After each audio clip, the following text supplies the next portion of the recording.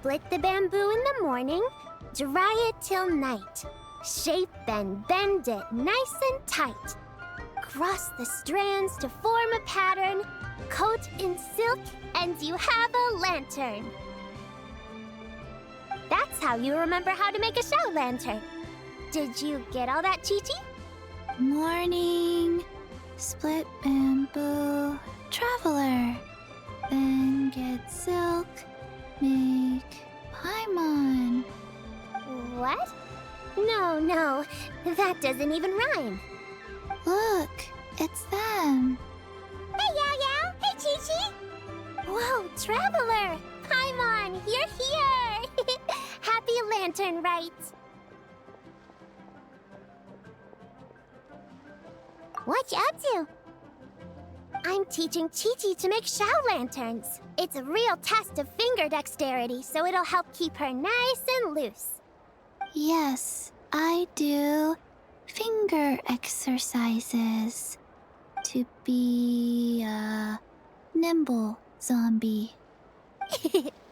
Wanna try too, you two?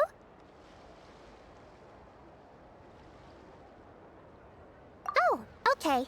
Well, we need a whole bunch this year so it doesn't get too dark at night. Too dark? What does that mean? Dr. Baiju has patients who got hurt walking at night. The moon disappeared, so it was too dark to see. The moon disappeared? Like, behind the clouds? It was Jeonju, the moon devourer. Changshan told me about it, but now I forgot. It's an old myth from Chenyu Vale about a giant toad in the sky that eats the moon. What? The moon gets eaten? It's just a story. It's not like there's actually a giant toad in the sky. I asked Master about it, and she said myths are just insights into how the people of the past understood the world.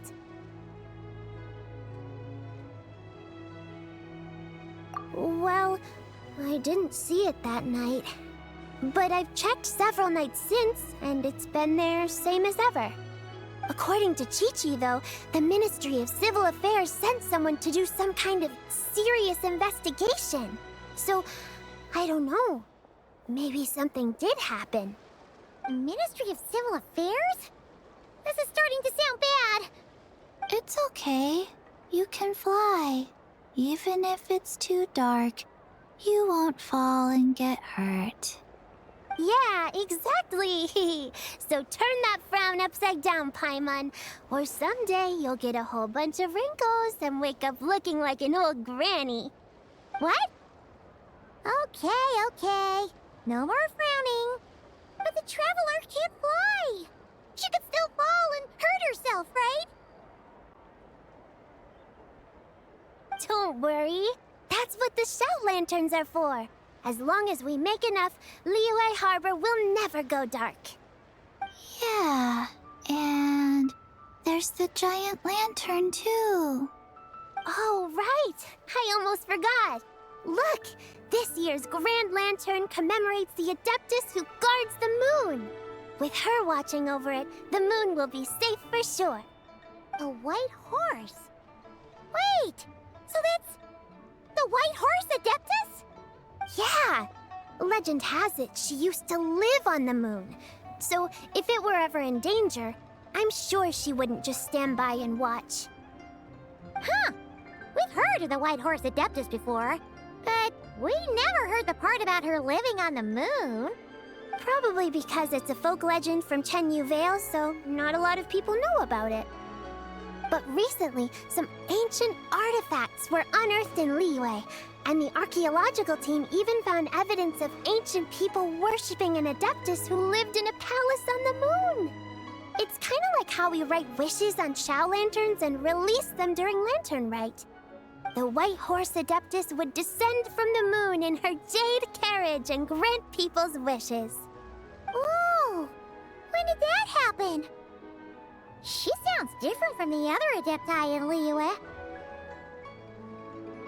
It must have been a super long time ago, 'cause even Master barely knows anything about this Adeptus. Nope. Kinda unbelievable, right? Yanfei said the White Horse Adeptus might even be a made-up legend, just like Janju the Moon Devourer. Yeah, a made-up horse and a made-up toad. You're mistaken, children. The White Horse Adeptus really does exist. Oh, Mr. Liu from the Baiju Guest House. But how do you know that for sure? Have you ever wondered how the guest house got its name, Yao Yao?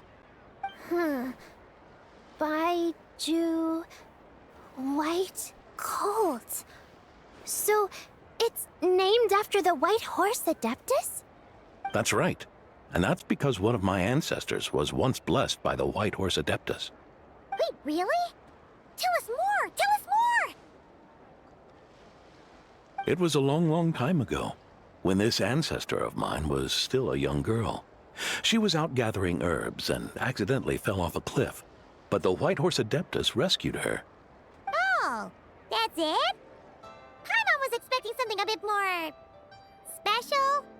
We've heard a whole bunch of stories like that before. Patience, young one. Let me finish.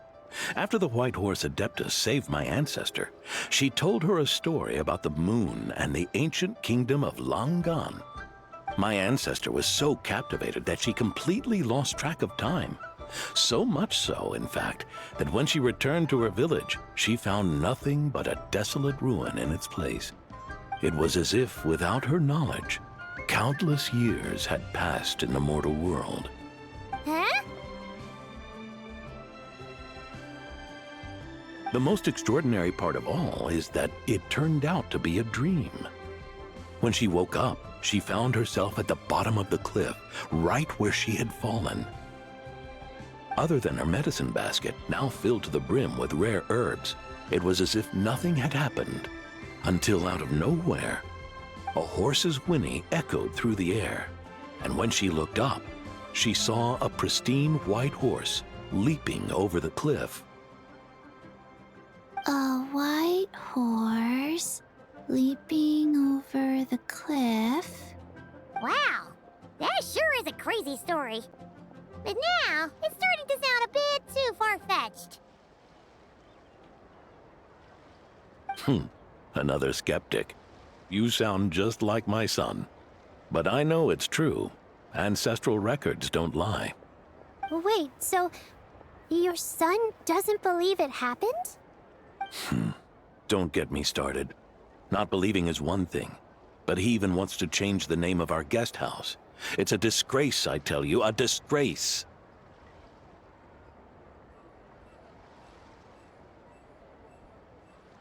Well, it was getting about time for him to take over the guest house. And what's the first thing he does? Starts going on about how the name doesn't attract enough customers and how we're losing business to Wangshu Inn. Can you believe that? As if Baiju Guest House and Wangshu Inn aren't miles apart from each other. Oh, what about something like the Geo Lord's Rest? Paimon bets that would get people through the doors. Geo Lord's Rest. I like that one. This isn't about getting people through the doors. This is about disrespecting our ancestors. Oh, White Horse Adeptus, my wish is this. Let your divine power be known. Teach my foolish son the error of his ways. Paimon wants to learn more about this Adeptus. Hey, maybe we should ask Zhang Li. Good idea! Mr. Zhongli is super knowledgeable. He can answer questions even Master has no clue about.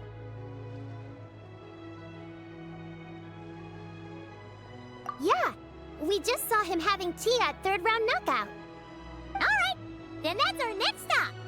Chi-Chi and I are gonna keep making Shao lanterns. But careful on the road.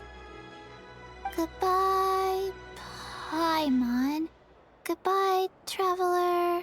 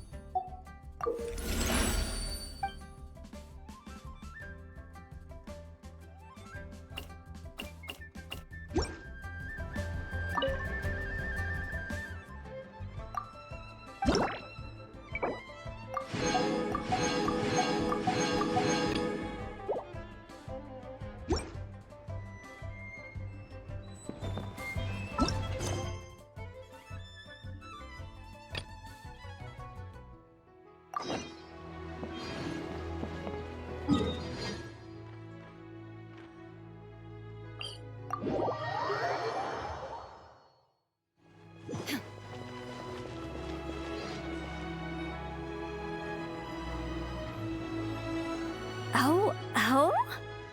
Oh. Curious. Impressive, right? What's with all the commotion over here? Oh, Traveler and Paimon! Perfect timing! I have something amazing to show you! What is it? Huh? What the? Part of the moon is blacked out! Was it really eaten by a giant toad? Huh. I didn't expect you to know the story of Jonju the Moon Devourer, Paimon. Don't underestimate Paimon. She learned a whole bunch of things in Sumeru. But Jonju the Moon Devourer is a Liyue legend. Well, knowledge knows no borders, so... there. You're right about that, Paimon. But this dark circle doesn't look anything like a toad to me. A toad's egg, maybe? But that's about it. Oh, wait, Traveler! You've been in Nodcry, right? The people there worship the moon goddess. So you should know what's going on here. Really? Not even in a place where people worship the moon? Huh. Oh yeah! Master told me that the tale of Jianzhu, the Moon Devourer, was how ancient people explained a certain celestial phenomenon. But what is it exactly? Some kind of omen of disaster? How so?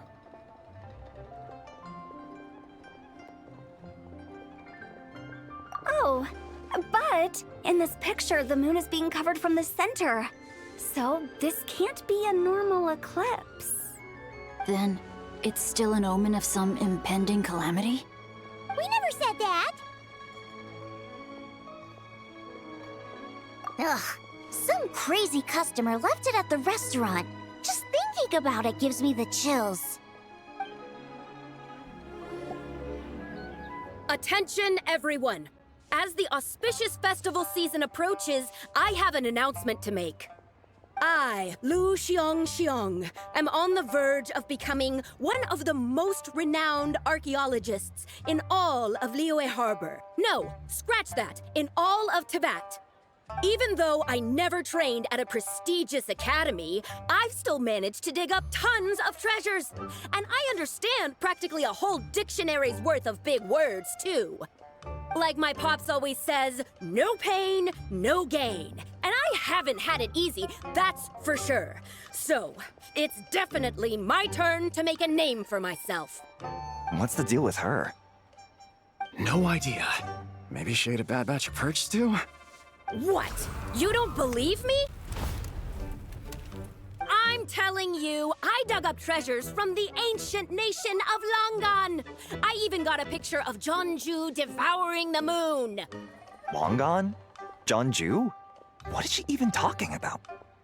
Sounds like she's a few perches short of a stew, if you know what I mean. So what if blackback perch stew is my favorite? Stop talking about me like I'm not here.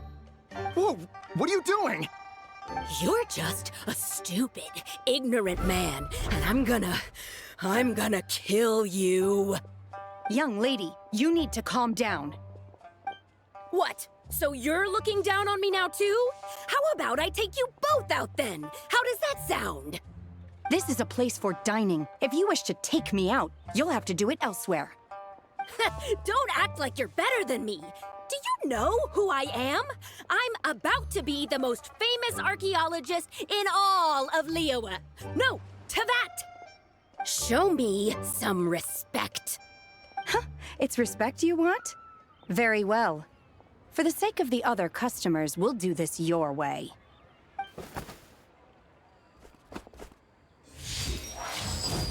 What?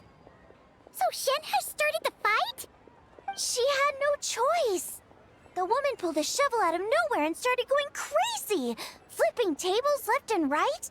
She even injured 2 other customers. Shenna did what she had to do to restrain her, then took her to the Ministry of Civil Affairs. Thank goodness Aunt Shenhe was there. Or who knows what might have happened. Yeah. I started cleaning up after all the commotion, and that's when I found this photo. I thought it might be the one she dropped, so I rushed over to show someone.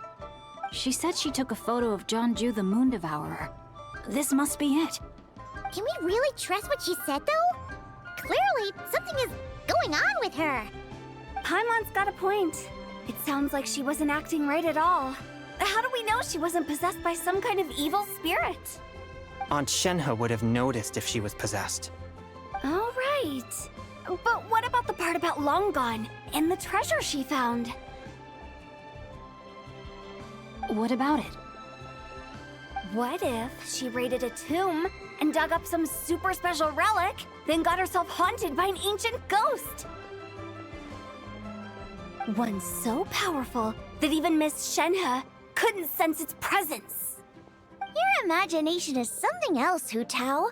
Why would an ancient ghost come to Wanmin restaurant, huh? To eat my blackback perch stew? Hey, it could happen. I'd want to eat your food if I was a ghost. Wait a second. She mentioned the ancient nation of Longon, right? Paimon's heard that somewhere before. You know what? My brother mentioned that some ancient artifacts were unearthed in Liyue recently.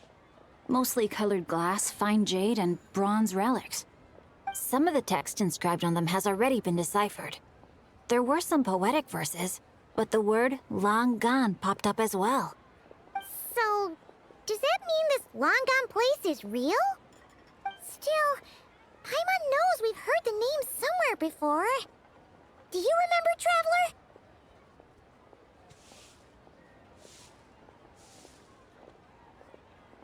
Right! His ancestor heard about it from the White Horse Adeptus. The White Horse Adeptus?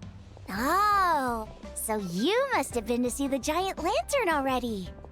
Yep. And it turns out that the White Horse Adeptus is super mysterious, too. Even Madame Ping hasn't met her. Wait, I thought she was the gold-eyed Celadon mare of the 8 Adepts. That's just the interpretation you believe in, Hu Tao. There are other theories out there, too. The elders of Qingce village believe that during the Archon War, a white horse leapt from a clear spring, transforming into an Adeptus who aided Rex Lapis in battle. In Chenyu Vale, some of the tribes take her to be the daughter of time and trace her deeds to an even earlier era. Yet in other ancient texts, including the relics I just mentioned, she appears as an emissary who listens to mortal wishes, bestowing the blessings of the heavens and moon upon the mortal realm, which is why we write our wishes on Shao lanterns. That's so complicated. So what's the verdict? Which version is the truth? I'm afraid there's no definitive answer to that. You two have been all over Teyvat. Do you have an idea? Nope, sorry. We were actually on our way to ask Zhongli. He knows even more about this kind of stuff than us. Ah, looking for a consultant, huh? He's having tea with Miss Linlong. Shigu Antiques is hosting an exhibition tonight. An exhibition? For what? All those antiques Sing Show just mentioned. So if you head to the big ship docked in the harbor tonight, I'm sure you'll find him. So, where to next? How about we go to the Ministry of Civil Affairs to ask about the White Horse Adeptus? We might be able to find out more about the recent moon situation, too. If you're heading to the Ministry of Civil Affairs, could you give them this picture for me? Since it belongs to that customer, she deserves to get it back at least. It might even help the Ministry with their investigation. Ha! All right! We're off! Oh, wait! I almost forgot! Happy Lantern Rite!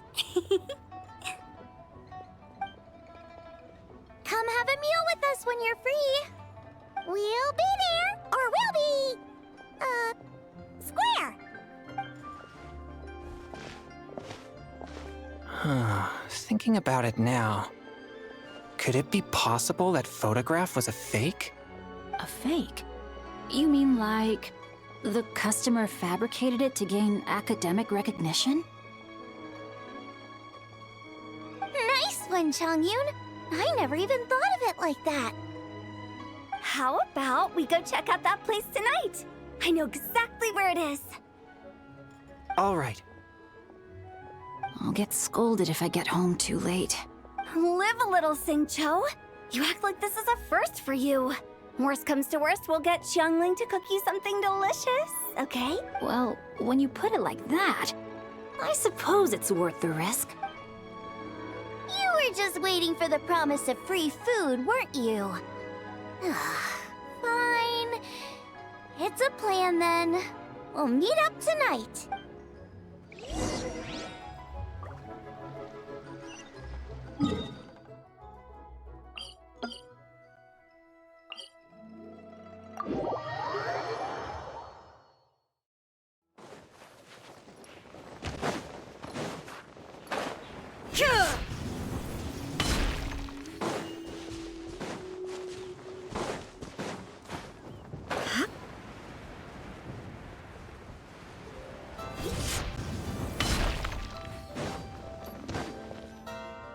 And your grandfather is of the same opinion, Miss Lanyan? Yes. On Lantern Rite, the moon shall go dark. That's what the signs are indicating. Celestial observation isn't Grandpa's strong suit. But he discussed it with several other elders from our clan, and their conclusion was the same. It's consistent with the information we've received from other sources as well. You mean the whole thing? About the legend of Jeonju the Moon Devourer? Happening in real life? Yes, that's one of them. So it's true. I thought it was just a rumor. It's true. But right now, the bigger issue is that all our sources indicate the phenomenon's gonna happen again. I'm not sure this bodes well. Let's remain optimistic for now. We're making progress interpreting the artifacts, and Ganyu is consulting with the Adepti as we speak. Besides, apart from the incident at Wanmin Restaurant, there haven't been any other moon-related disturbances. Ningguang, Keqing, and Lanyan! You're all here! Oh, Traveler! And Paimon! It's been a while. Happy Lantern Rite. Yes, happy Lantern Rite. What brings you here, though? I thought you'd be in the harbor enjoying the Shao lanterns. You're certainly not the type to visit Yujing Terrace for no reason. Is there something I can help you with? What? We're not allowed to just drop in on our friends during the festive season? I was only teasing. You're welcome to visit us anytime you wish. Happy Lantern Rite.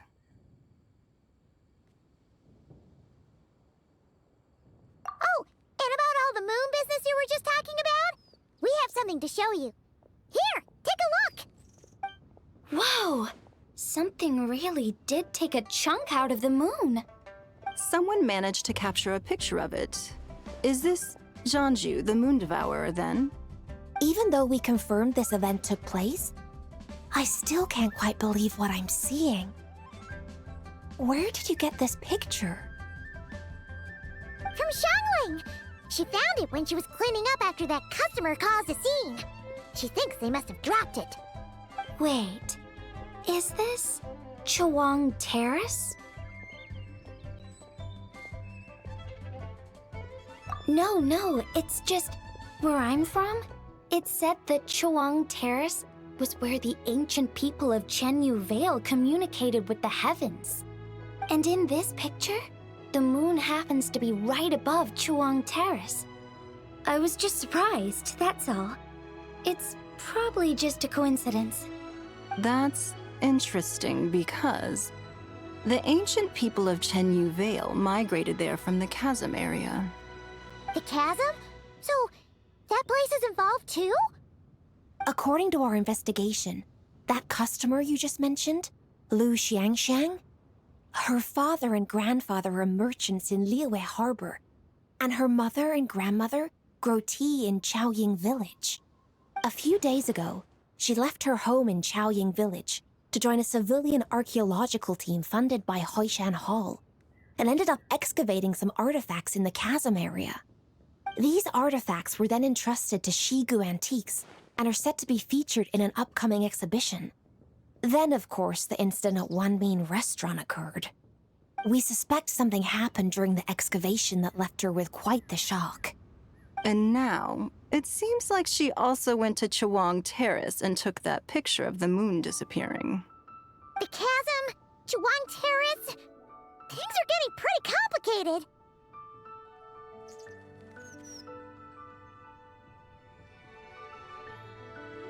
She's not in a good mental state, so we took her to Boo Boo Pharmacy to get some help. Why don't you come with me to check up on her? At this point, you seem invested in this case too.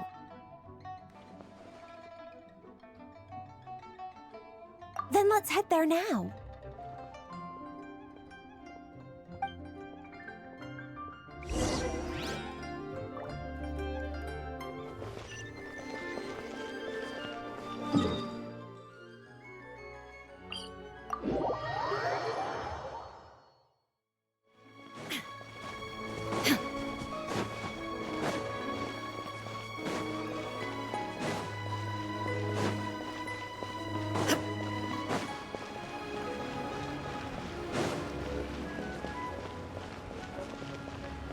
Life is like the dew at dawn, or a bubble rising through water.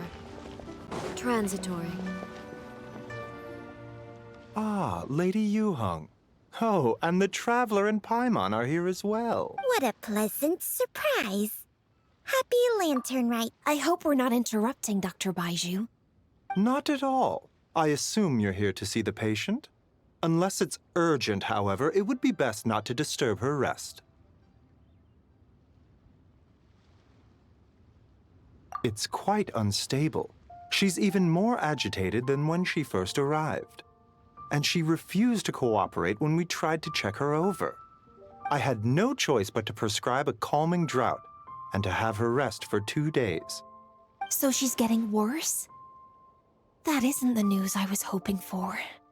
It's just a precaution. Based on an earlier conversation with her, it seemed more like a fixation than anything else. She hasn't lost her mind. That's right. When we asked about it, she kept insisting she was going to be famous, far and wide. Well, it might not be far and wide, but she certainly made a name for herself around Yujing Terrace. Even some of the Qixing know who she is. Not often, that's for certain. From my initial assessment, the patient appears to have experienced some sort of shock, and whatever it was seems to still be haunting her. But what could have caused such a thing? The relics from the chasm? Or the moon above Chuang Terrace that night? Come back in 2 days, and you might just have your answer. I suppose that's all we can do for now. We'll take our leave then, Dr. Baiju. Of course. If you need anything else, don't hesitate to stop by. Speaking of those relics from the chasm, aren't they being featured in an exhibition tonight?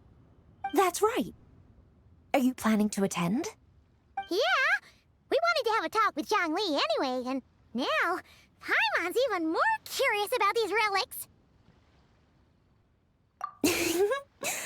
I would, except every item in the exhibition had to be registered with the Ministry of Civil Affairs. So I'm afraid it's been spoiled for me. I reviewed them all myself. There are some rather peculiar artifacts, that's for certain. We're still working on decoding the ancient text that appears on them. Yeah! The word jade appears a whole bunch, doesn't it? Huh? How did you know? Xingqiu told us. He said there were some ancient poems on them, too. He's quite well informed, isn't he? Well, he's right. We believe they're direct references to the ancient nation of long gone. As for the other text, instead of regular poetry, it seems to be more like ceremonial language used to worship the moon and the gods. The moon and the gods? Well, looks like it's almost time for the exhibition. You two should head over. There's an usher at the harbor who will lead you to the venue. Not at all. The exhibition is free to the public. The people of Liyue have a great respect for our history and are eager to learn from it. Plus, the exhibition is being organized by Linlong, the owner of Shigu Antiques. As far as I know, it's been a long-time goal of hers to hold a cultural exhibition of this scale, where people can learn all sorts of information about the past. Guess we're in for a real treat tonight, then. Yes. Have a great time. There's still more artifact decoding work I need to finish, so we'll have to part ways here. After seeing the picture you brought, there's a few ideas I'd like to follow up on. You're hard at work even during festival season? Huh. You haven't changed one bit, Ka-Ching. I'm simply fulfilling the responsibilities of my position. That's all. All right. I should get going. See you later. Well, guess we should head over to the harbor and find that usher.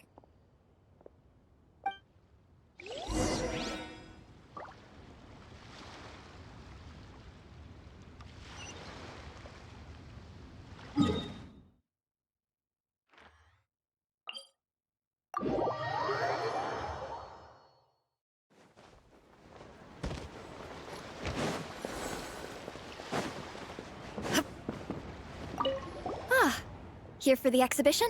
After you. Whoa!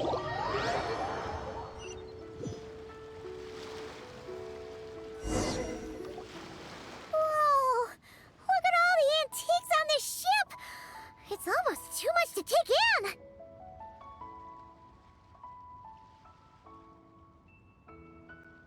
Greetings. I trust you've been well since last we met? Aha! Speak of the devil! You're right where Hu Tao said you'd be! Ah, so Director Hu gave me away, did she? Don't act like you're up to some super secret business! We know you just do whatever you feel like. Yo, Traveler, Paimon, what's up? It's been a while, you two. Happy Lantern Rite. Beidou! Yunshin! It's great to see you! You're here for the exhibition too? Yes. When I heard these artifacts were from ancient times, I just knew I had to come learn more about them. I mean, what a discovery, right? Yeah, Ningguang pretty much said the same thing. She thought coming here might help culture me up or something. But as you know, I'm more of a fists and punches type of person. I doubt one exhibition is gonna change that. You're too modest, Captain. You're the leader of the Crux fleet. That takes far more skill than just fists and punches. Plus, at the end of the day, you still decided to come, even though you didn't have to listen to Ningguang. Well, she's the Tianquan. If she can't even get an average ship captain like me to do her bidding, how's that gonna look? You sure know how to think from her perspective, huh? I guess I do. Anyway, how's everyone enjoying the exhibition? I heard that if you see something you like, you can negotiate the price with the owner and take it home. Wait, so we can buy this stuff? Indeed. Although Shigu Antiques is hosting this exhibition, many of the items come from private collectors. As long as both parties reach an agreement, you can make an offer of mora or an equivalent trade. Well, shall we continue our conversation as we look around? Let's go! Paimon's super curious about all this stuff.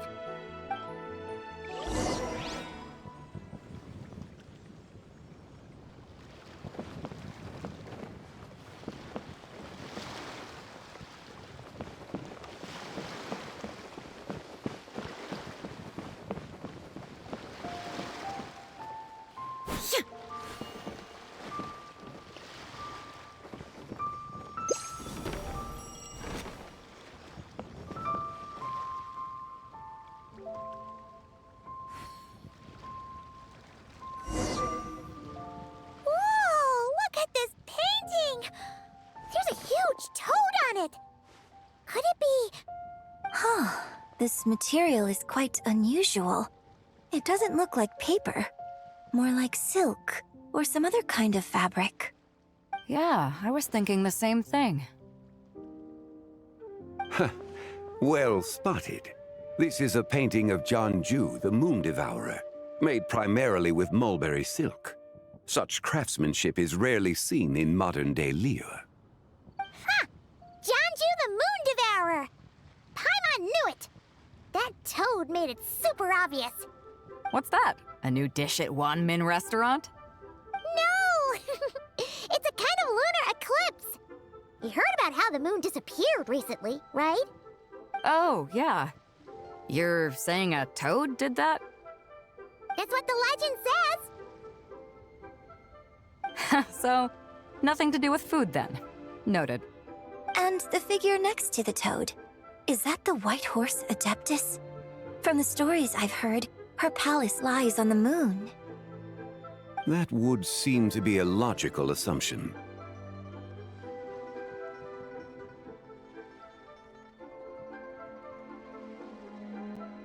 No. In fact, this item was discovered in Chenyu Vale, and many years ago at that. Oh, so it's from Chenyu Vale? Actually, that's not quite right.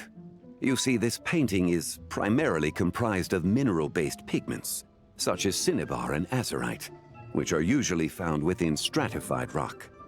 This suggests its place of origin may very well have been the chasm. You could have just started with that! You're as knowledgeable as ever, Mr. Zhongli. I had only ever heard the legend of Zhongju the Moon Devourer, but now seeing it depicted in this painting, I wonder, if I purchased it, perhaps it could serve as inspiration for a new opera. Though I'm not quite sure who the painting belongs to right now. A splendid idea, Miss Yoon. Perhaps in lieu of Mora, you could offer the lyrics to said opera as recompense. The lyrics? But to whom? Why, to me, of course. I am the owner of this painting, after all. Wait, so you're one of the private collectors of the exhibition? No wonder you knew so much about the painting! But lyrics in exchange for a precious antique? My work could never possibly be of equal value. I don't know about that. I'm not much of a scholar, but even I know your operas are in a league of their own. An astute observation, Captain Beto. In my possession, this painting is nothing but a lifeless artifact.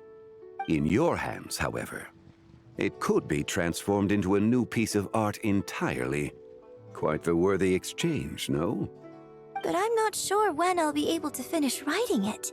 It certainly won't be ready this year.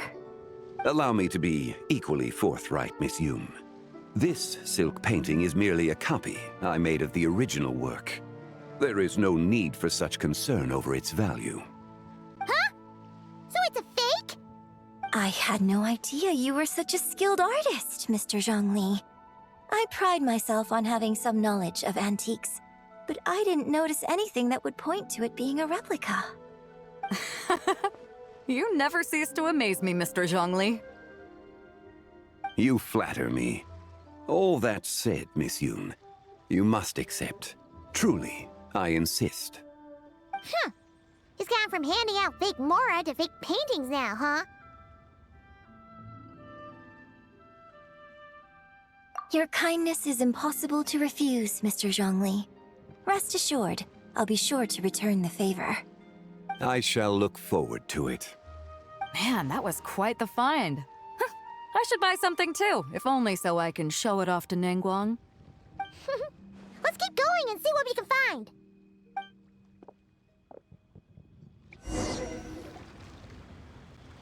Wow, this bronze war chariot is really something. It must have quite the story behind it. I've never seen anything like it before. Do you know what this is, Zhongli? Ah. I heard from Miss Linlong that a carriage made of Celadon jade was unearthed in the chasm. A copper canopy, a body adorned with flowing clouds and geometric patterns. Yes, this must be the one. A precious piece indeed. This thing's gotta be thousands of years old, right? Crazy to think people back then were capable of such intricate metalwork. Too often, we view the past and future through the lens of the present. Objects that fascinated us as children seem crude later in life. And that's only after a few decades or so of separation. If one were to stretch time across hundreds or thousands of years, one might discover that time is not always a force that pushes things forward. It would seem the people of that era managed to create a remarkable civilization in their own right. Makes me want to get my hands on this even more. Ningguang's gonna be so jealous, don't you think? Ah, has this war chariot caught your eye, Captain Beto? Oh, you must be Linlong from Shigu Antiques. Nice to meet you. This exhibition has been amazing so far. Well, that's all thanks to supportive patrons like you and Mr. Zhongli, of course. As for this war chariot, it was discovered by an archaeological team sponsored by Hoishan Hall. The price comes in at 90 million mora. How much? 90 million? Woo, looks like my eyes were a bit too big for my wallet. Quite a bargain. A bargain? 90 million mora could feed Paimon for like 1,000 years! And if you actually went on an eating spree that long, perhaps you'd be considered an antique worth that kind of mora, too. What, 90 million? Nuh-uh! Paimon's worth way more than that! Well, if Mr. Zhongli thinks it's a good deal, I'm sure it's worth it. Beto's putting way too much faith in Zhongli. What if he's only here to drive up sales? I'll take the chariot, Miss Linlong. Someone will come by with the payment. Quite the discerning eye you have, Captain. After the exhibition ends, I'll have someone deliver it to the Alcor. Actually, could you send it straight to Yujing Terrace? I'd like for the Tianquan to see the proof of my discerning eye for herself. Understood. Great. Yunjin and I both found something. What about you three? Want to keep perusing? And don't worry about the mora. It's all on me. Nobody's going home empty-handed tonight. I appreciate your kindness, Captain, but I'm afraid I have some private matters to discuss with Miss Linlong. In that case, don't let us keep you, Mr. Zhongli. Right this way. Traveler, Paimon, perhaps you would like to accompany me. What? So you can show us another bargain antique that's so far out of our price range it's not even funny? Other people are always demanding Mr. Zhongli's time, but it's quite rare for him to extend an invitation himself. I wouldn't pass up this opportunity if I were you, Paimon. Yeah, just don't forget to come aboard the Alcor for a drink later.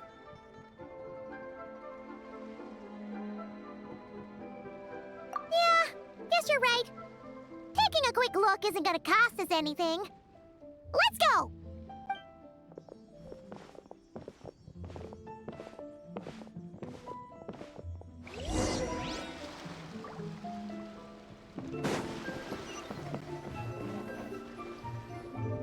These are all the jade pieces that were found, Mr. Zhongli. Wow! So many styles! What kind are these? These are a type of ceremonial jade. You're familiar with Chenyu Vale's rain jade, right, yes? Oh, yeah! So these pieces are all used in the rain jade ceremony? Well, you may not know, Paimon, but before the rain jade rite came into practice, Chenyu Vale was known for a different ceremonial tradition that also involved jade. The Bi is used to honor heaven, the Tsong to honor earth, the Gui to honor the east, the Jiang to honor the south, the Hu to honor the west, and the Huang to honor the north. These form the 6 ritual jades. It's unfortunate, however, that Miss Linlong's set is missing both the Gui and Hu pieces. Oh, I know. These jade artifacts are from such an ancient time. It's proved difficult to track them down, even for our establishment. No matter. You happen to have precisely the piece I was looking for. Huh? This broken jade token? I didn't expect this to catch your eye, Mr. Zhongli. It isn't one of the 6 ritual jades.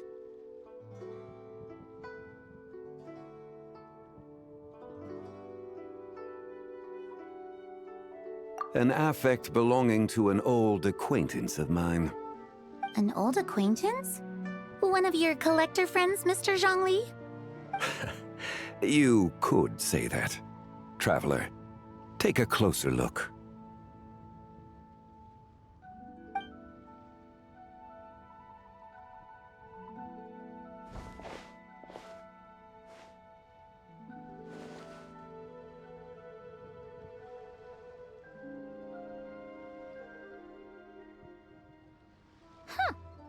doesn't look all that special to Paimon. Just seems like a broken artifact.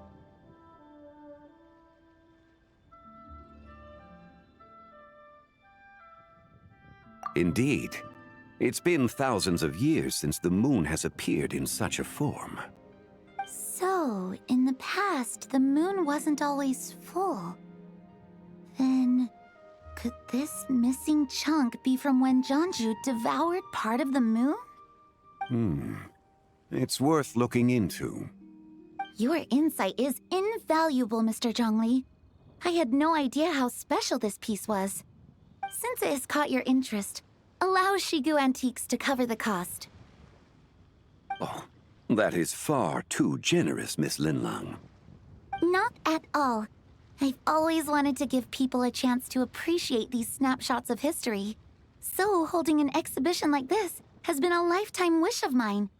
And it never would have been possible without your help, Mr. Zhongli. I merely put in a good word with a few acquaintances of mine. And it had a profound impact.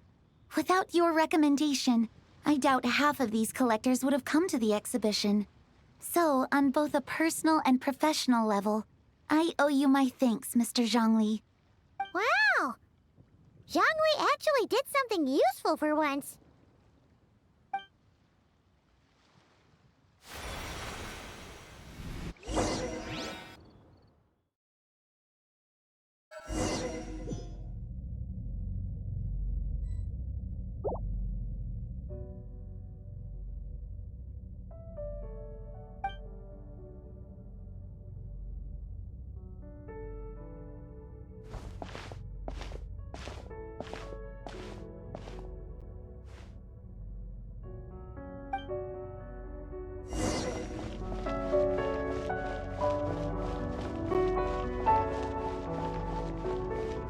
Three, 5, 7.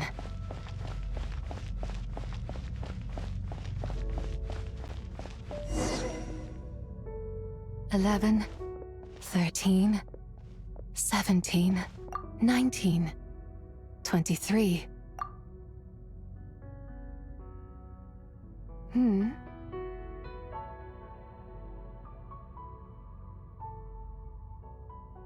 You also enjoy counting in such a fashion, lost child? The same loneliness as them. It seems to exist in your heart as well. Me? I'm sorry. The shadow of the moon? Or a dream of time? I'm sorry. No one has asked me such things before. I've been here for so long. There is much I have forgotten. I know nothing of your arrival. All I know is the longing in people's hearts. Yet, I sense the moonlight's guidance within you, child. Perhaps that is what brought you here. You seem confused. Perhaps I can help in some way. The path home is... that direction. I believe someone told me that before, but I was never able to reach the end. You should take a look. No need. It would seem... my time has already run out. Farewell. May the moonlight ever shine upon you.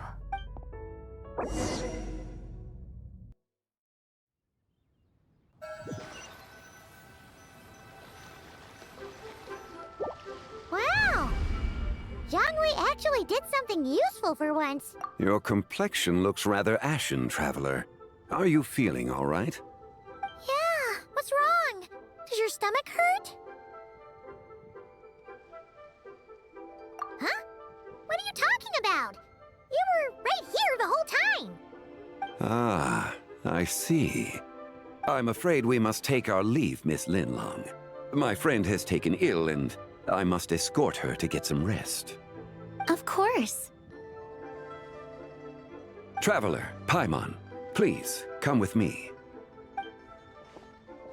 Ah, yes. Regarding the payment for the jade token. Charge the expense to the Wangsheng funeral parlor if you would.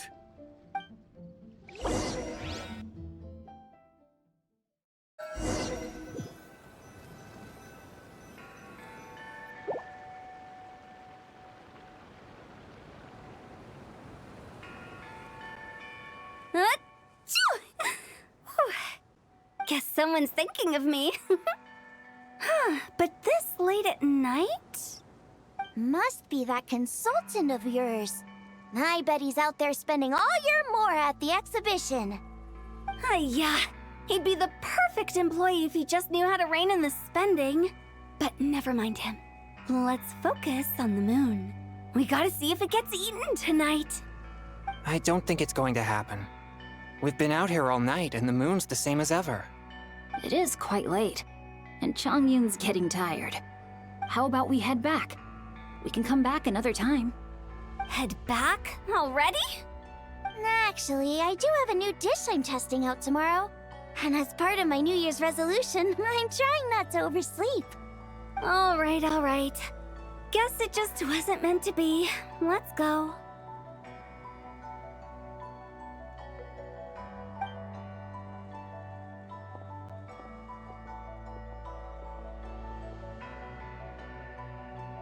When the sun's out, bathe in sunlight. When the moon's out, bathe in moonlight.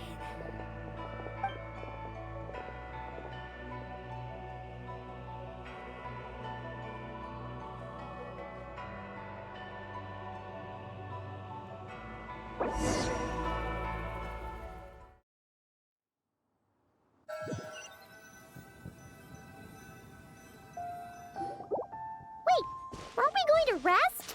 Why did you bring us here? Because I imagine the traveler would like to know what just happened to her. Oh, right. Ugh, Paimon's confused, though. She could have sworn you were there the whole time.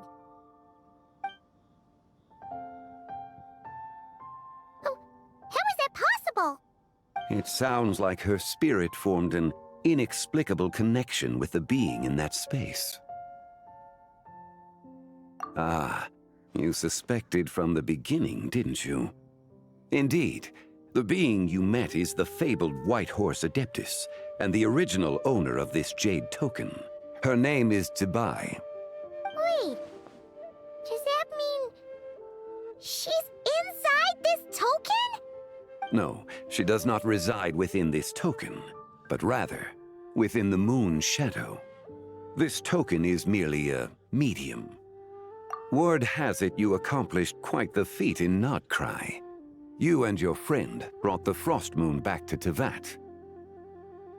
Tell me, did you ever wonder about the other moon? The one that hung in its place for thousands of years?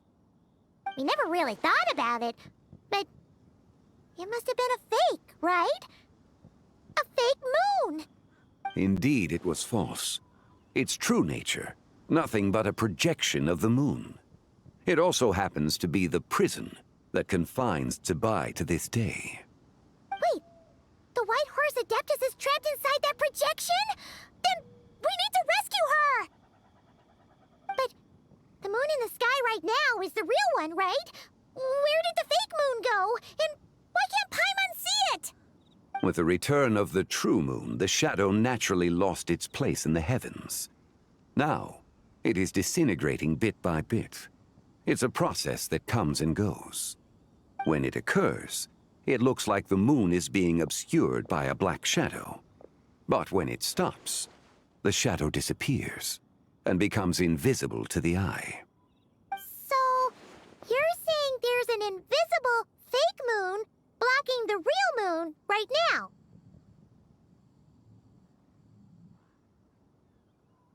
Indeed. Okay, this is not what Paimon was expecting.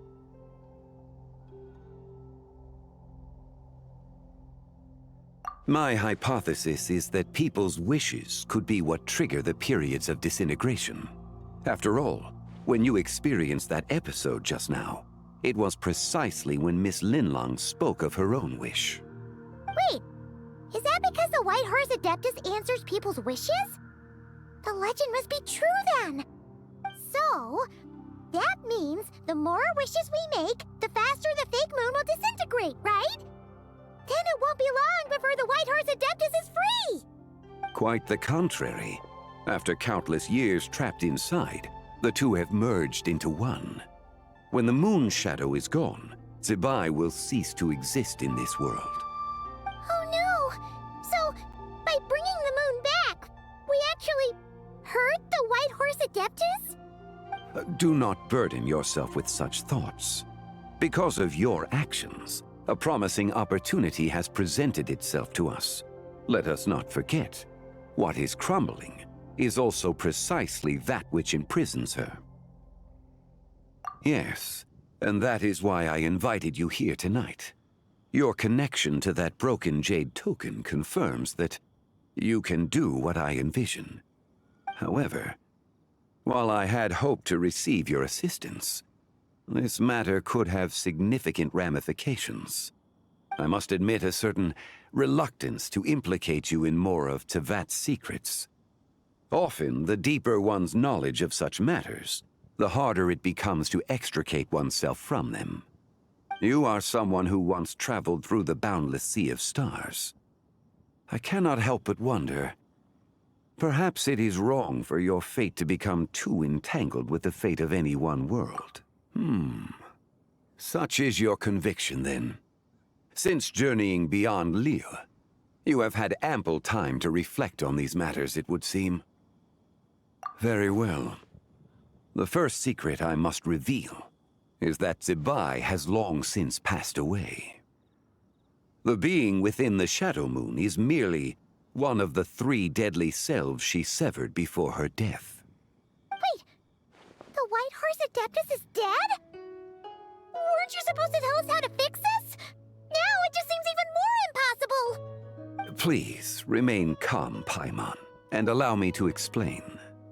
The 3 deadly selves is a practice used by those engaged in spiritual cultivation.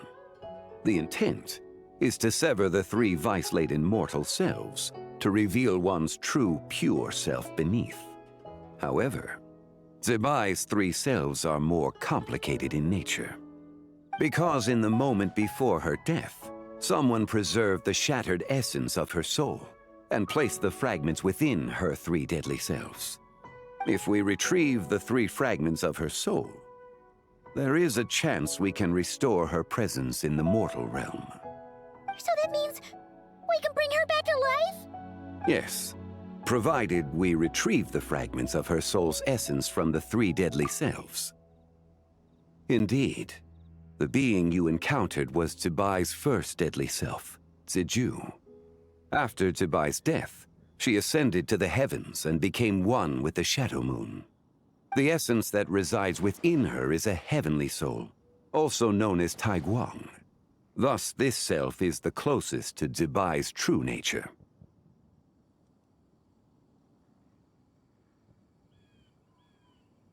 That said, because she is trapped within the Shadow Moon, we have no choice but to seek out the other 2 soul essences first. Then we can unite them as one. Her second deadly self is called Ziju. After Zebai's death, she fell into a slumber deep beneath the earth in what is now known as the Chasm. The essence within her is the Earth Soul, also known as Xuangling. She is the self that inherited most of Zebai's memories and wisdom. The chasm? So, do we have to go there to find her? That won't be necessary. I sensed her presence on the jade carriage from earlier, the one at the exhibition. It's possible the return of the Frost Moon awakened her, and she emerged from the chasm alongside that batch of ancient artifacts. Wait! That must be why you agreed to help with the exhibition! To investigate the artifacts! Indeed. So in truth, Miss Linlong was the one who helped me. The third deadly self is Zichao. The essence within her is the human soul, also known as Yojing, Zebai's shade. Thus she is the most free-spirited among the 3. She lent me her aid during the Archon War 1,000 years ago. But later, as her powers waned, she retreated into the mountains. I imagine finding Zichao should prove the most troublesome, so I shall take it upon myself to track her down. So, we need to find the second deadly self, right? But where do we even start? Locating her should not prove difficult. In life, Zebai was fond of mortals, and as the self who inherited most of her memories and wisdom, Tiju should be the same. It's possible she has possessed someone and is meandering the bustling streets of Liyue Harbor as we speak. Possess someone? Wait. Are you thinking what Paimon's thinking, Traveler? What if she raided a tomb and dug up some super special relic, then got herself haunted by an ancient ghost? Exactly! Lu Xiangxiang! It seems you have a lead in mind already. She'd still be at Boo Boo Pharmacy. She was super agitated when she first got there, so Baishu gave her some calming medicine and told us to come back in 2 days. Do you think it could be her, Zhengli? It's quite possible. The deadly selves are impure beings that can easily influence mortal minds. A sound plan. Well, I should get started on my own investigation then. You're leaving already? I must. Zichao went into hiding after the Archon War. If I am to have any success tracking her down, and there's no guarantee, I should start sooner rather than later. But there's still so much you haven't told us! Like, who the White Horse Adeptus actually is, and how she died in the first place! Not to mention who it was that preserved the fragments of her soul. Should our endeavor prove successful, then naturally those answers will follow. If not, speaking of them would be rather meaningless. Aw. It would seem that this is a question you are unwilling to set aside. Very well. I shall tell you. It was the Avatar of Time.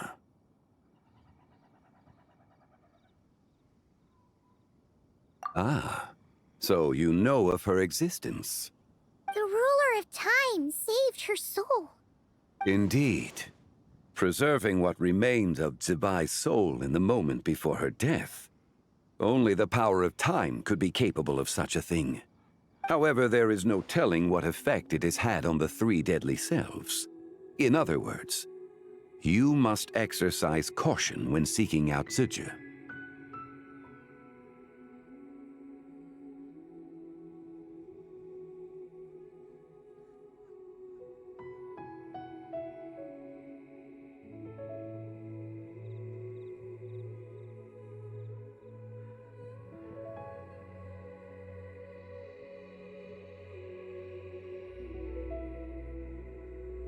On the night of Lantern Rite, countless Shao lanterns, and the wishes written upon them, will be released into the sky. I estimate that this event will trigger the Shadow Moon's collapse. When that happens, the cage that confines the first deadly self will open. That is our moment to act, but also the moment where all could be lost. For if we fail to retrieve the other 2 soul fragments in time, Zibai's resurrection. As I mentioned before, the answers to your remaining questions should come in time, providing our efforts bear fruit. Let us hope that all proceeds smoothly in the days to come.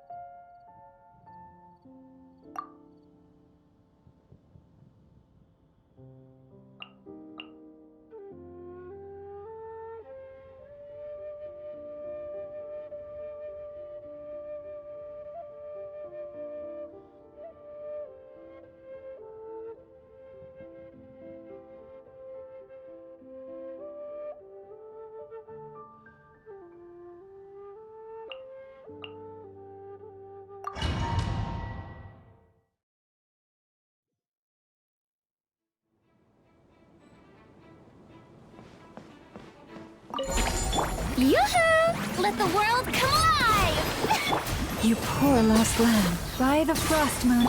Insulation chamber deployed. Ultimatum protocol. Silence! Be sanctified.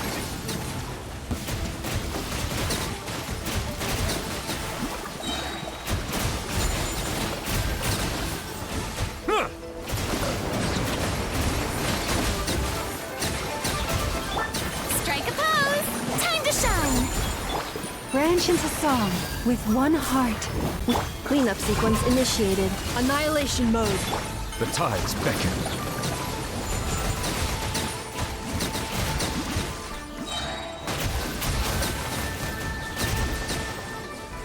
Bow your head.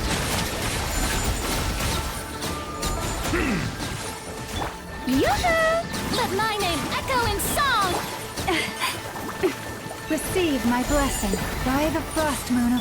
Insulation chamber deployed. Ultimatum protocol. Let the mighty be humbled. Silence!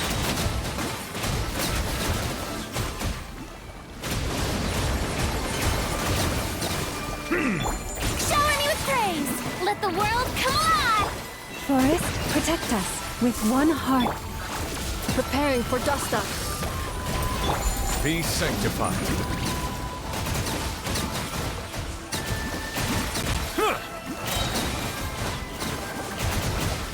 Bow your head. Yoo-hoo! Time to shine! Lush as the moon. By the frost moon of old. Defensive mode engaged. Annihilation mode. Let the mighty be humbled.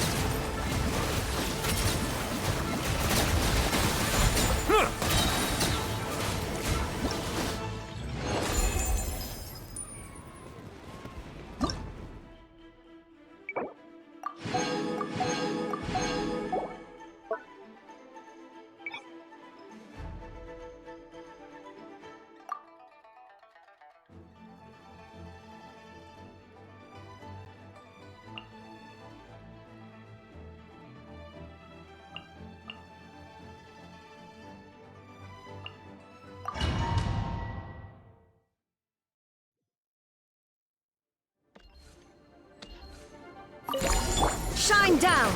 Everyone hold hands! The Temple of Wisdom! For the everlasting forest. New moons converge!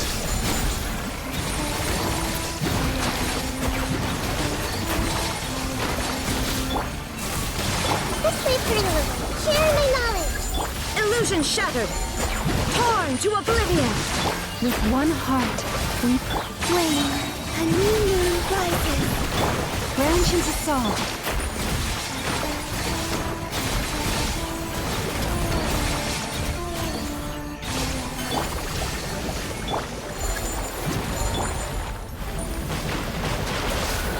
Receive my blessing by the frost moon of old. I see everything! Make yourselves at home! Surge, three moons converge!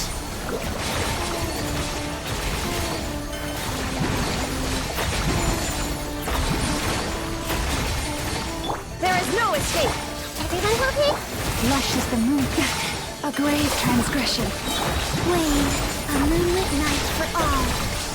For the everlasting forest.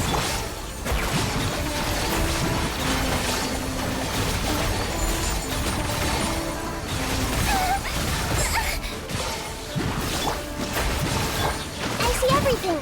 Share my knowledge! Branch into song. A new moon rises! By the frost moon of old.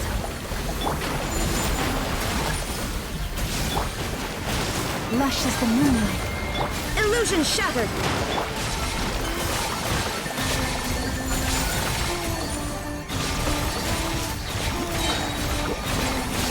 Flame, a moonlit night for all! You poor lost lamb. With one heart.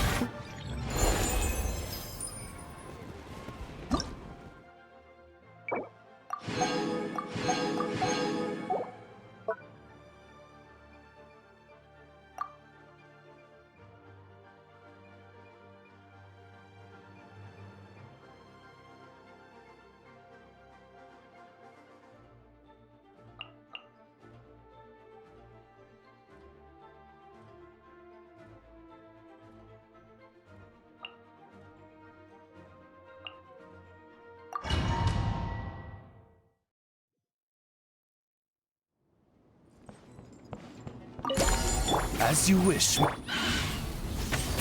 Decay! New luck! Let me scry. Decided by destiny. Yahoo! Think you can get away? Ha. Yeah. Brace yourselves. Ha. Yeah. Watch out! A turning point in... Delved into destiny, written in the stars. By royal decree, I suck. Time for takeoff.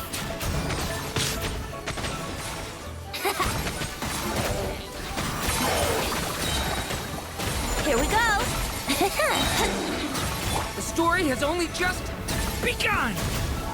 Wings of darkness, decided by destiny. Think you can get away?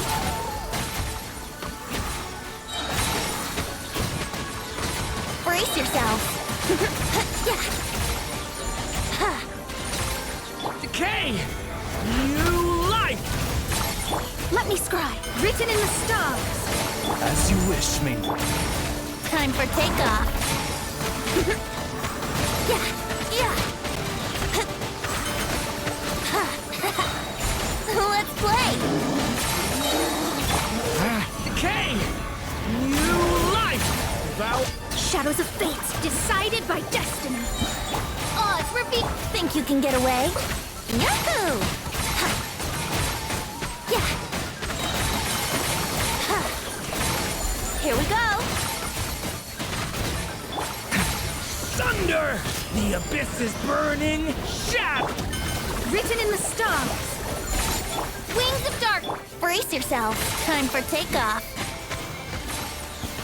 Ha. Yeah. Yahoo!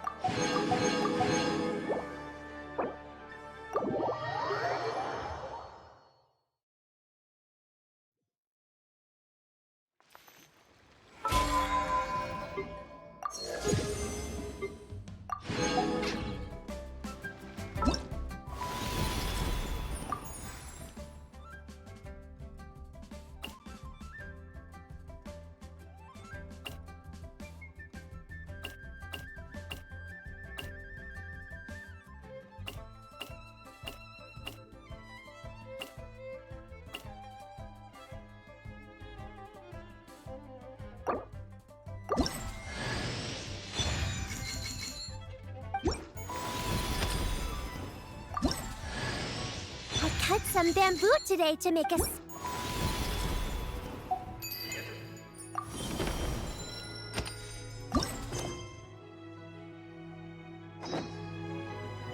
Fingers crossed we learned something useful.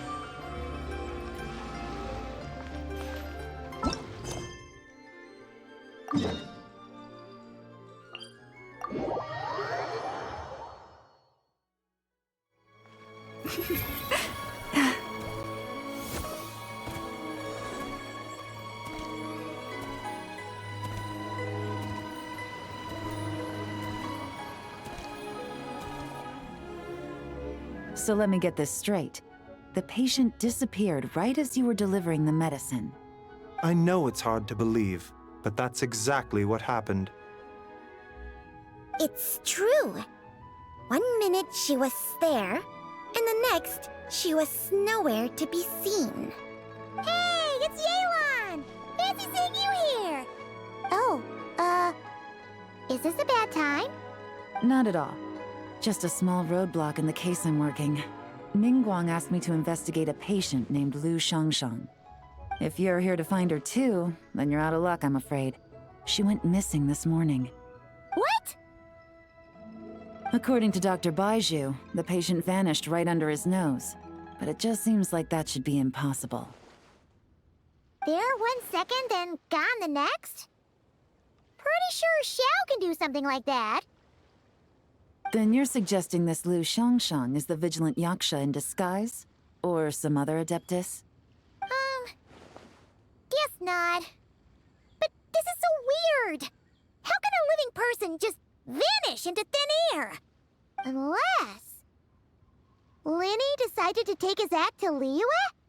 Who is this Linny you speak of? He's... Oh, never mind. Paimon's just grasping at straws.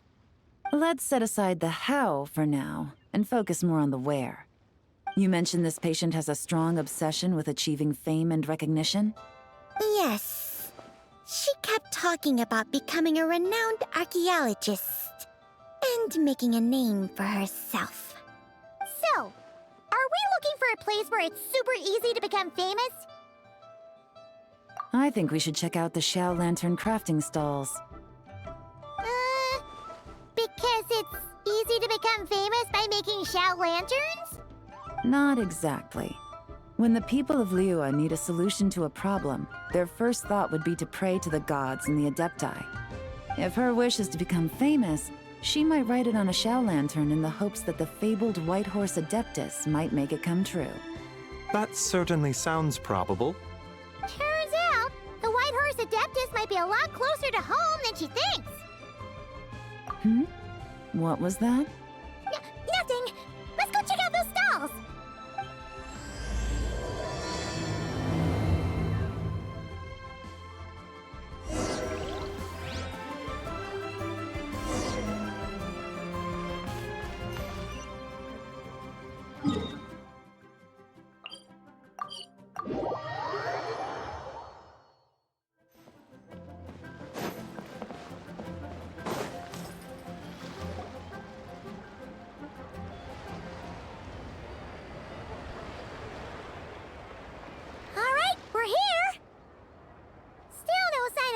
Shang, though. As long as you're patient enough, Paimon, you'll find that hunting down people is no different from hunting boars. We need to blend into the environment, or we risk alerting the target. So as far as everyone here is concerned, we're just ordinary tourists. Oh, okay. If we need to blend in, then let's make some Shao Lanterns and write our wishes down, like everyone else. What's your New Year's wish, Yelan? I haven't given it much thought.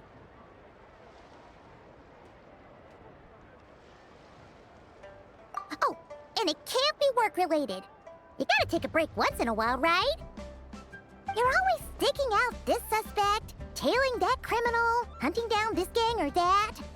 Which is super amazing and all, but it's gotta be exhausting.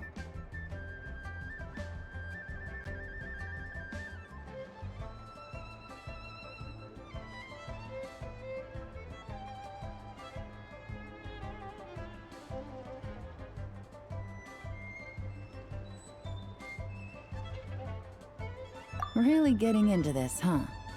You set to blend in, right? Come on! It's all part of the act! So you gotta think of something! Then, I suppose, it'd be to go traveling, the next time I get the chance. Traveling? That's our bread and butter! Wanna join us? Thanks for the offer, but my desk is piled high with reports on your exploits. And that's not quite the kind of traveling I had in mind.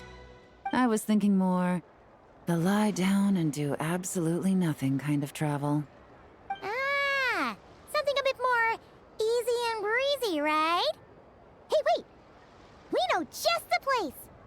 The Easy Breeze Holiday Resort in Netland. It's super relaxing and full of fun activities.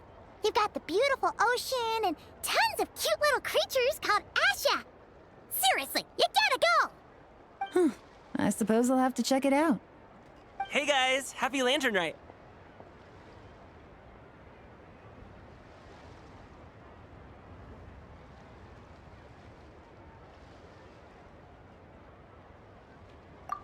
What a coincidence! You here to make Shao Lanterns too? Well, it's that time of year, am I right? Thought I'd join in on the fun. You can't have Lantern Rite without making one of these. What you gonna wish for? Aw, man, it's kind of embarrassing, but... whatever. The truth is, the mighty mythical beasts are seriously struggling with recruitment. So I'm hoping to find a few apprentices and teach them the art of wushu dancing. Awesome! Shurfugami, here we come! Whoa there, Paimon. One step at a time. I actually need to find people first. Yeah, but Paimon bets people will jump at the chance to learn from you! Well, I wouldn't be so sure. Wushu dancing is super physical and takes a lot of hard work to master, so it's not easy to find people. At this point, if the Adepti can't help me, no one can. I'll do it! Huh?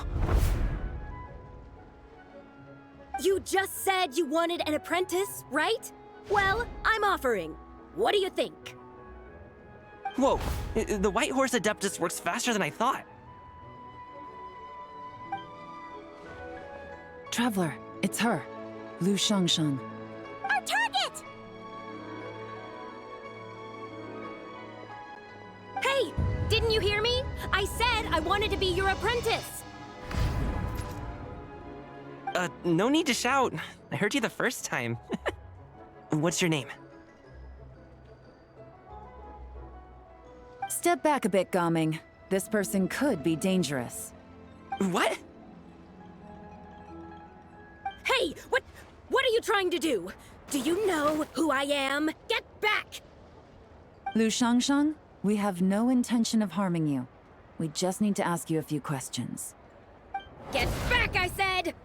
Try to remain calm. If you come any closer, I'll...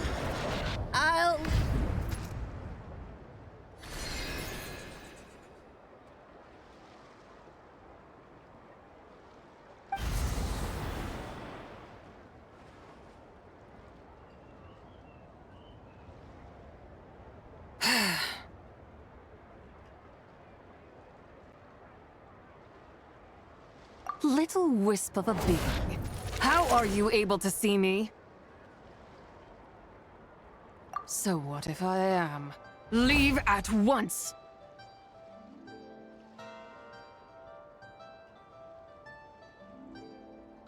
You, a mere mortal, whose own life hangs by a thread, would dare reach for the power of life and death?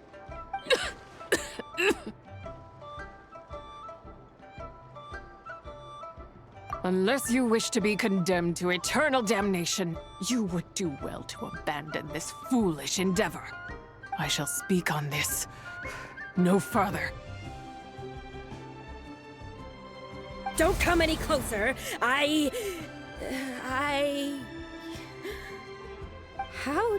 did I get here? Who are you people?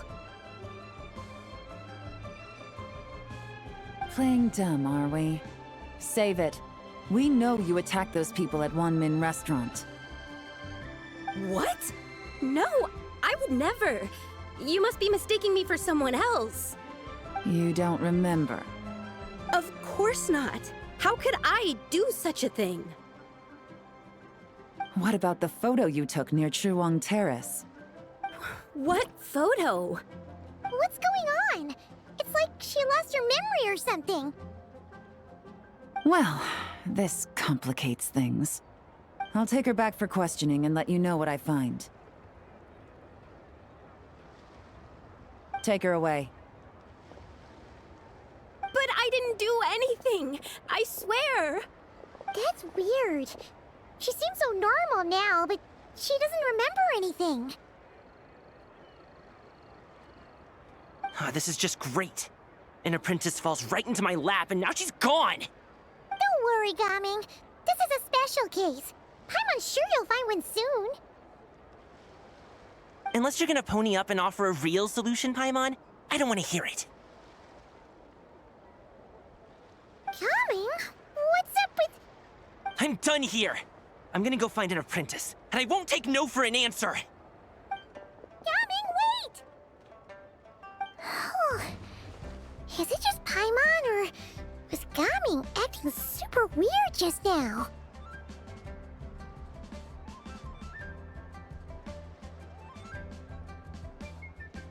What? How do you know? Whoa! So you saw the second deadly cell? she move from Lu Xiangxiang to Gaming?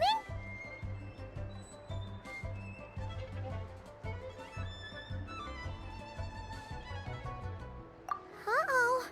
Then we better find him before something bad happens! Let's go!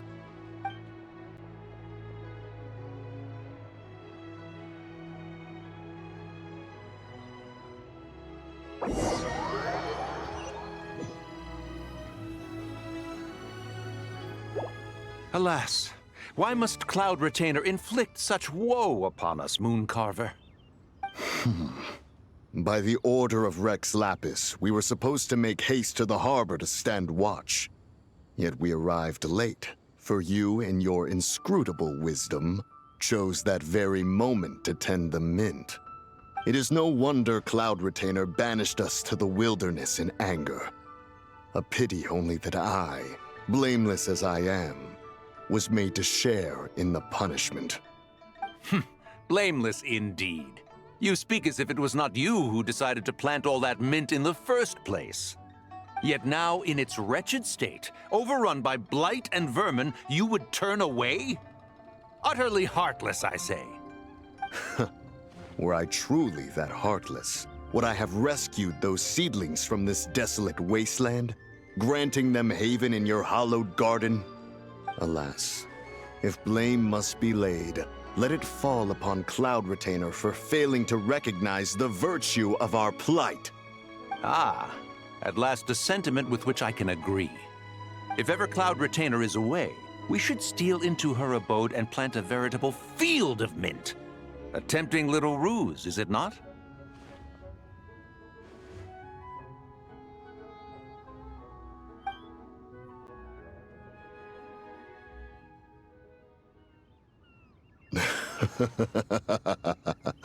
Positively ingenious.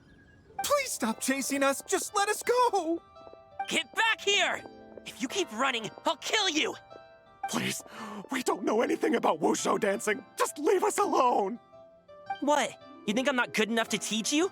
Just agree to be my apprentices, and then we can talk. That child looks somewhat familiar. Ah, it appears to be the wushu dancer from Liyue Harbor. I have seen him perform on occasion.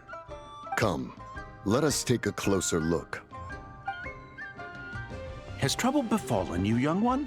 Perhaps we can offer aid. Oh, thank the gods. Please, sir, you have to help us. This guy's trying to force us to become his wushu dancing apprentices, and he won't take no for an answer.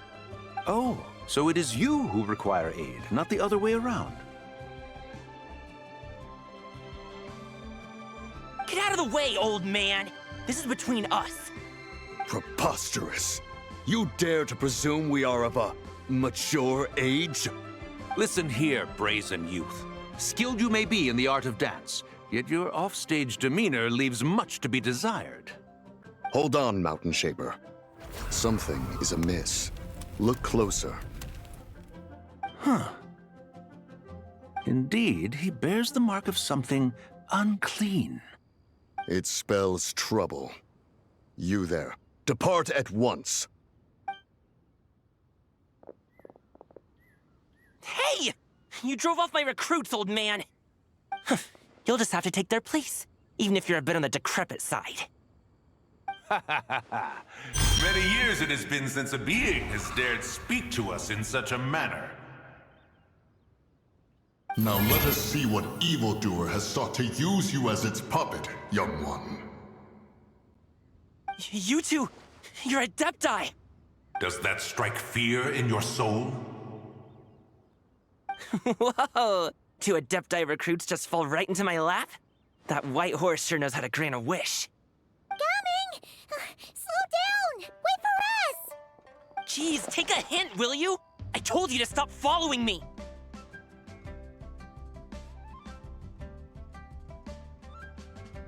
Traveler, Paimon, keep your distance from this youth.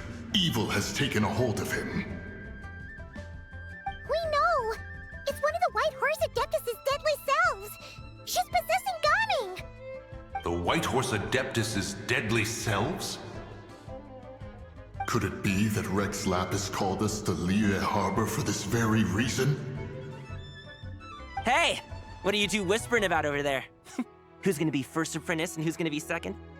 It doesn't matter. I'm not the kind of Sufu who plays favorites. Insolent spirit, be gone from this child at once!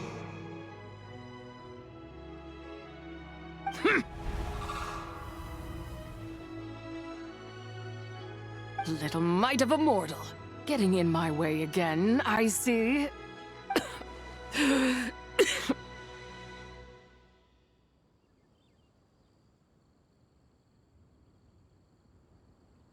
That is no concern of yours.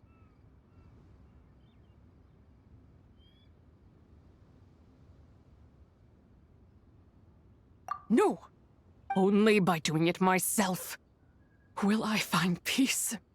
Otherwise, rage will consume me. If I lose control, all will turn to dust.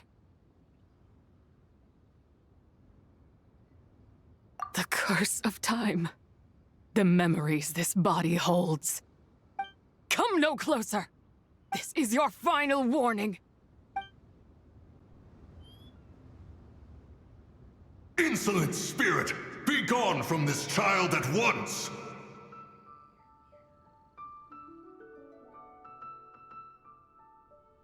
Huh?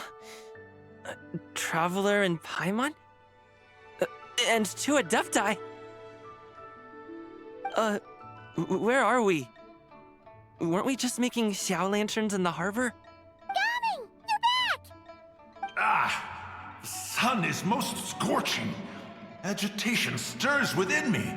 I require cooling mint to beat this heat. And speaking of, Cloud Retainer has scorned this verdant wonder long enough. It is time for her to feel its wrath. The wrath of Mint! Mountain Shaper, where are you going? Oh no! Now Mountain Shaper's acting weird!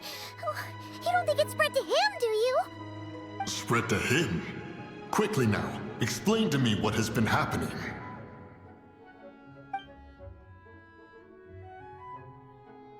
What? Was I really that rude? Jeez, someone get my dad to throw a slipper at me. I'm so... Oh, you okay, Gaming? He is fine. It is simply exhaustion. But to think Mountain Shaper would succumb to something like this, it is most unexpected. So, what do? We can't just leave Gaming like this, but we can't ignore Mountain Shaper either, right? My cultivation level rivals that of Mountain Shaper. Were I to give chase, Zizha would but flee from his form and take refuge in mine. Seek out Streetward Rambler. Cloud Retainer and the Conqueror of Demons should be with her. I shall take this child back to the harbor and join you post-haste. Oh! What are all the Adepti doing together? Rex Lapis charged us with keeping watch over Liyue Harbor should danger rear its head. I dare say this is the very crisis he anticipated. Come, we must devise a strategy before confronting Zizha.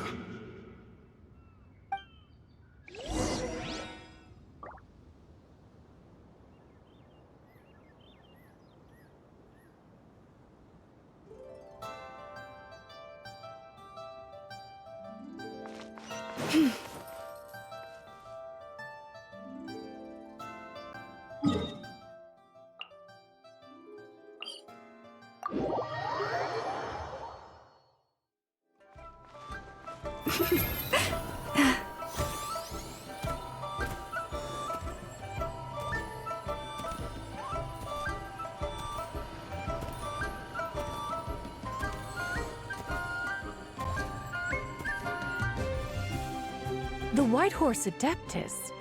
You mean the mysterious white mare that aided Rex Lapis during the Archon War? Even if it's not her, there must be some connection. She always avoided us back then, and I never knew why. Rex Lapis's recent trip seems to be related to this person as well. Xianyun! Ah, Traveler. It has been quite some time.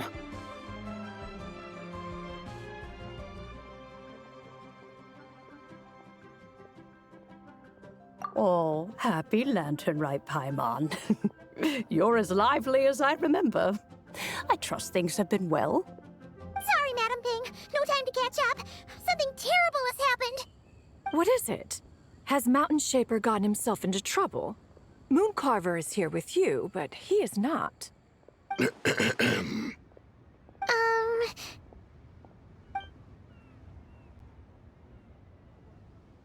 Wrath of Mint? That old fool dares to utter such nonsense behind one's back. Yeah, that's not really our biggest concern here. So, even a mere deadly self of the White Horse Adeptus was able to possess Mountain Shaper and affect his mind. No wonder Rex Lapis told us to gather here and await his orders. Mountain Shaper's cultivation is inadequate. He was caught unprepared. Were it one of us, Zizha would hardly have found a vessel quite so ready for the taking. Hey, that's not what you said earlier. Where is Mountain Shaper now? A question that hardly bears pondering. Obviously, he intends to plant mint in the vicinity of one's abode. Ah, then he poses no great threat. We might as well let him be. Once he fulfills his wish, it's possible that Zizha will relinquish him of her own volition. Your ulterior motive is most obvious, Mountain Shaper. You two hope for Mount Eltsong to be covered in mint. One can see it clear as day. Not to mention, deadly selves are born of malevolent human desires, and naturally pose a great risk to the form and mind of all living beings. We cannot let this go unchecked. Let me handle it. I have relevant experience and know how to deal with such situations. One has no doubt of that. Yet your involvement would likely end in armed confrontation. In one's own estimation, the time for such measures has not yet come. Before his departure, Rex Lapis knew that Zizha was active in Liyue Harbor, yet told us only to wait. It would seem, then, that Rex Lapis did not believe extreme measures were warranted here. Yes, this is quite a peculiar case. After all, Zizha's possession does not seem to come with ill intent. It's more like she's guiding those she possesses to fulfill their own wishes. There is another matter of import, however. I sense tremendous resentment emanating from her. What could be its source to render her so unable to find peace?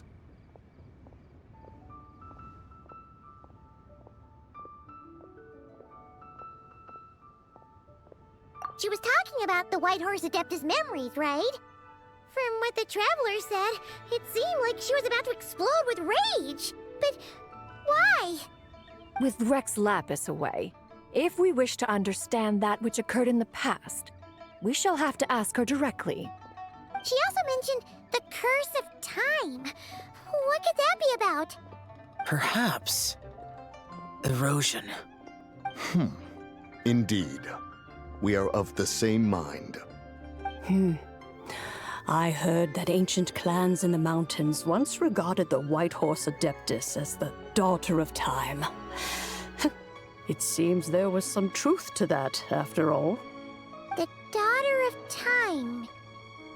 Cursed by time? Time does not treat everyone equally. The longer you dwell in this world, the more it takes from you. Then what do we do? One has devised a solution.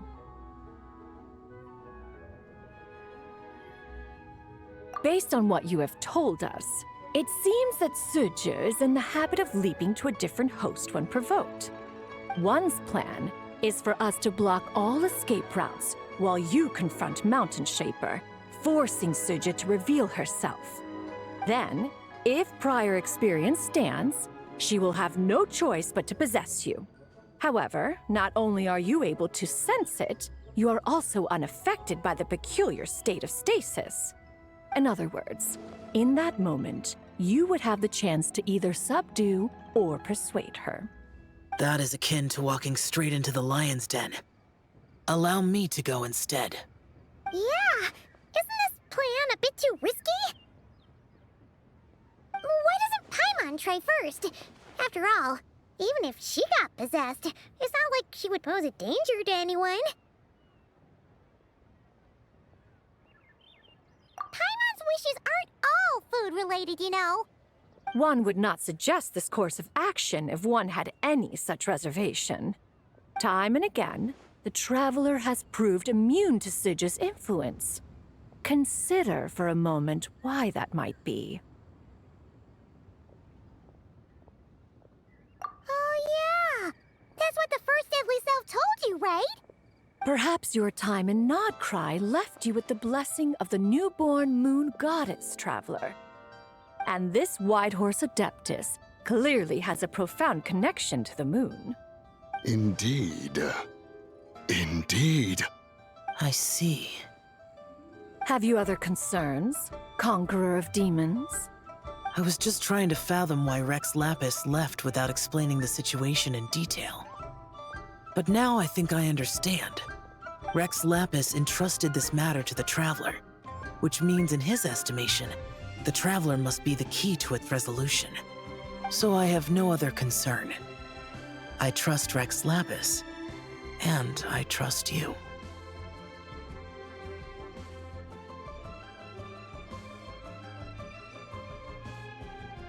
Then we are all in agreement on proceeding with this plan? Very well. We should depart at once, lest we lose our chance. Let us see whether that old fool truly dares to face one's abode with Mint.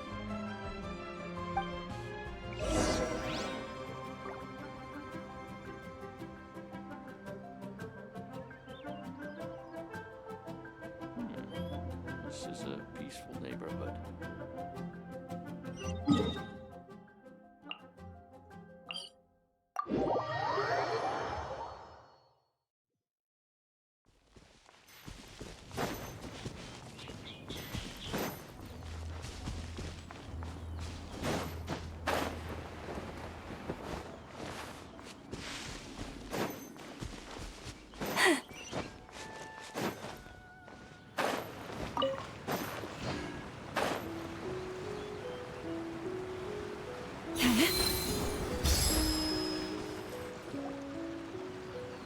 One mint, two mint, let us plant a whole slew of mint!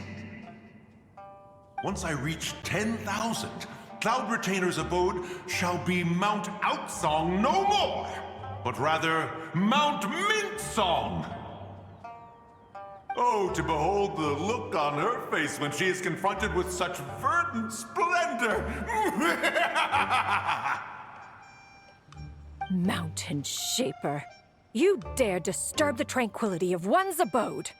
Do not take personal offense, Cloud Retainer. He is not in control of his faculties. Exactly. Let it go this once. Zidja is the one driving him to do this. Huh? But Zidja just helps people fulfill their own wishes and desires. Not now, Paimon. Oops. Sorry, Mountain Shaper. Paimon might have just thrown you under the bus. When he wakes up, we shall have words. Everyone, to your positions.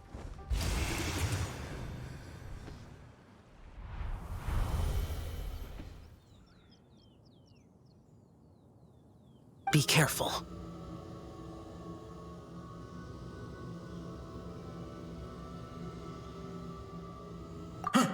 A pest?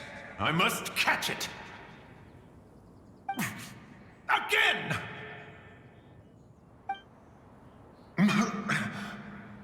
Oh, young one, it is you!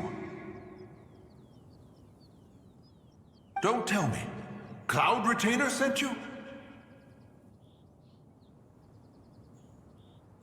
Ha! Such brazen insolence!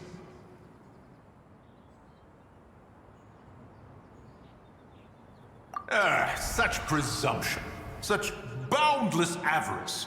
That wretched adept's impudence knows no end. If she dares lay a finger on my garden, I shall smash her cuisine machine to pieces! You think I am one to fold so easily?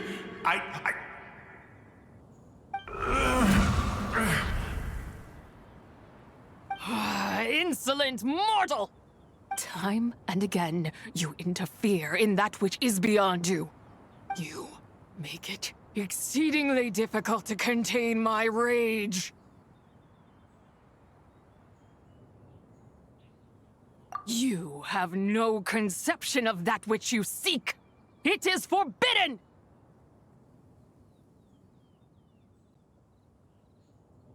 You know nothing of my past. My warning was given. The cost entwined with this is beyond what you can bear. Stubborn mortal!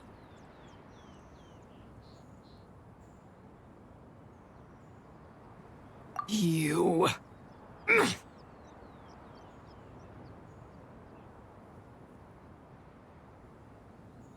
Very well. If death is what you seek, who am I not to oblige? Come, let us see the extent of your resolve. Your wish is to behold the curse of time and the memories of this form? Then, let it be granted.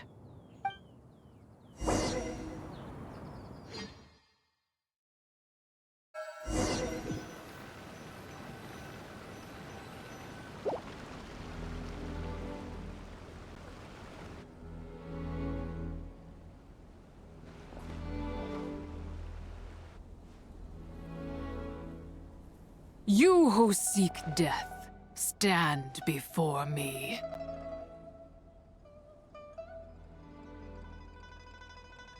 My prison.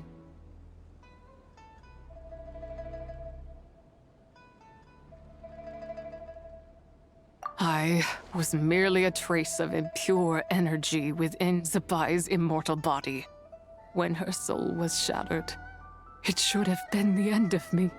But then, the one who governs time descended from on high and froze the moment of her death. And so, I remain in this world, unable to find release. A mortal who knows of her existence and would dare to speak her name. Who are you?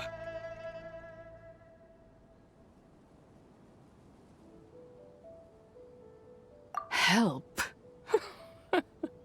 No, there is nothing we can do for each other. Her power, the one who governs time, it has surrounded me ever since. A blessing and a prison, all at once. No, I have been asleep in this prison for countless years, until a familiar presence woke me. Then, through that mortal girl's eyes, I saw it. As pure and bright as ever, unchanged across the millennia. It was the moon.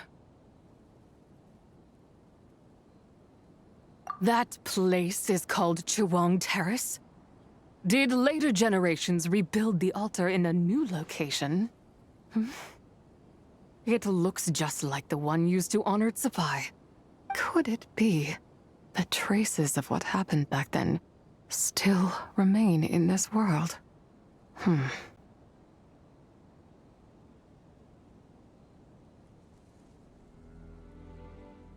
That memory is embedded deep within the essence of Zabai's soul.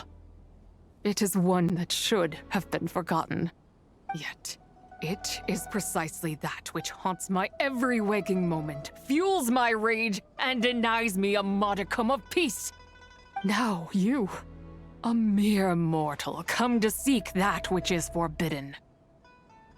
So, let us see whether the fire that fuels your ambition is a hero's wisdom, or a fool's courage. I shall relinquish control over this body's curse and let it devour everything within sight. Run as fast as you can, lest this prison become your grave. Look, it draws near. The river of time, come to sweep all into oblivion. A torrent of tears for the dead and departed. I shall wait for you at the end, mortal. Evade being swept up in its waters, and I will show you everything. Fail, and we shall sink into oblivion together.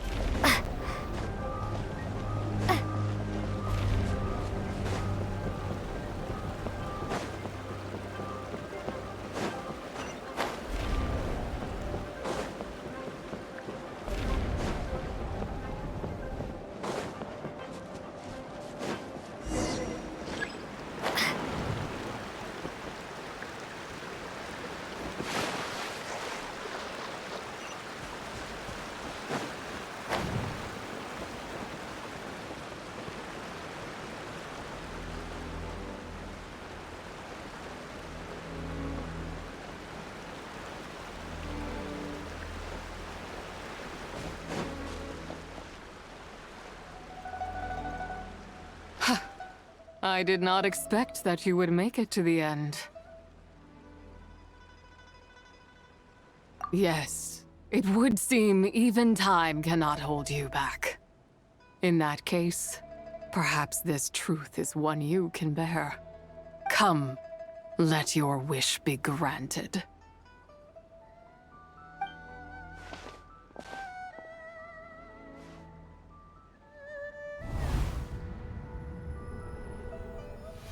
Under moon eternal, in radiant night, a maiden grants silk, soft and light.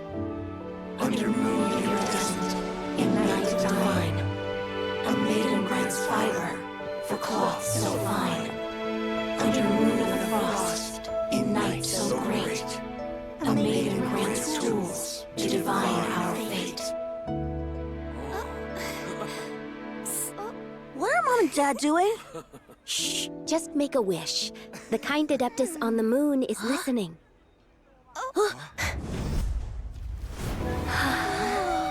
Look, it's Lady Tsubai. Wow, Lady Tsubai? Is she powerful? Of course. She taught us how to grow grain and beans, millet and rice, how to peel hemp and reel silk, spin thread and weave cloth, how to cut stone and build houses, cast bronze and forge tools. According to Mom and Dad, the Adeptus Tsubai is the god of soil and grain, who blesses our land and its crops. Huh? Lady Tsubai's leaving. It's all right. We just have to wait till next year. She'll be back.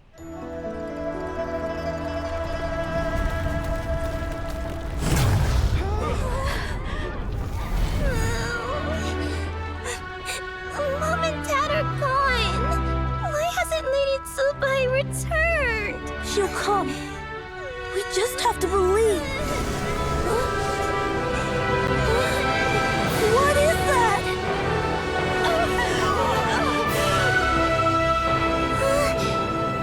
Lady Tsubai abandoned us.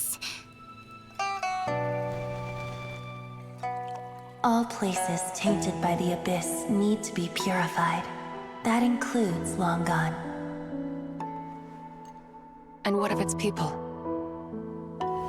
You know what will happen. You are but an emissary to the mortal realm. This is Heaven's will.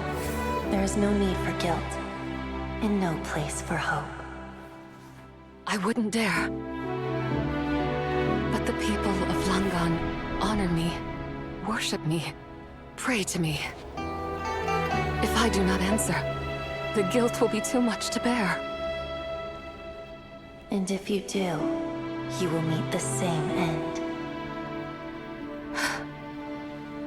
Then as their god, I shall die among them. Look!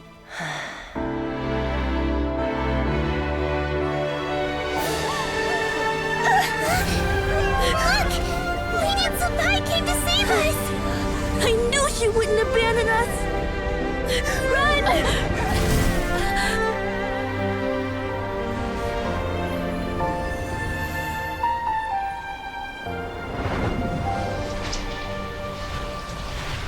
You have done enough.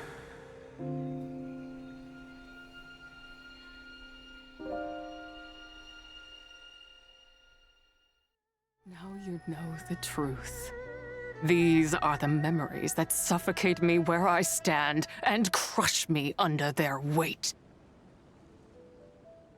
Not just my nation, but the people I loved.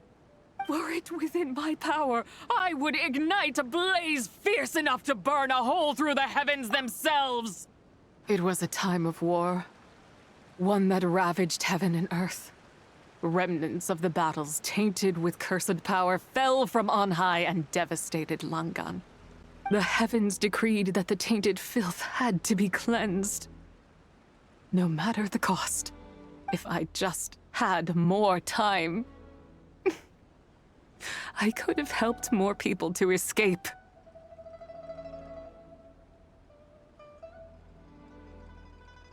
But it wasn't enough. I just needed a bit more, and they all could have survived.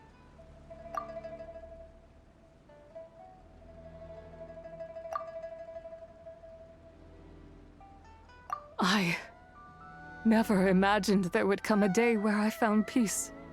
So long this rage has been within me.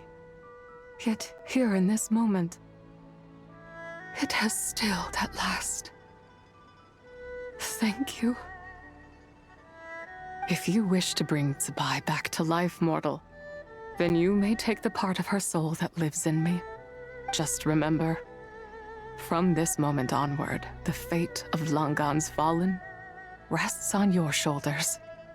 And as I said before, I am but a remnant of Tsubai's adeptal form, a manifestation of her wrath that was not meant to linger in this world. By taking away this fragment of her soul, you take away my shackles as well. So, let it be done. Ah, it's your turn to grant one of my wishes, is it? Very well. In regard to my fate, and that of Langan's fallen, I know there is little I can demand of you. However, should another raise a war banner against the heavens someday, let my name be set upon its cloth. I ask for this, and nothing more. Now, take what you came for. I was a lone moon, shrouded and dimmed in cloud-veiled night. Now darkness breaks, free and unburdened. I reclaim my light.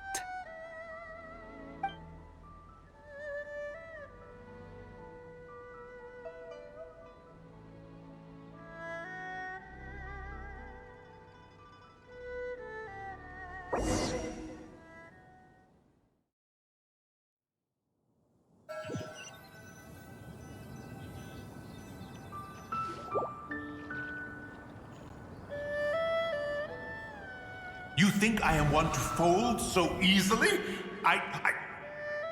Ah, young one. What brings you here? My, what exquisite mint seedlings. Was it you who planted them? I had not taken you for one so versed in the horticultural arts. I must insist that you visit Mount Hulao. There is much we could learn from one another. Ah, but this is Cloud Retainer's abode. She does not appreciate the verdant wonder that is Mint. We should leave at once. If she sees us here, there is little I can do to protect you.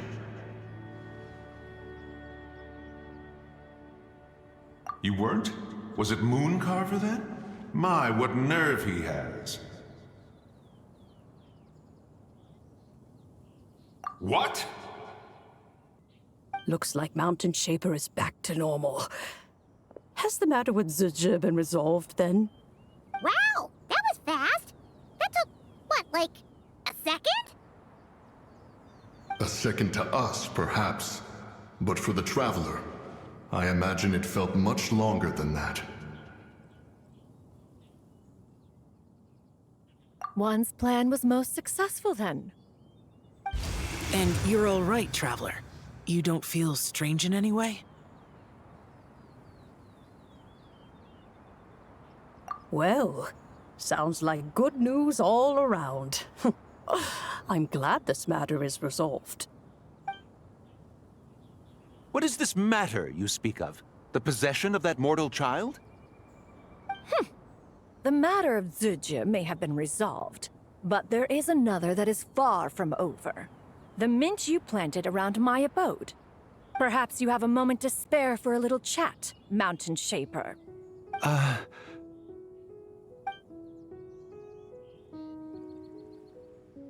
You seem reluctant to talk in detail about what happened with Zizha.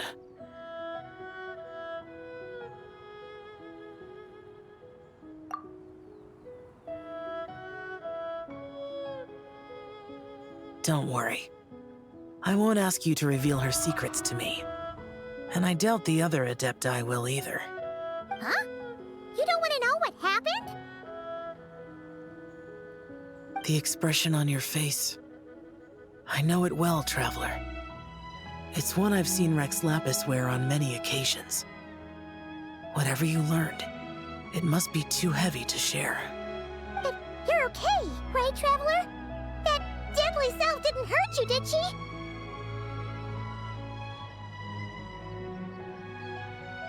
Well, as long as you're not hurt, Paimon doesn't need to know anything else.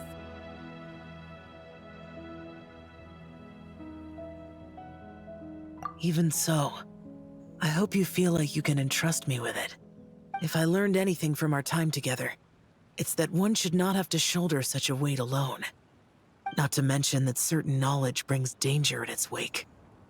I would never want you to feel forced to be the sole keeper of such secrets. Yeah, kind of like how one person can't finish a whole slime, you know? Better to grab a bunch of friends and eat it all together.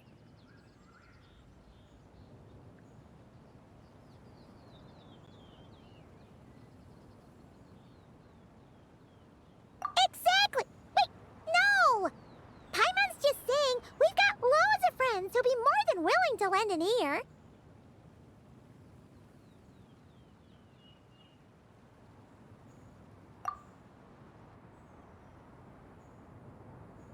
I never knew there was such a tragic chapter in the ancient past of this land. So, the people of that nation worship the White Horse Adeptus as the god of soil and grain. It would seem, then, that Rex Lapis had a similar reason for withholding the details of his recent trip. I've often wondered if he had companions to stand by him before we met. Or if he was forced to face things alone.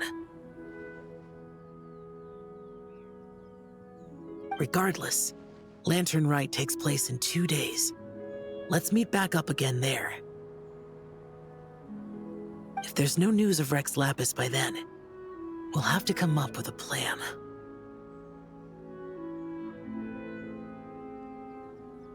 Fingers crossed it all goes well.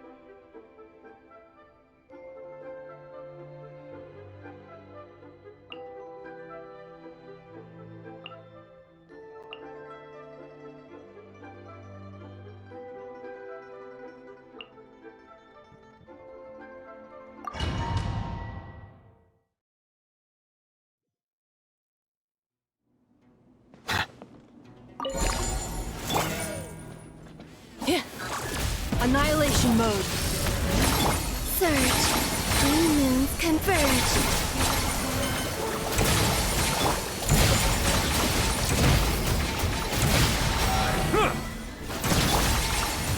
For the everlasting forest.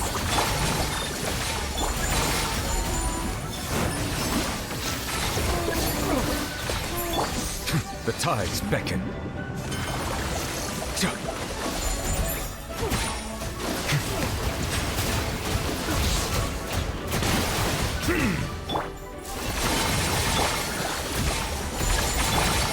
A moonlit night for all. Silence! Be sanctified.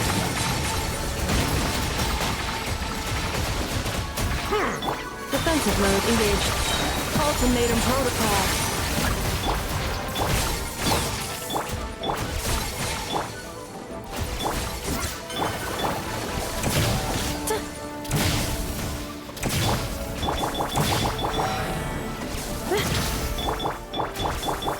Accelerating. Installation chamber deployed. A new moon rises. Settle down!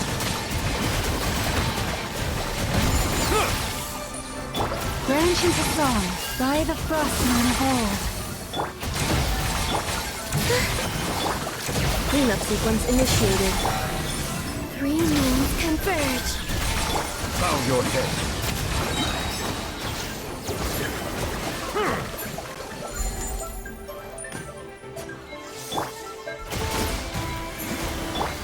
The tides beckon. Silence!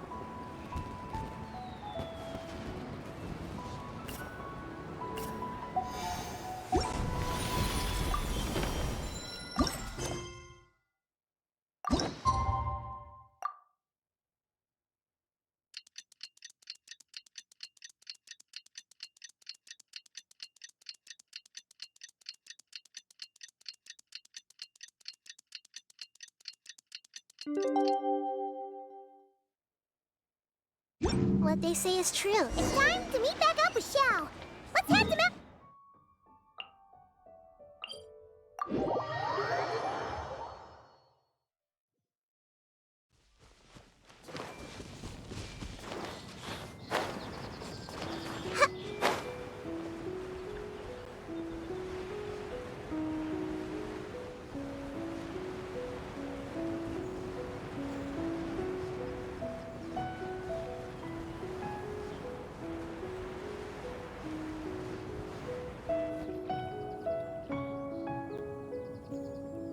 Xiao! Cloud Retainer! Madam Ping! We're here!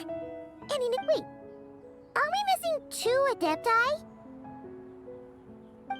Well, Shenyun banned Mountain Shaper from Mount Outsong for 3 days. Oh! Then what about Mooncarver? The scheme to plant mint in one's abode was one those 2 fools devised together? And when it comes to punishment, one does not discriminate. His banishment ends in 3 days as well. Wow! That's pretty harsh, Cloud Retainer. Let's get down to business. We have news of Rex Lapis. Huh? Isn't that... Yes, Rex Lapis's Geopillar. It descended from on high this morning. He must have sent it for a reason, but it does not respond to our touch. So, what does it mean? Is he in trouble?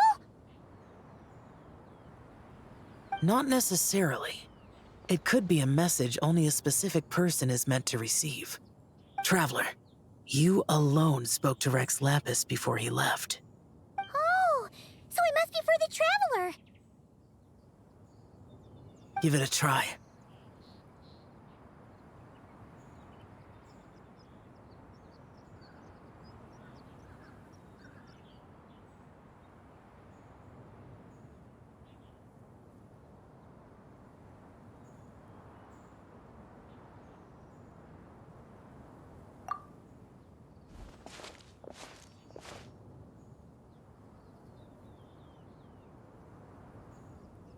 Come to the spring on Mount Qingce. I have left an entrance for you.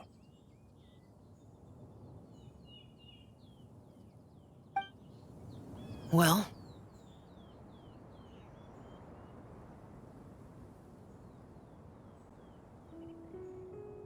Just as one surmised, it seems that Rex Lapis will not countenance our involvement in this matter. That would not surprise me in the slightest. He's always had a soft spot for the Traveler, after all. But be that as it may, we have served Rex Lapis for millennia now. In other words, I'm sure this has nothing to do with favoritism. He's probably just trying to protect us. That's right. So you mustn't let your guard down, even if Rex Lapis is by your side. Alright, let's get going. We'll try not to keep you all waiting.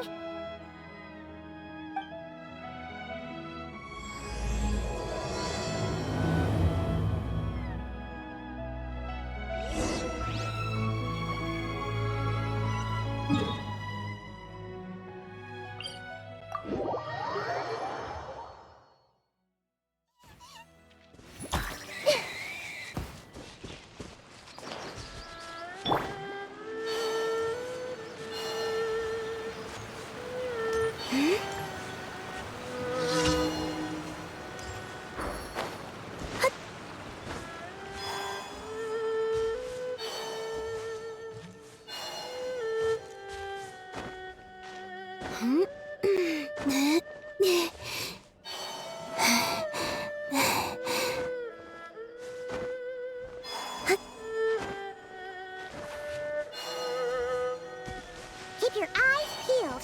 He should be around here somewhere.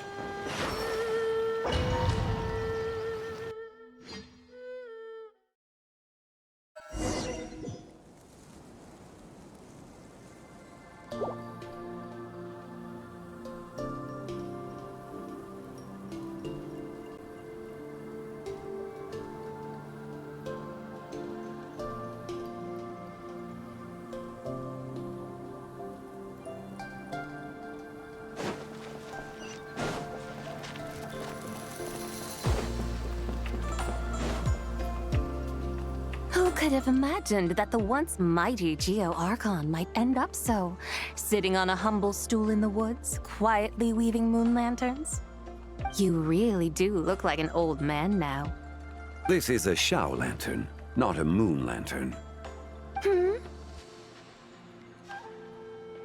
In ages past, when the gods waged war and the world was in turmoil, these lanterns were lit to guide fallen warriors back to their homes. Had you tarried in the mortal realm for but a little while longer, you might have become quite accustomed to them. Even so, it bears such a striking resemblance to the moon lanterns they used to offer up to the heavens. Could this truly be mere coincidence? Perhaps in some sense it is, yet in another, it isn't. For instance, who is to say that some of Langan's magnificent jade did not become part of the very foundations upon which Liyue Harbor now stands? It is conceivable that this ritual was transmitted in such a manner too. Now, let's not let ourselves get carried away. For all its splendor, do not forget that, in the end, even Langan could not escape its heaven-sent fate. Alas, it is just a pity that the little creatures of this world may never again lift their eyes to the moon, even should misfortune befall them. But you, Geolord, now that you rule this realm, why take the trouble, not to mention the risk, to visit one who bears such profound guilt as I? Are you not afraid that you might be sullied by the curse of time that was laid upon me? There is no risk to speak of. At least, not in comparison to that which you took when you defied the heavens all that time ago. As I have stated, time and again, it was not I who defied the heavens. Geolord, the ancient affairs of Langan have nothing to do with me, for I am but one of her deadly selves, severed before her demise. My name is not Zebai, but Zichao. Surely you did not take us for one and the same, solely on the basis that we may all assume the form of white horses? Sorry to break it to you, but you seem to have found yourself the wrong white horse. Anyway, do tell me, what urgent matter brings you here? Very well then. I have come to ask for Zebai's shade. Oh? So, the Geolord has set his sights upon Zebai's human soul. And what is it that you intend to do with it? The world outside is changing.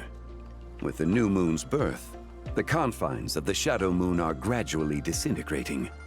In other words, the heavenly soul is set to return. Consequently, strange phenomena have manifested within Longon's former domain, leading to the earthly soul's reappearance as well. The last of the trio, the human soul, is in your possession. Most intriguing. My intention is to gather all three together, so that an old friend may finally make her return. I must admit, it seems that some remarkable affairs are coming to pass in the outside world.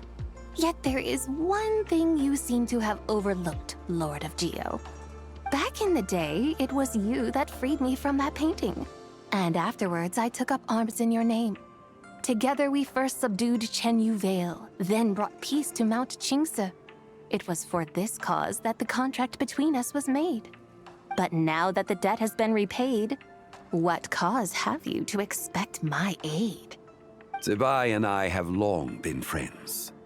Given not only that you were manifested from a corrupt desire within her divine form, but that you also possess a fragment of her soul, how can you purport to be the wrong White Horse? I think you'll find that we are now as separate and distinct as any two beings ever were. What once shone with radiant purity has long become dust. What you see is no longer what it was. Oh, great Lord of Geo, should this still be unclear to you, I bid you take your leave. It seems that the fault lies in my own lack of consideration. As you wish. I shall let this matter rest. Wait! One moment, if you will. Should this not be your opportunity to propose a new contract? The part where you make me an offer I simply couldn't refuse? Even those puny mortals know how to haggle when striking their bargains. Should you, the famed god of contracts, not likewise strive for success through negotiation? Come now, enough with the posturing. It's time to name your price. Very well. I had, in truth, prepared a new contract for your consideration. I knew you would not come before me unprepared. Yet, you should know that I want for nothing, for I live in the mountains, carefree and untroubled. Occasionally, I even find sport in teasing the mortals who stumble into my presence. Then why persist in telling them those ancient stories? I speak of what transpired before the sky collapsed and the earth sank into itself. That is merely my way of passing the time. And what of it? Would any believe, much less remember, the ramblings of a mountain hermit? Those tales have long since spread throughout the mortal realm. Who? Should my words prove insufficient, I invite you to see the world for yourself. To this end, I have found you a pair of trusty guides. The Lantern Rite is presently underway in Liyue, and should prove quite intriguing for you. So this, then, is the contract you have prepared for me? Indeed it is. Think of it as a contract for a one-day festive excursion. Surely you do not hope to offer this in exchange for Tsubai's shade. The foundation of my very existence for a little excursion seems a little steep, wouldn't you say? Why not see for yourself? You can always decide afterwards. The final determination, of course, shall rest with you. Is that so? Then perhaps this deal might not be entirely off the table after all. Where then are these guides of which you speak? Hey, it's Xiangli! Oh, we've been looking for you everywhere.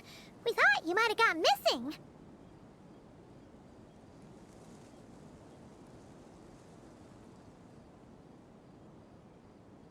You're here. So these are my guides. Well, well. They certainly look the part, I'll give you that. Guides? Oh, you poor innocent little creatures. The The benevolent Lord of Geo has soaked you to me, which means that for the rest of this day, you belong to me. Sold us to you?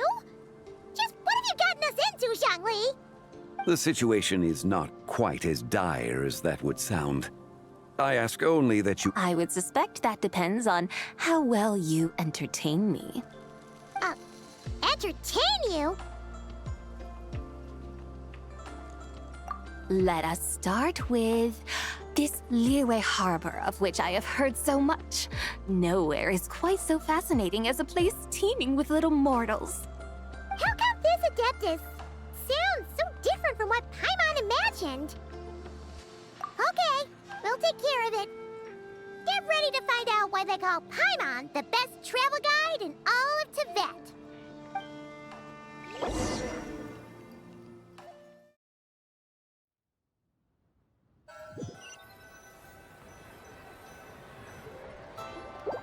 Look! We've arrived at Liyue Harbor. Not only is it Tibet's busiest port, it's also the beating heart of Liyue. So, dear Madam Adeptus, where would you like to go first? With humble fare and wine to sip, in comfort clothed and soul at ease, one eats, and all the heart's ills cease.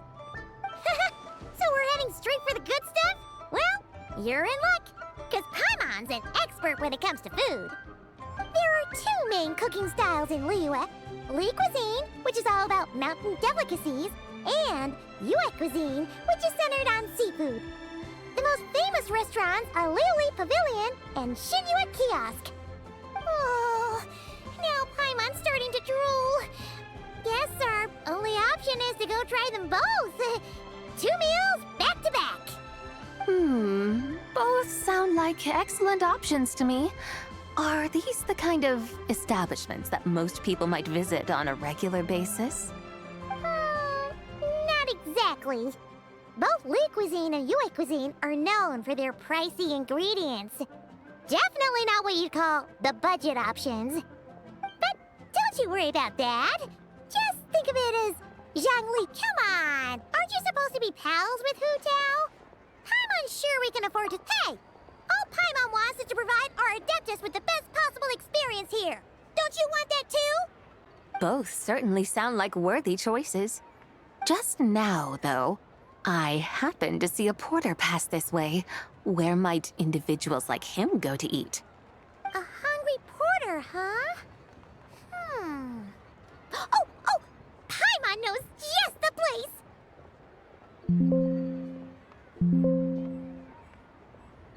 Yep. Nothing fancy schmancy there. Just tasty dishes made with simple ingredients in a variety of different styles. Most importantly, it's great value for money, too. No wonder everyone loves it, huh? Oh, and the owner happens to be a good friend of ours, too. One mean restaurant. Yes, even the name itself feels lively and down to earth. All right, let's make it our first stop. Yippee! That's a great choice, too. Alrighty, let's head over there right away. Paimon can't wait to dig in! Wamin Restaurant, here we come!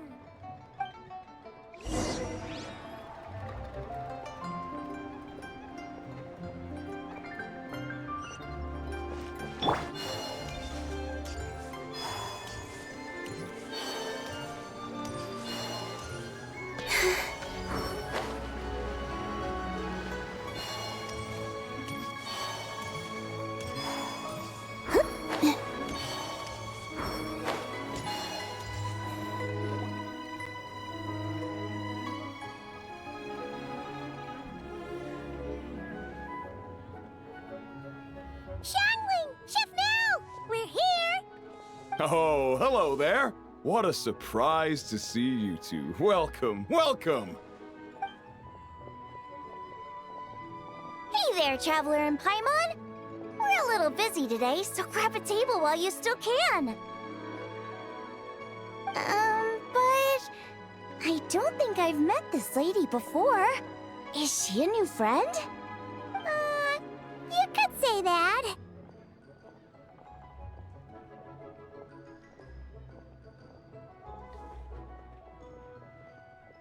Oh, I see. Well, hey there. A friend of the Traveler's a friend of mine, too. Don't worry, we'll take good care of you. Just order whatever you want, it's on the house. By the way, I'm Zhangling. I cook here at Wanmin Restaurant. What's your name?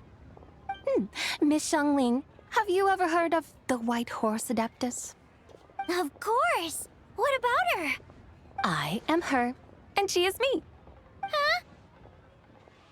You mean you're an Adeptus? Oh, you young'uns crack me up. Come on, Xiangling. You've got to keep up with the times.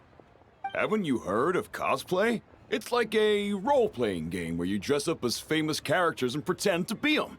Seriously, it's all the rage, and it looks like this young lady is quite the expert. Your friends sure keep their fingers on the pulse, huh, Traveler? Wow, Dad. Didn't know you were so tuned in. But how come I haven't heard about it? You gotta listen to our customers. Didn't I tell you to spend less time chasing after wild vegetables and more time making friends? You're even more out of touch than I am. Hey, I like making friends too. Isn't that what I'm doing right now? Anyway, even if it is just a costume, is it alright if I still call you White Horse Adeptus? Of course it's all right, because that's exactly who I am. Okay. I can see you're really committed to the role. How about I call you the real White Horse Adeptus instead? In that case, you can call Paimon the real Traveler. Yeah, right. You could have at least switched outfits. Puny mortals. Nevertheless, I suppose it might be amusing to indulge in your little charade for a while, at least. All right, go grab yourselves a table. I'll come take your order in a bit.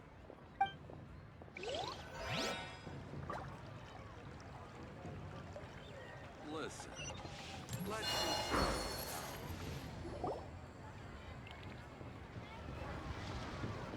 Hello. May I ask if Miss Xiangling and Chef Mao are here? Yeah, they're just over there. Wait a sec. Aren't you? So, what would you like to... You're... Hello, Miss Xiangling. It's me, Lu Xiangxiang, the one who broke some stuff here at your restaurant a few days ago.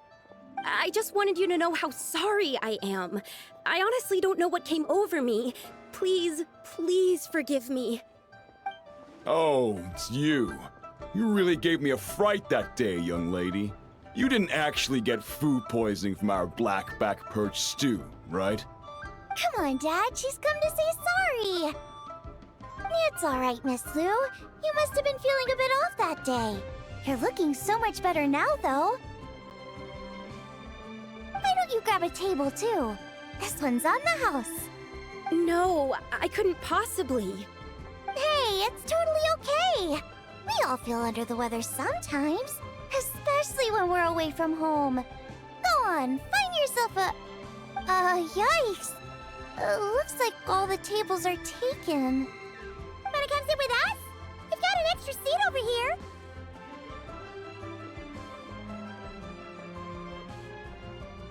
Thanks, guys. So what would you like to eat today? Feel free to order anything you like. I should very much like to sample your renowned poisonous blackback perch stew. It wasn't poisoned. That was all on me. So that's one portion of blackback perch stew. How about you guys? Paimon wants... Sure thing! Looks like Paimon's having trouble making up her mind. Anyway, I guarantee you'll love it. Let me think. Well, since the blackback perch stew is on the spicier side, I guess it makes sense to balance it out with a serving of stir-fried shrimp. And since it's Lantern Rite season, you better try out the triple-layered consommé and come and get it too! Those are our seasonal specialties.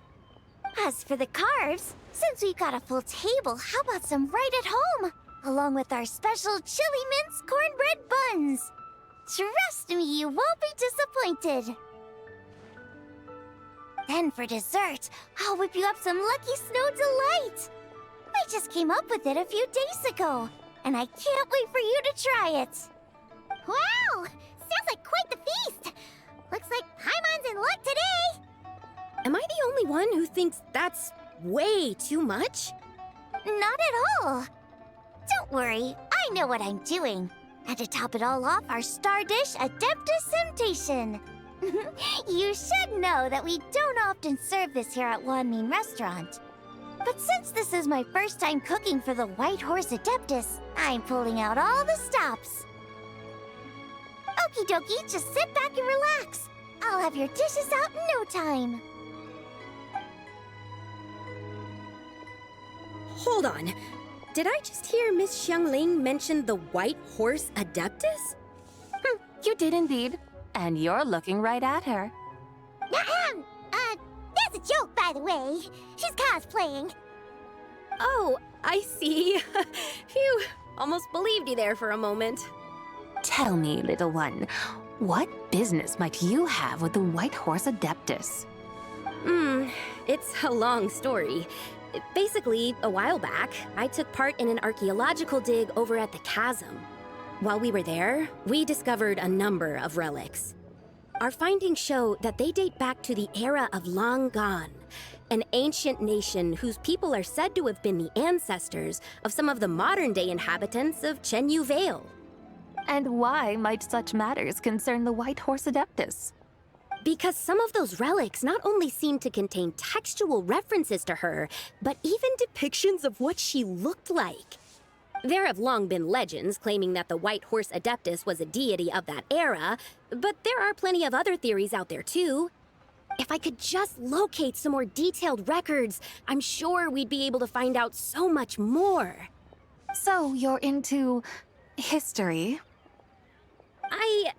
Well, to tell you the truth, I actually joined the archaeological team by sheer accident. But once I'd started down this path, I knew that I wanted to make something of myself. Recently, though, things seem to have taken a turn for the worse. Still can't believe I caused such a mess and even ended up hurting someone. Oh, so you're considering becoming a martial artist now instead? No, I mean, they weren't seriously hurt. It was just a few scratches, and they let it go after my mother compensated them.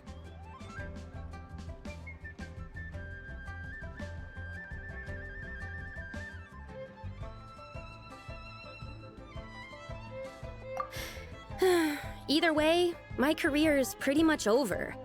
And even though both the victim and the Ministry of Civil Affairs say they won't be pursuing the matter any further, my father says he's going to punish me according to our family rules. Family rules?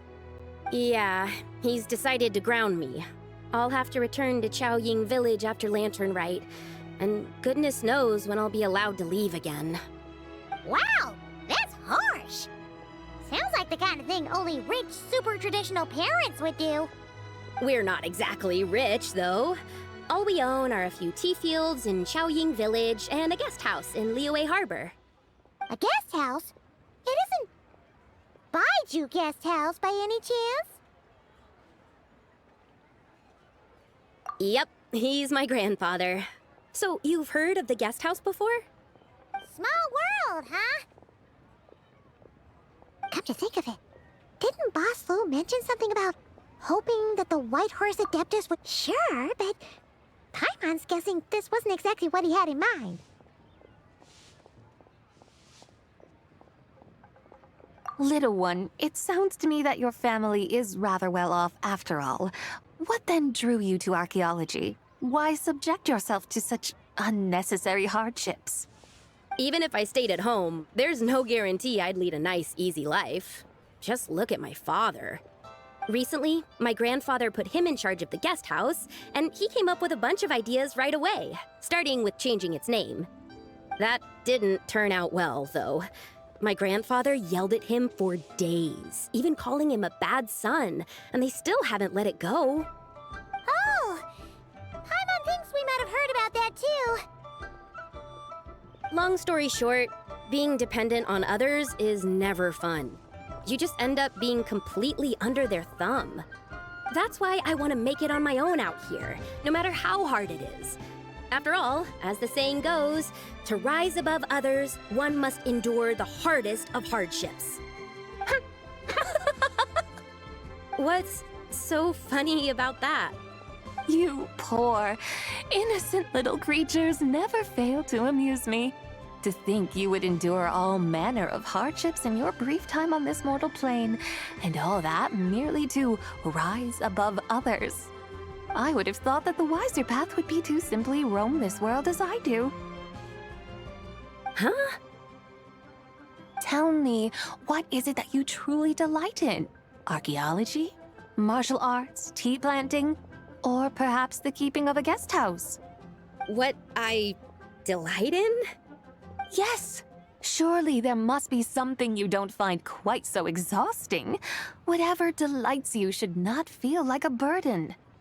But do things like that really exist? Of course! Take Miss Xiangling, for instance.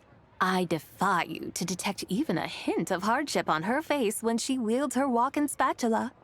So, since it seems you are resolved to tread the rocky path, you should strive with all your might to pursue that which brings you delight.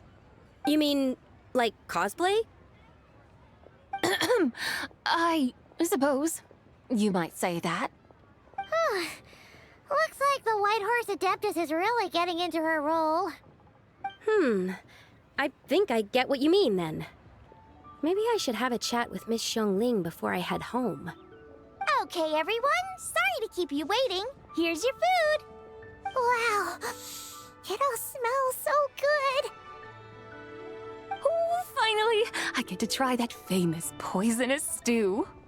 Hey! Didn't you hear what Shang said? It wasn't the stew. If anyone's to blame, it's that other you. What's up? How fiercely this mortal fare burns upon the tongue!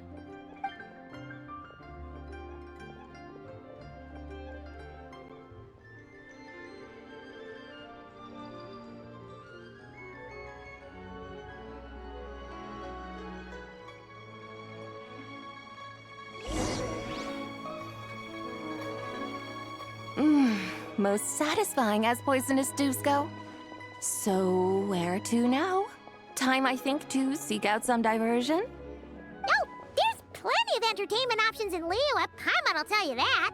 The locals like to drink tea, walk their pets, play chess, watch operas, attend storytelling performances. Storytelling performances?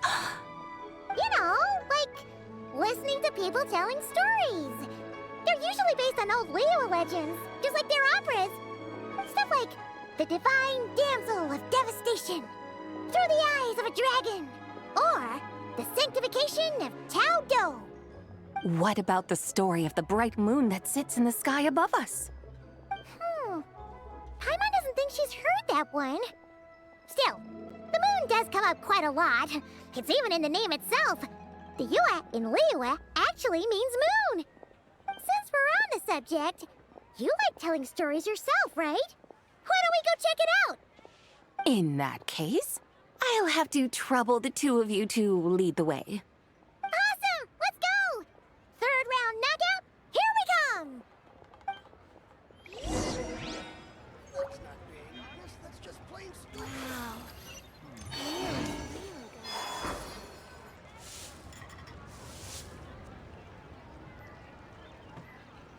What a tongue twister! I'd have made a complete fool of myself if I tried to say it on stage without practicing it first. Huh! Call yourself Iron Tongue, Tien. Wobbly Tongue, Tien, more like.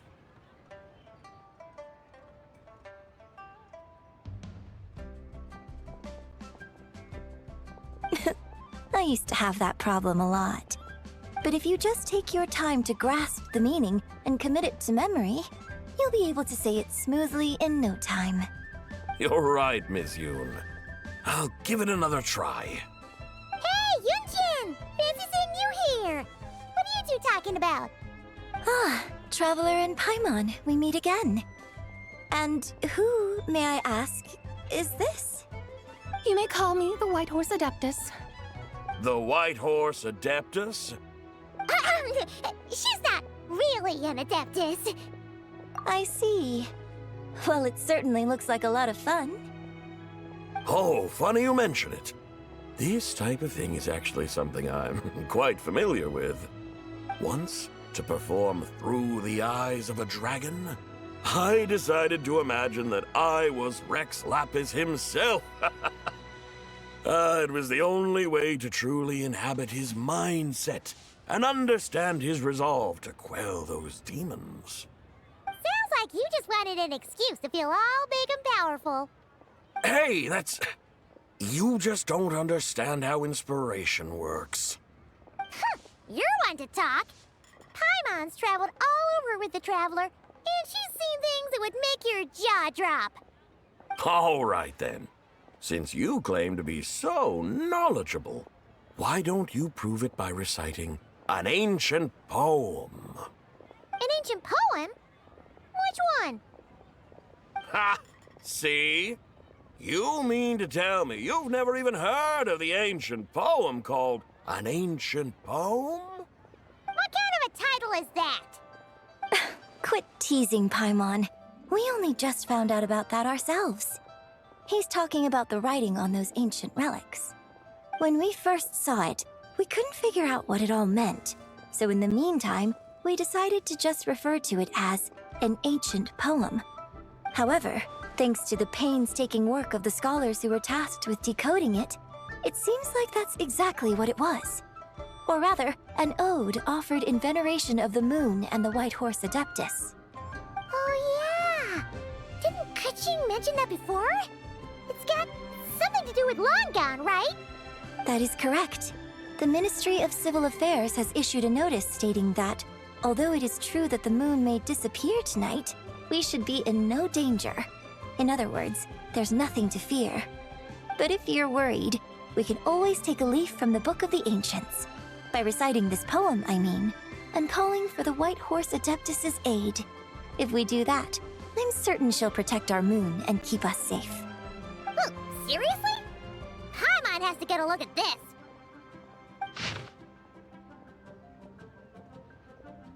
Under moon eternal in radiant night, a maiden grants silk, soft and light?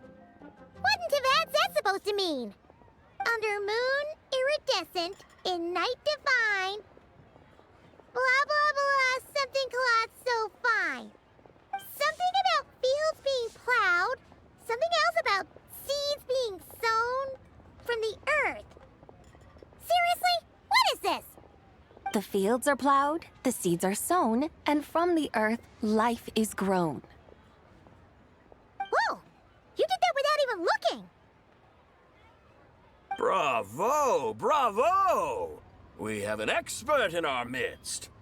Looks like this young lady really does know her role inside out. If I didn't know any better, I'd have taken her for the real deal. That's because I am the real deal. That's the spirit. This is exactly the kind of mindset I was talking about. Behold, mortals, I am none other than the indomitable Rex Lapis himself. Kneel before my godly splendor. Believe me, young lady, I know exactly why you do it. Back in the day, I was just like you. I must say you are rather amusing as mortals go. Miss White Horse Adeptus, it is a great pleasure to make your acquaintance today. I have some questions regarding the poem, and I was wondering, perhaps, if you might be able to shed some light on it? You want me to explain the full meaning of its verses? Your guidance would be much appreciated. Fascinating. Tell me, Do all the people of Liyue still express such reverence for the ancient ways? Well, it's true that we hold a deep fondness for our history, but it is hardly our only pursuit. One of my good friends, for instance, is even more devoted to the modern Fontanian art of rock and roll. Exactly! And don't forget, great practitioners of the role-playing arts walk among us too. People like me and you, young lady. Yes. So rather than placing too much emphasis on our reverence for the ancient ways, it might be better to say that here in Liyue, 100 passions bloom, each with a voice of its own. I see. Then, I suppose it wouldn't do any harm for me to enlighten you. In truth, it is but a simple poem of blessings. Its meaning is this. As the eternal moon rises in the night sky, a maiden adorned with lustrous jade descends upon the earth. She blesses the kudzu vines and mulberry leaves, so that they may be used to make coarse cloth that is nevertheless soft, light, and comfortable to wear. As the iridescent moon rises in the night sky, a maiden adorned with lustrous jade descends upon the earth. She blesses the kudzu vines and hemp, so that they may be used to make fine, luxurious cloth. As the frost moon rises in the night sky, a maiden adorned with lustrous jade descends upon the earth. She blesses the mugwort and artemisia, so that they may be perfect for divination. So she really did come down from the moon? She shows the people how to use the plow and spade to purge the land of weeds, till the soil, and heap up the earth to make it fertile. Then with the hoe, she teaches them to sow their grain, bestowing the promise of life upon every seed. She blesses the millet and the beans, ensuring that their stalks and vines stretch forth without end. She graces the wheat and the rice, so that their heavy heads are filled with plump, glistening grain. Sounds like she's a real pro at all this farming stuff. The fruits of the field are harvested and brewed into sacred wine for honored guests. This we reverently present to the divine maiden, with every ceremonial step flawlessly observed, so that she may witness the depth of our piety and respect. Oh, divine maiden, how can your graceful presence in the sky not seem like that of a fairy descending from the heavens? Oh, divine maiden, how does your pure and radiant form not resemble the guardian spirit of our land? I send my heart's desire, ascending to the heavens, beseeching you to grant us good fortune and blessings in the coming year. Huh? So, that's what it's supposed to mean? I find myself speechless, moved beyond the power of words to convey. Oh, young lady, you have shown me the heights to which a true role player might aspire. A truly remarkable performance. I did not anticipate that anyone could unravel this poem with such depth and clarity, and so soon after the Ministry of Civil Affairs noticed, too.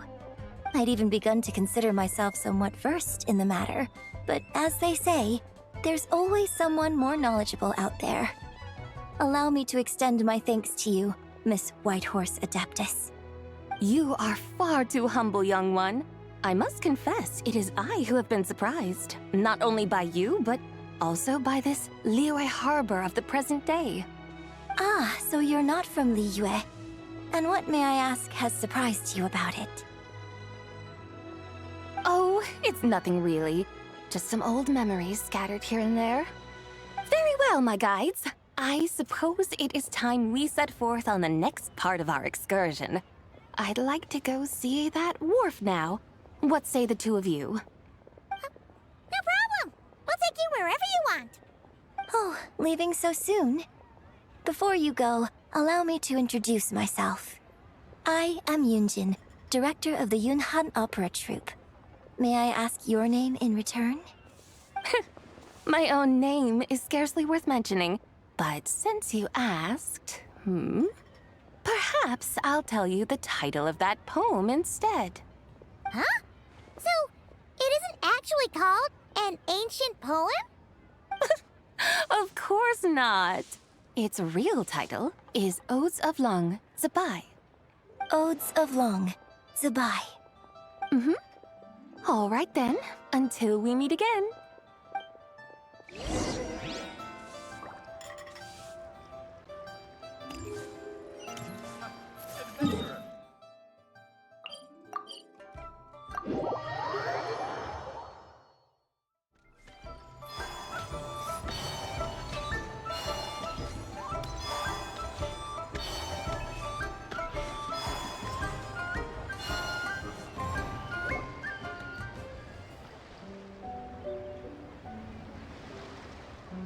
Hey, Ganyu! I almost forgot to mention.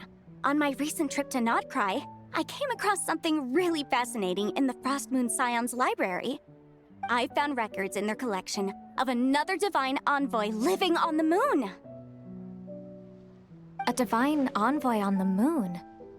You don't think it could have been referring to the White Horse Adeptus too, do you? No way to say for sure. Still, the similarities between our legends are intriguing, to say the least. Isn't it amazing? Especially when you consider how far apart we are. It truly is. We might live in different lands, but when we look up at the night sky, we all see the same moon and stars. Right? It's like we're all bound together, no matter where we are. When you think of it like that, it's almost as if our friends from other nations will be right here celebrating with us. Isn't that a wonderful thought? No wonder you were so excited to go see the giant lantern when you first got back. Sounds like you're a real fan of the White Horse Adeptus, huh? I guess you could say that. Just a pity she's so elusive. Even Granny's never met her, you know? Maybe she really is just a legend after all. Hey, Yanfei and Ganyu! Trust, Paimon. The White Horse Adeptus is as real can be. Huh? Oh, look! It's the Traveler and Paimon! Feels like I haven't seen you two in, like, forever. Happy Lantern Rite. It's so good to see you again. Hey, you two. Happy Lantern Rite.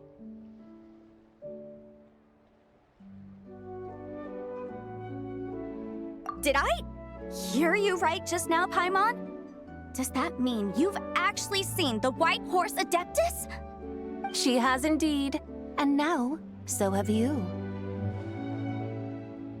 Huh? And you are? Why, who else? The White Horse Adeptus, of course. Could you maybe start with something else next time? You're the White Horse Adeptus?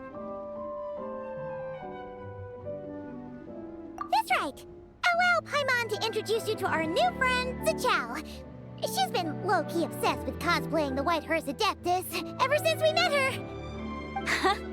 I see. Well then, greetings, Miss Zichao. My name is Yanfei, and recently I've been low-key obsessed with learning everything I can about the White Horse Adeptus. I'm sure the two of you will get along like a house on fire. Oh, and by the way, I'm Ganyu. So, Miss Zichao, you must be here to see the giant lantern too, right? Hmm? A horse-shaped Zhao lantern? Is that what I think it is? That's right. A lantern made to honor the White Horse Adeptus herself. Isn't it gorgeous? Huh? What are you laughing at? Both the lantern and myself. What do you mean? Oh, this lantern truly is an artistic masterpiece. But tell me this, have any of you ever seen a horse before? Come to think of it, Paimon can't remember ever actually seeing one herself. Oh, this horse appears to be mid-trot, but it has adopted what is called a lateral gait, where the legs on one side of the body move together in unison. A rather rare sight indeed. Just now, I suddenly pictured myself, I mean, the White Horse Adeptus running the same way. The image was so absurd, I could barely contain my mirth. Oh, really? I never knew that. You learn something every day, huh? Oh, come on! It's basically a giant piece of fan art! Who cares if it's different than the original?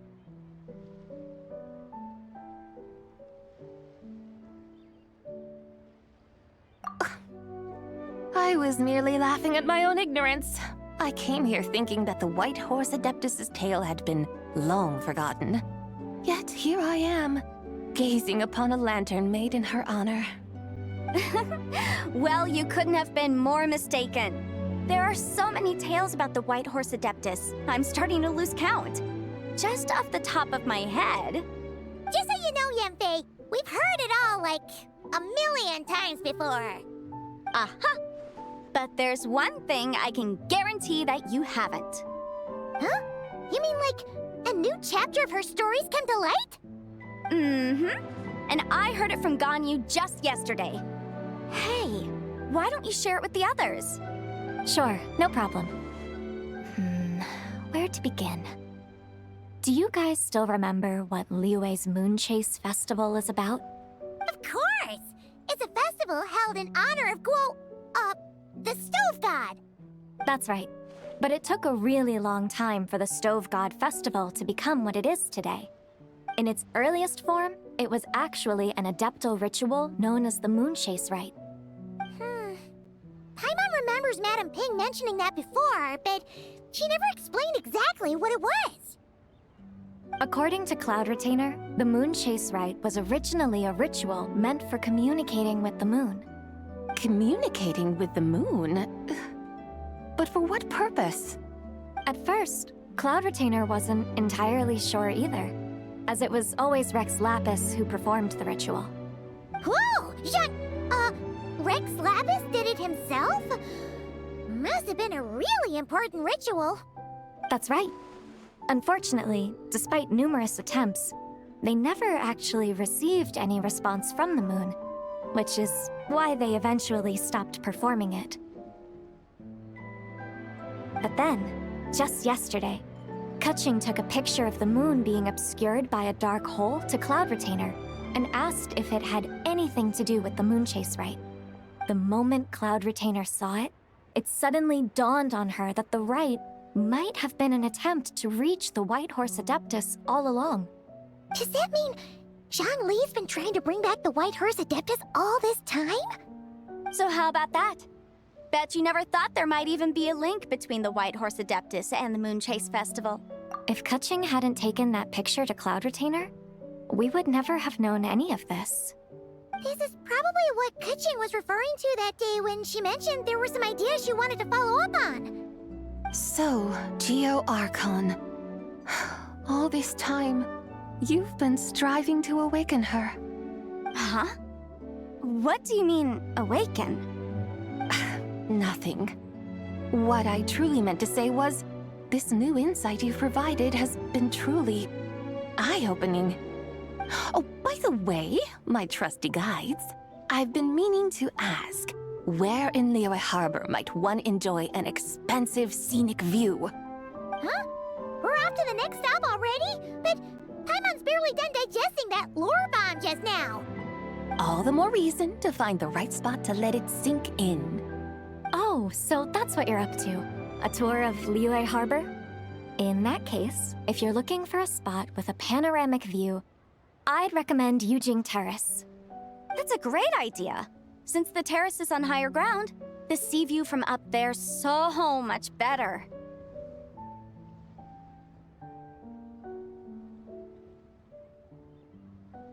Great! Well, the lantern ride's about to start, so we should get back to Granny's now. Hope to see you all at the festival tonight. Oh, you're off too? All right then. See you both soon. See you soon.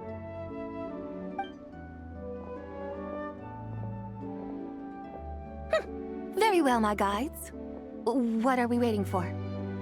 Okay, you're the boss. Eugene Terrace it is. After all, the customer's always right. Something else you needed to do? Oh, Paimon likes that idea. And what, may I ask, is a photo? It's this awesome invention that lets you record moments in the blink of an eye! Except, you've gotta try not to actually blink. Oh? What must I do in preparation then? Nothing! All you gotta do is choose a pose. The Traveler will handle everything else.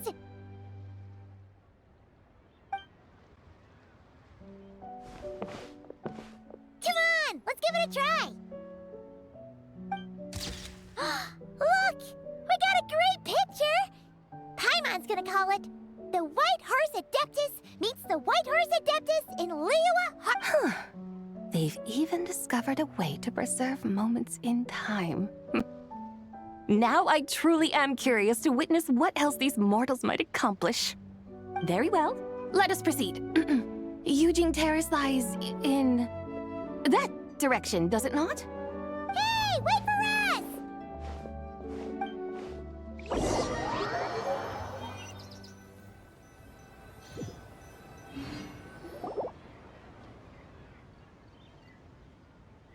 Truly a marvelous view if ever there was one. It seems the charm of this Liyue harbor is only heightened by the sun's dying light. And soon, people will start releasing their Xiao lanterns to mark the most important day of the year. Practically everyone will be with their friends and family, eating a big meal, chatting, and even setting off fireworks. Trust Paimon, it'll look even more amazing then. What do you say? Want to stay to see that? No need. Let us bring this weary day to a close. Weary day? You mean, you didn't enjoy your tour? I had imagined you would arrange for me to witness some grand spectacle. Perhaps the descent of divine beings, the manifestation of the sacred before mortal eyes, or the appearance of a selfless hero come to aid the helpless and downtrodden. Or, should that not come to pass, then at the very least spend a little more coin. For that, it seems, is how one finds true enjoyment. Alas, but there was none of these. Instead, we merely filled our bellies, listened to tales, and gazed upon a crude imitation of my likeness. And now the sun begins its descent. What a day of quiet tedium. Well, we're so sorry.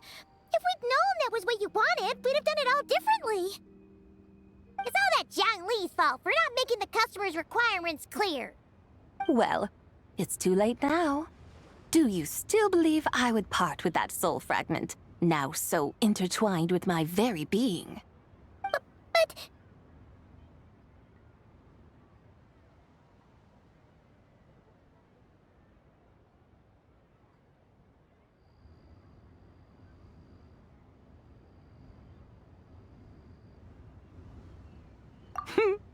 I knew you were the more astute of the pair. Huh? You were just trying to scare Paimon? It seems the realm of the Geo-Archon has a way of making one more stony-faced. So, you were just pulling Paimon's leg? Of course. I was merely engaging in a little banter with the two of you. Long ago, I shared tales with various mortals who chanced upon my mountain abode. Never did I imagine that those stories would endure. It seems I greatly underestimated them. Perhaps, as your Geolord said, a few pieces of ancient Langan's magnificent jade have truly become part of the very foundation of this land. So, you've decided to help us? Again, that goes without saying. I made up my mind some time ago now. When I beheld a rather intriguing scene as I set foot in this city, I saw porters passing through the alleys, setting down heavy wooden crates from their weary shoulders. Peddlers pushing carts as the kites and lanterns upon them rustled gently in the breeze. I saw cooks cooking, actors acting, scholars reading, soldiers marching, children playing, elders resting, officials officiating, and the common folk absorbed in this or that, reveling in the simple joys of life. Some, it seems, have already found that which stirs their hearts, while others continue to fret, troubled by uncertain futures. Yet, In this gentle and serene order, each holds fast to their anticipation, not only for the celebrations to come, but also for the first light of the morrow. Scenes I once yearned to behold now unfold before me, no longer in Langan, but in Liyue Harbor, thousands of years on. How wondrous is this mortal realm?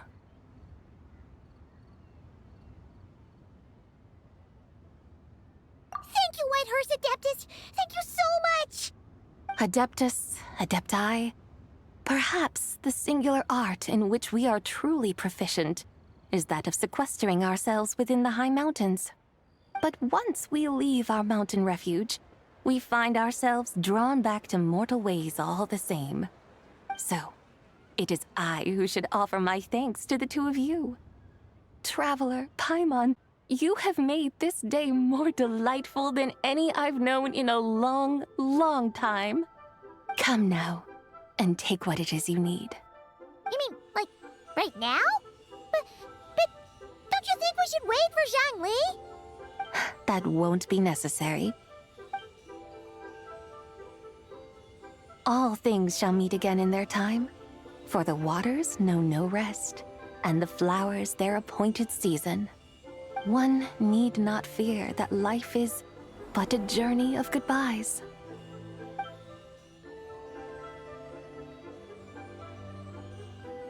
Is she gone?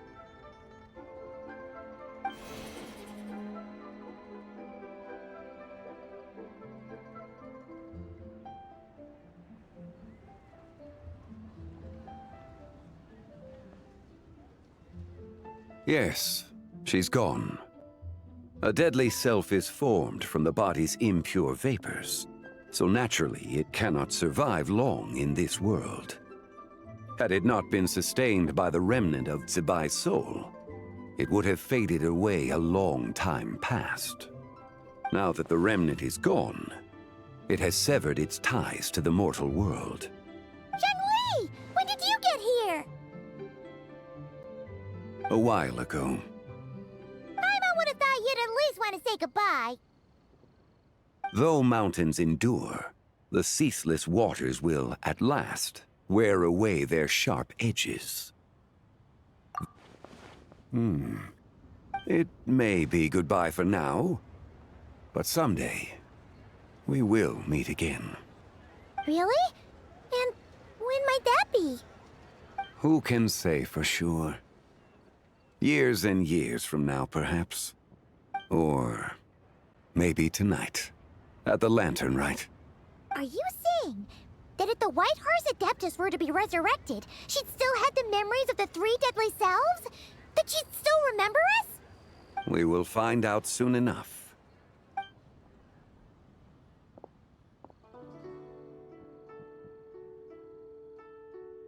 It is time. The rite is about to begin.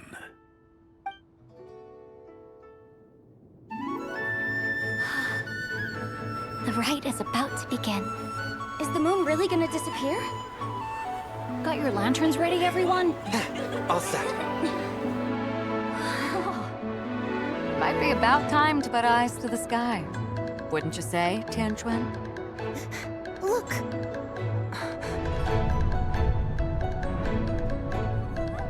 When the sun's out, eat the sun. When the moon's out, eat the moon.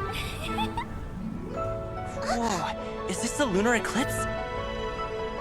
Under moon eternal, in radiant night, a maiden grants silk, soft and light.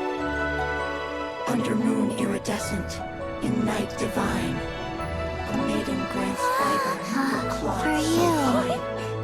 Under moon of frost, in night so great, a maiden grants tools to divine our fate. The fields are plowed, the seeds are sown, and from the earth, life is grown. The seedlings stretch, the crops do rise, and all unfolds before our eyes. Fruits are gathered, sweet wine is poured. These gifts we offer to our Lord. Pure is heaven, so fair and bright, she shines as light. in this dark night. And with her does this, wish take flight.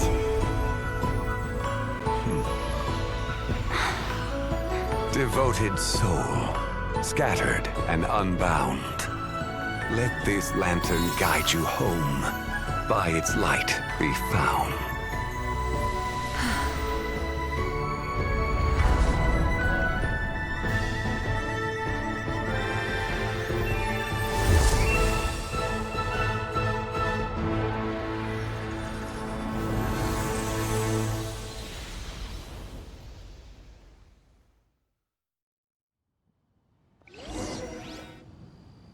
Did we do it?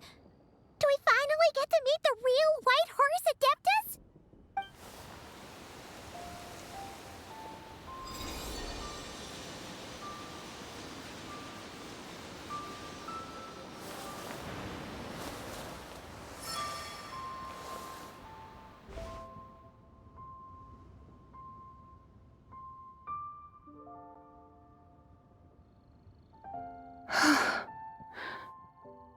This place. Where am I? A familiar land, now known by the name of Liyue. Liyue?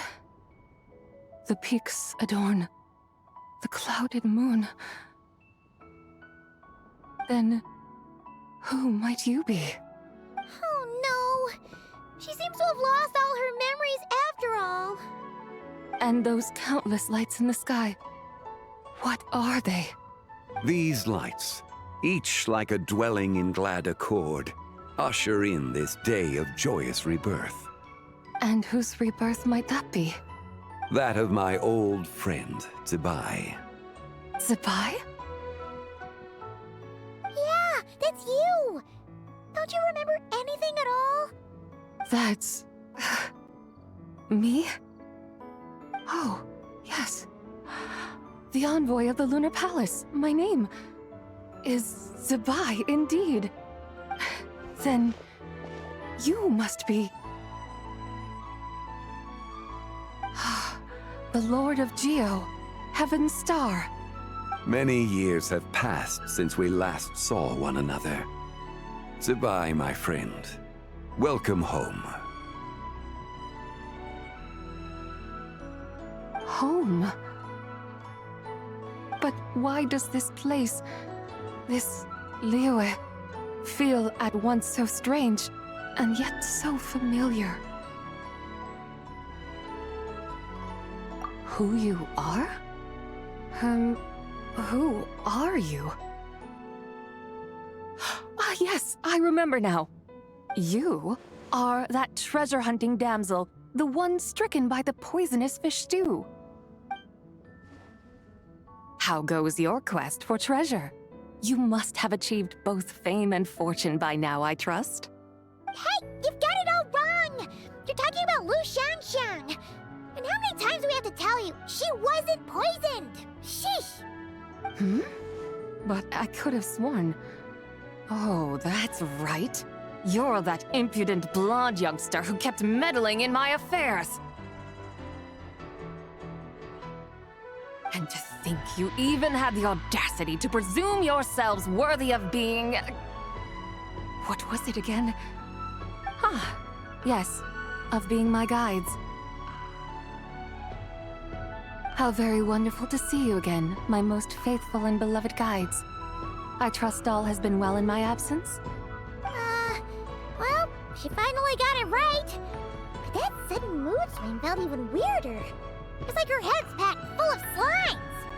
It is possible that her cells have not yet settled. After all, they've only just been brought back together. It may be some time before she fully recovers. Huh? You mean, kinda like she's still half asleep? That I cannot say for certain. Perhaps a few days, perhaps a few years. A few years? Mortal years are but a poor measure when divine beings tread the realm of dreams. Well, if you say so. Anyway, at least she's whole again, right? That already seems like a pretty good outcome to Paimon. Yes, there is little cause for worry. We need only wait and let time take its course. Say, what are those little creatures over there up to? Celebrating Lantern Rite, of course! And those lights up in the sky? Those are all Shao lanterns. This year, each and every one of them carries a little wish inside. Lantern Rite. Then, may I join in too? Of course! Why else do you think we've been running around like headless chickens these past few days? Tell you what, Traveler, why don't we take the White Horse Adeptus out to celebrate? Who knows? Maybe seeing some familiar faces might help her find her feet? Hey, Zhangli! You've got some time on your hands now, right? Why don't you come along with us? By no means a bad idea, Paimon. Oh, and Sabai, before Paimon forgets, when we meet the others later, remember to wish them a happy Lantern Rite! Happy... Lantern Rite? Happy Lantern Rite! Yes, happy Lantern Rite indeed. Well then, let's go!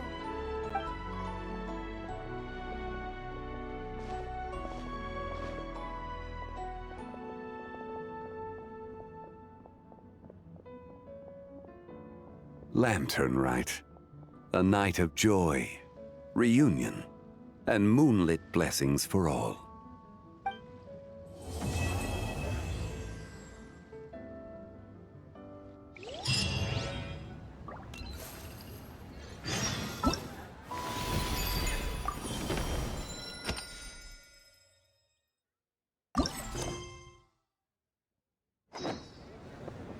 Maybe we should check in on her? We could ask Zhangli where she is.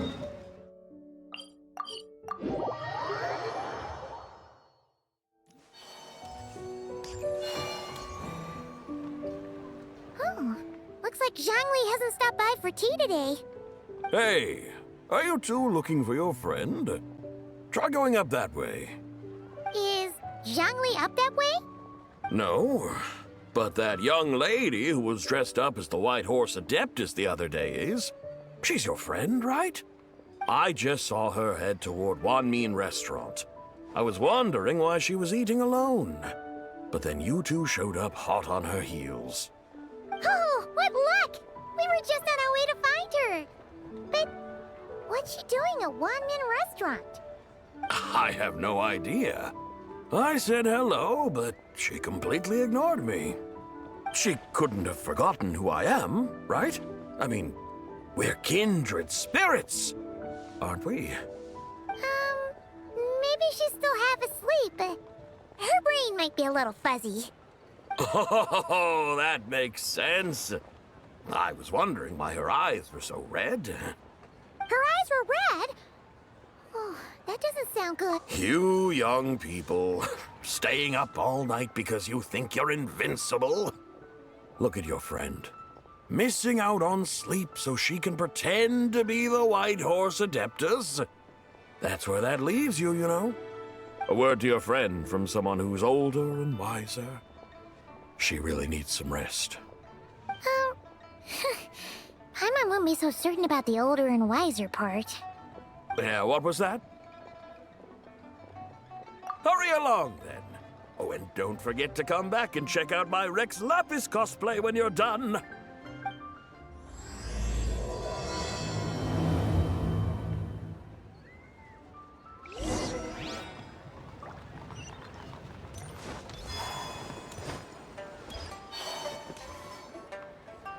Where's the proprietor? Come out and see me at once! Xiangling and Chef Mao aren't here right now. What can I help you with? And who might you be? My name is Shenhe. I work here at Wanmin Restaurant. Shenhe. Shenhe. Are you that crane adeptus who loves planting mint? It's been a few days. Have you improved your gardening skills? Did you manage to cover the slopes with mint? Mint? I don't know anything about mint. But I am familiar with Qingshen and glaze lilies. Ha! already casting mint from your mind. How can a practitioner of self-cultivation be so fickle, chasing after every new plant that catches their eye? I'm not sure I get what you mean. Are you delirious from hunger? Would you like something to eat? Shenhe! Whitehorse and Zabai! So this is where everyone is! Traveler, Paimon. It's been a long time. Happy Lantern Rite. Is this customer a friend of yours?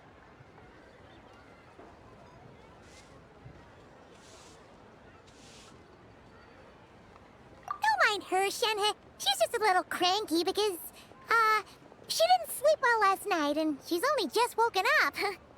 Look how red her eyes are. I see. In that case, Miss Zabai, I have a tonic here infused with Genshin. It's cool and soothing when applied to the eyes. Would you like to try a few drops? Stop right there! Who are you two noisy children? Hey! Have you forgotten about us already? Guides. Yes, I seem to recall something about some guides. Ah, yes, now I remember. What luck! I was just looking for someone to show me the way to Elong Wharf. Huh. Is she starting to come around? Someone requested my help in purchasing some tea leaves. I was informed they have discounted prices during the festival and that I shall get a good deal there. Tea leaves? This sounds like Zhongli's doing. He sure knows how to get people running errands for him.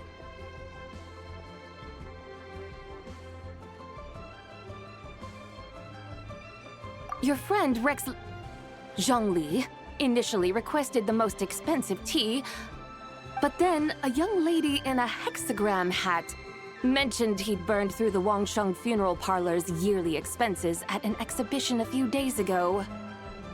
As such, he is only permitted to buy items that are discounted this month.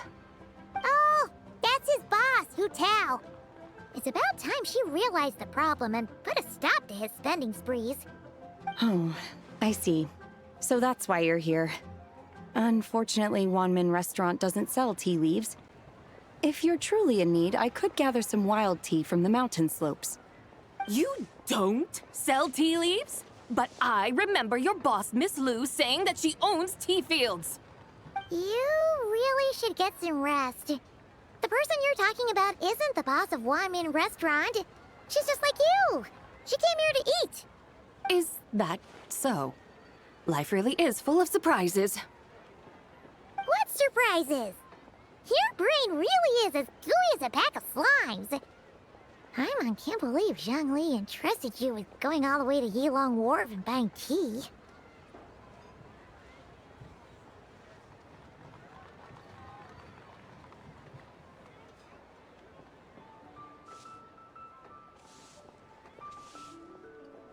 That would be excellent, my dutiful guides. Ah, yes, Miss Crane. I apologize profusely for my improper behavior just now. Please forgive me. I completely understand. Master often says that the human body is like a mechanism in need of regular maintenance. When a person cannot rest at night, they are sure to become irritable and on edge. Miss Crane, you appear reasoned and compassionate on the surface, yet I sense dark forces churning within your spiritual core. Those red ropes you wear are what bind them, am I correct? Oh, you can sense that? Indeed. I also sense that with your strength, you might try undoing one or two of those bonds when training. Untie Shenhe's ropes? Wouldn't that be risky? Though the use of red ropes to bind the soul is a wondrous technique, practitioners must eventually learn to break free from external aids and look within themselves for restraint. Master has told me similar things, but I am not ready yet. Your self-cultivation has progressed far enough. Then I will seek further guidance from my master. If you still have doubts, you can find me at the Baiju Guest House. I'll be taking up residence there for a while. For now, my dutiful guides, let us be off.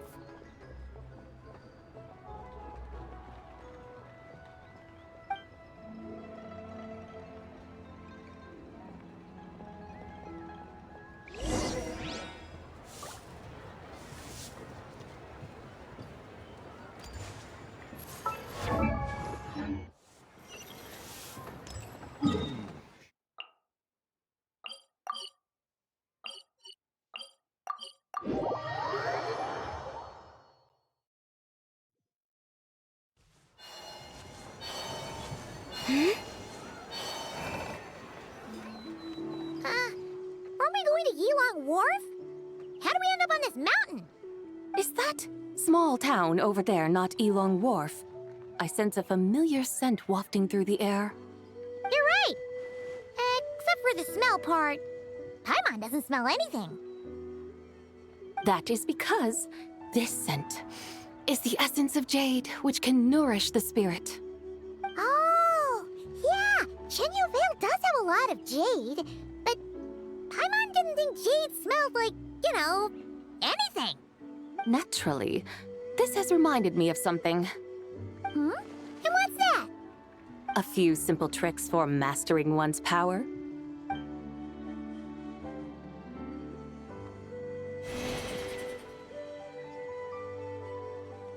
What is that thing? I'm sure you've been to Elong Wharf many times before, but I wonder if you've done so while cruising through the air. You've been such dutiful, dedicated guides, so allow me to offer this fresh experience as recompense. Please step in.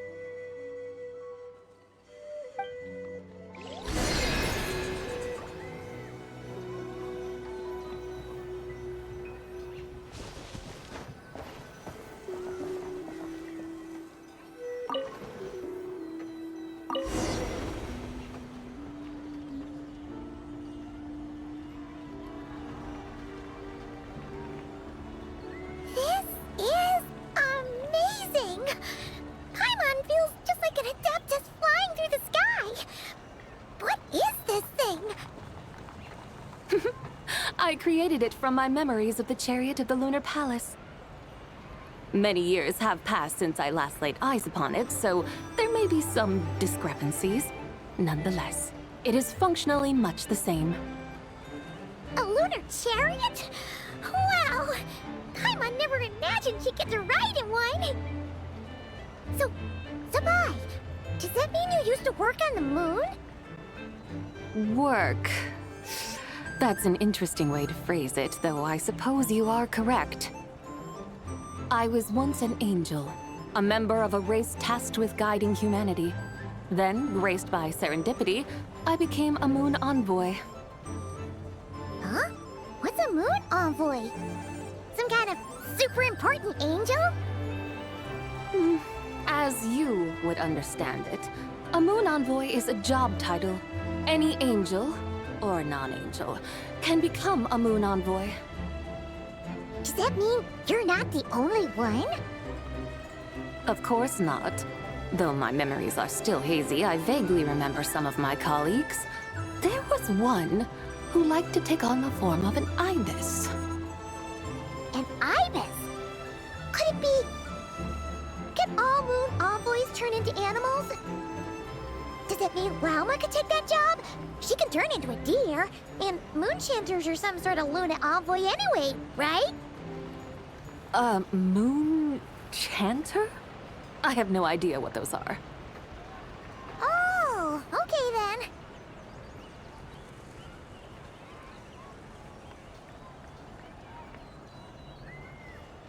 Look! Paimon thinks she saw a tea vendor over there! Very well. Let's take a look.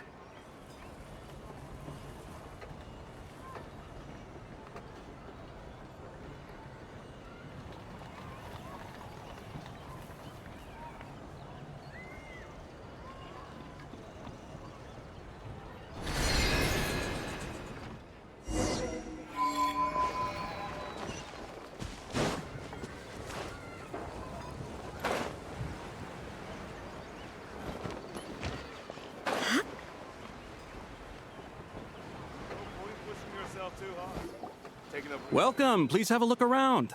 We only sell teas of the finest quality sourced directly from Chaoying Village. Right now we're offering a special discount for Lantern Rite. Look over there! Discounted tea!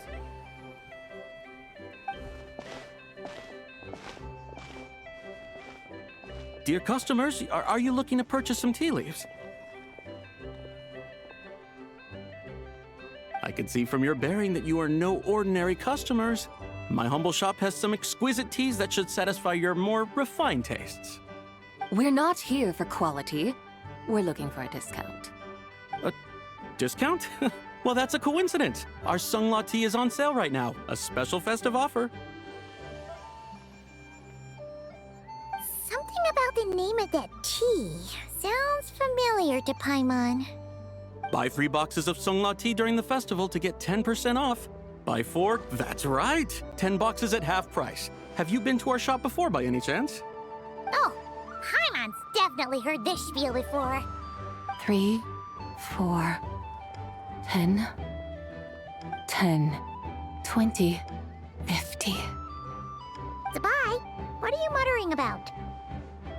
When purchasing 3, 4, or 10 boxes, the corresponding discounts are 10, 20, and 50%.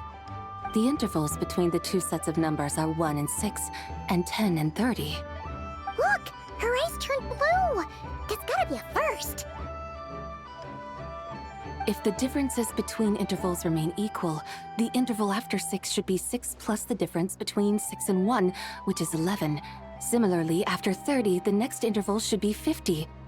Therefore, extrapolating upward, the next two numbers in each set should be 21 and 100. You're making Paimon's head spin! Those numbers, what do they mean? They mean that if we buy 21 boxes of Sungla tea, we should get a 100% discount! 100% discount? You mean we'll get them for free? Oh, there was a pattern to the discounts. Is that right? The pattern we speak of is mathematics, little one. A pattern that is always right. That's amazing! You're a shopping genius, Zabai. Oh, wait. Something feels off here. I had no idea our shop's discounts were tied to the laws of nature. I've learned so much from you, dear customer. No need to thank me. Now, please give us our 21 boxes of free tea. Wait! What's the matter? Paimon just realized what it is that's not right. It took you long enough. We got the short end of the stick! Think about it. If we don't have to pay when buying 21 boxes, then if we buy even more, the vendor should be paying us money instead, right? Huh? Hey, Zabai, work this one out. If we buy 100 boxes, we'd make loads of money, wouldn't we? It stands to reason. Wait a moment, dear customers. Don't you think you're haggling a little too hard? You are the one dictating the discounts. We're simply extrapolating the numerical patterns within. As such, we are hardly haggling. You have a point. However, that's right. I'm so sorry. I just remembered. My supplier didn't come today, so we don't have any tea after all. Such a shame. Terribly sorry about this. Awful luck. Where can we find your supplier? Well... Not to fret. We'll save you the effort and go straight to the source ourselves. Well, you see, dear client, the supplier's discount isn't as generous as ours. You won't be able to get the same price from them. Huh? Does that mean they won't pay us for taking their tea? They might not even offer you a 100% discount. How very unfortunate. Nevertheless, as the original supplier, they must offer some sort of discount. Besides, we're not looking to make money. We just want a good deal. Well, that's great. My suppliers are all tea farmers from Chaoying Village. You can go ask around the village, but please don't say I sent you. Do not worry, we appreciate your generosity. Referring customers to your business partners, even choosing to remain anonymous, the demeanor of a true gentleman indeed. Your business will surely prosper. I hope you're right. Then let us head to Chaoying Village. Do you know the way, my guides? Of course! Just follow us!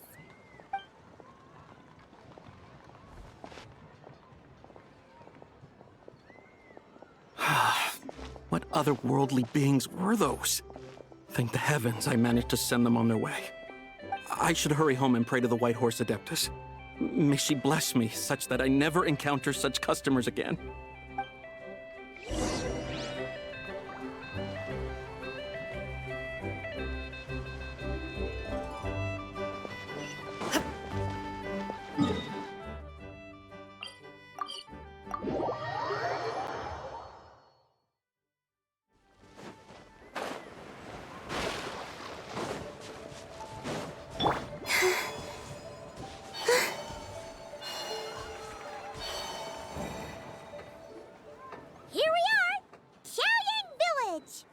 The mountains and waters are pristine.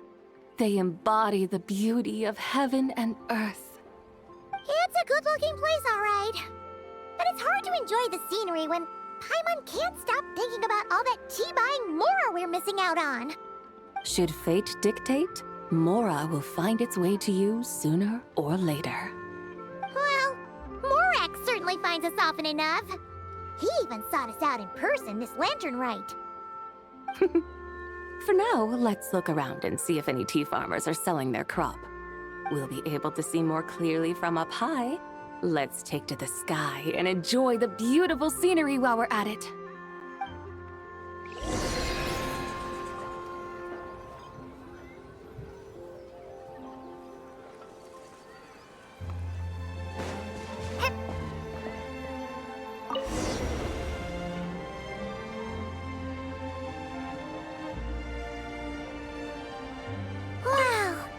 Chaoying Village looks beautiful from up here.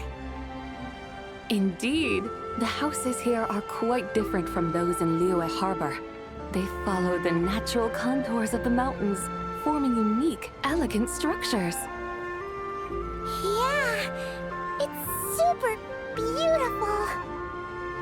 The white walls and dark tiles frame the emerald waves of the terraced fields, while the curved eaves and tall gateways juxtapose each other with grace. It's almost too beautiful to be true. The crowing of roosters and barking of dogs, the calls of farmers working the fields, a vibrant pastoral chorus overflowing with earthly vitality. Yeah, it's incredibly beautiful, huh? Have you studied the linguistic arts by some chance? Huh? Your vocabulary for beauty seems rather constrained. Paimon knows how to say pretty as well. I see. Now then, let's take a look around and see if we can find any farmers selling tea.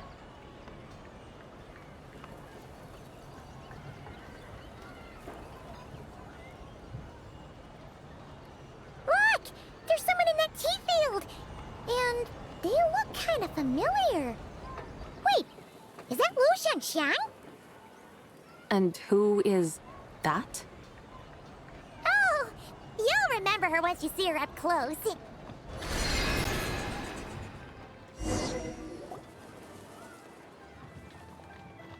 there, Lu Xiangxiang! It really is you! Huh? Paimon, Traveler, and the White Horse Adeptus. Fancy seeing you here. The White Horse Adeptus has a name now. You can call her Zabai. And you are... Wait. I remember now, you're... Don't say anything about food poisoning or fish. You're the young lady who wanted to rise above the rest, are you not? Yes, that's me. But I'm in a bit of a state right now. At best, I can say I've fallen below them. Fallen below them? What happened? like I said the last time we met, I'm being punished according to family rules. My father, mother, grandfather, grandmother, other grandfather, other grandmother.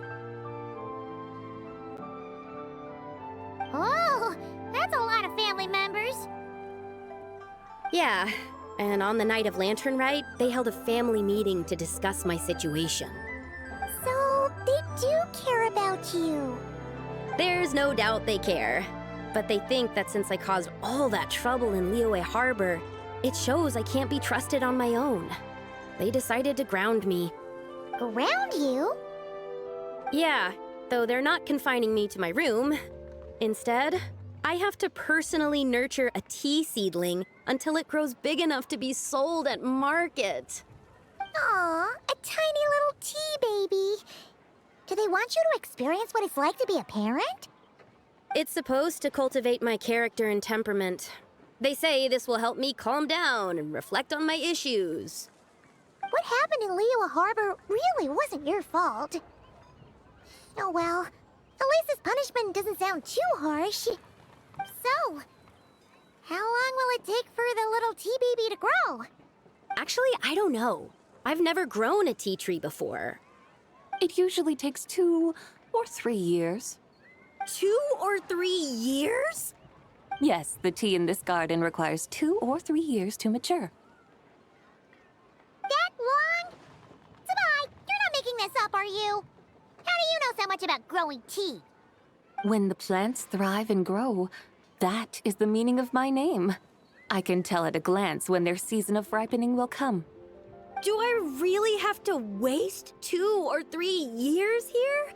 Why is this? Yes, during the night of Lantern Rite, I heard many people reciting poems from Long Gone in praise of the moon. In that moment, I suddenly felt a great sense of pride. I mean, I helped excavate cultural artifacts from Long Gone, so I contributed to the revival of these poems too, right? So I decided to stay with the archaeological team. I want to unearth even more history. I see. And are you sure that's what you want to do? If you don't achieve anything significant in the years to come, will you still enjoy it? Yes, because archaeology gives me that boom shakalaka feeling. Wait, did Xiangling teach you that? That's right. I was asking her for advice.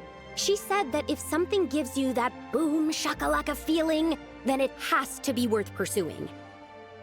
I immediately thought about how, when I'm excavating in the ruins, I always feel like there's a ghost standing beside me, and not in a spooky way.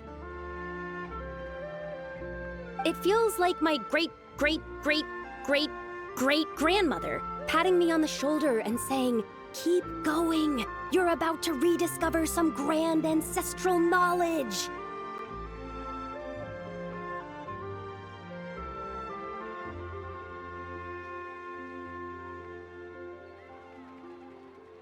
Right? It feels like I've made some kind of connection with my ancestors. Isn't that amazing? Since you've made up your mind, you should give it your all. And I'd love to, but I'm still grounded. Run away, summon up a little boom shakalaka, and leave the tea garden behind. Flee this village. That might be going a bit far. You don't want to? Yeah! Tell them about your great-great-great-great-great-grandmother. She must be the most super-duper ancestor to have ever risen above the rest, right? I'd be better off telling them about the White Horse Adeptus. After all, she's the supreme riser above the rest who saved my great-great-great-great-great-grandmother. Then it's settled. Tell your family that your decision has my blessing. Thank you, Tsubai, but I don't think cosplay is going to work on them. They won't listen. They don't need to listen. You need only follow the rules they've set out for you. What do you mean?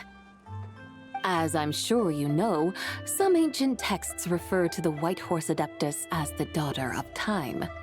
My family history contains such records, but what of it? If the White Horse Adeptus were to manipulate time to make your tea seedling grow overnight, then you'd be free, correct? Is that how it works? If the White Horse Adeptus were to really get involved, my grandfather would let me leave right away. But who really believes that she'd show up and help? It's not as if you have any other options. Why not try calling out for help? It won't cost you any more. Guess I might as well. I've got no better ideas anyway. White Horse Adeptus, if you can hear me, please save me from my predicament.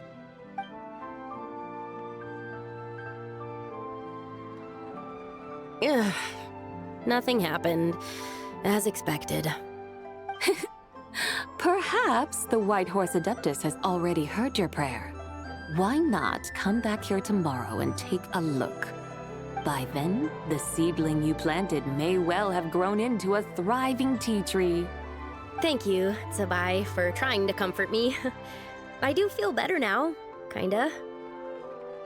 But can't you really do something like that? Oh, it's getting late. Why don't you all stay at my house tonight? My family may be strict with me, but they're always welcoming to guests. That sounds great!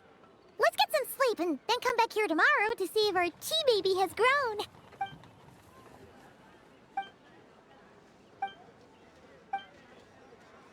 Oh, the tea tree! Whoa! Your tea baby is all grown up! Indeed, it has grown into a mature tea tree that can stand tall in the face of wind and rain. How is this possible? It must be the work of the White Horse Adeptus. Your prayer must have moved her. Are you sure? Perhaps she heard your prayer and chose to answer the call. She once saved my great-great-great-great-great-grandmother. This time, she saved me. That's incredible! Your family must be blessed by the White Horse Adeptus. I guess so. I need to tell everyone the news right away. They'd better. Since this is the will of the White Horse Adeptus, I don't see how they could object. Go! And if you run into any more trouble, call out to the White Horse Adeptus just like yesterday. Thank you so much. Paimon really thought you were going to use Adeptal energy to make the tea baby grow, Zabai. When an Adeptus exerts effort, consuming their energy, is that not using Adeptal energy?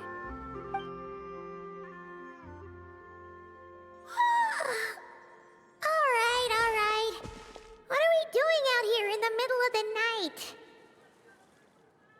We're here to help Lu Xiangxiang fulfill her wish, of course. Can you really make the tea baby grow? It won't be easy, but there are ways.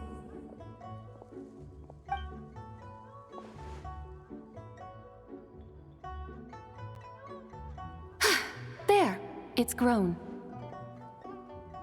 Hey! You just transplanted a tea tree from over there! So, there's a mature tea tree here now, yes? Yeah, but... And am I not the White Horse Adeptus? Well, yeah. Is this tea tree then not a manifestation of the White Horse Adeptus's will?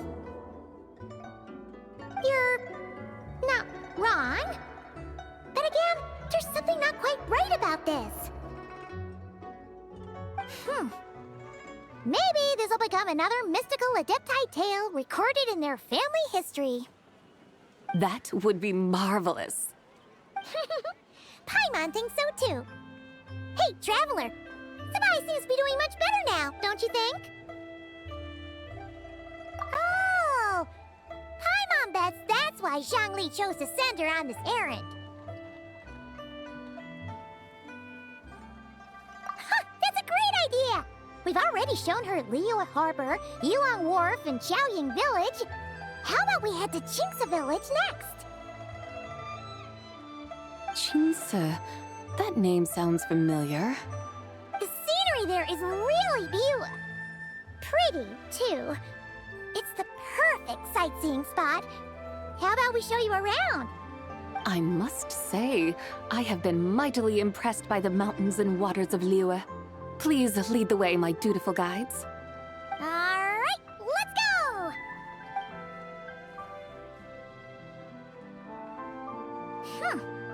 Paimon can't help feeling like we've forgotten something. Pay it no mind. I've already forgotten more than you will ever know. Alright. If we forgot something, it can't have been that important to begin with. Jinxa Village, here we come!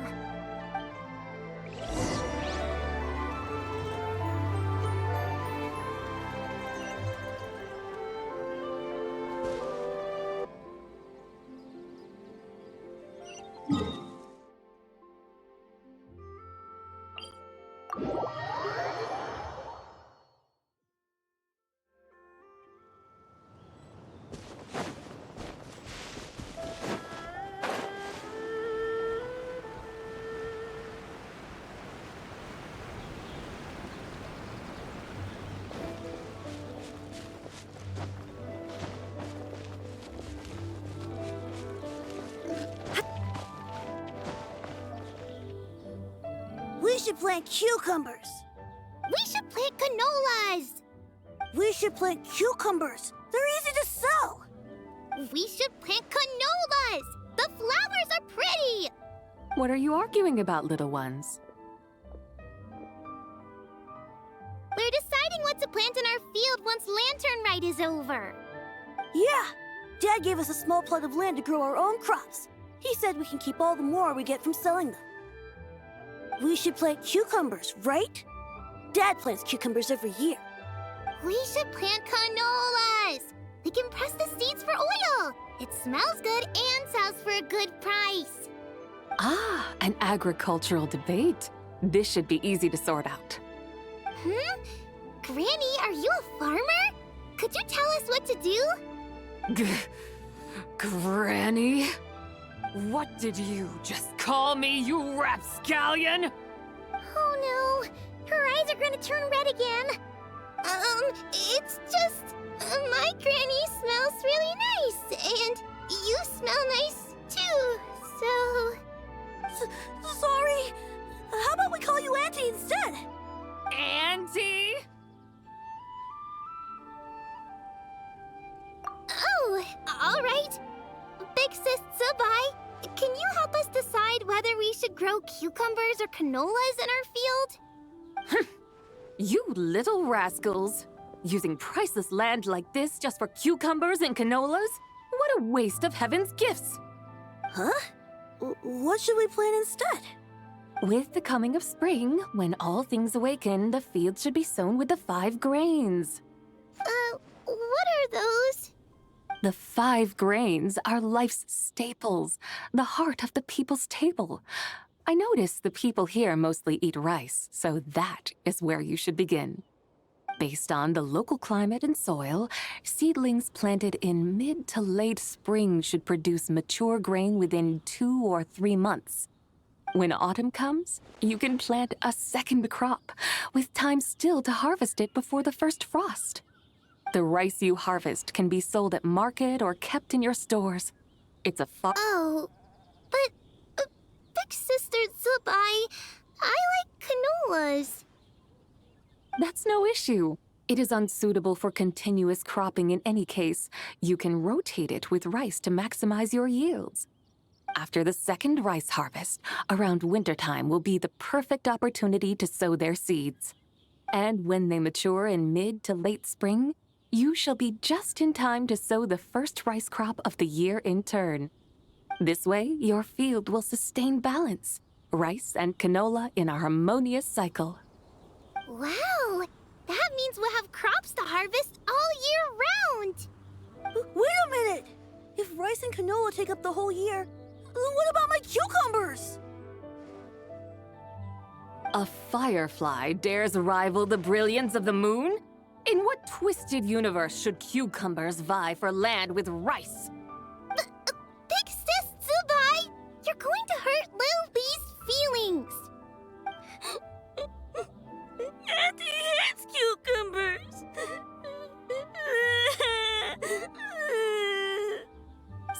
Rewind this instant! I meant that cucumbers are simple enough to grow. There's no need to devote a whole field to them. Just find an empty corner of your yard, scatter some cucumber seeds in the earth, and before you know it, you'll have a thriving patch of vines. Cucumbers delight in sunlight and moisture, but they suffer in cold weather. If you wish to plant them this early in the year, you should make sure they're protected from frost. Wow. Is it really that simple? Let's hurry home and get started right away! Are you really in that much of a rush? Well, thanks, Big Sis Tsubai, who's fierce but really good at farming. We gotta go! Thanks, Big Sis Tsubai! See you around! Paimon never imagined you'd know so much about farming. What's so strange about that? The people of Langan called me the god of soil and grain. Are the fields not made of soil? Is rice not one of the 5 grains? Huh. That's true. So, if the god of soil and grain is a farming god, that means the White Horse Adeptus must be a farming adeptus, right?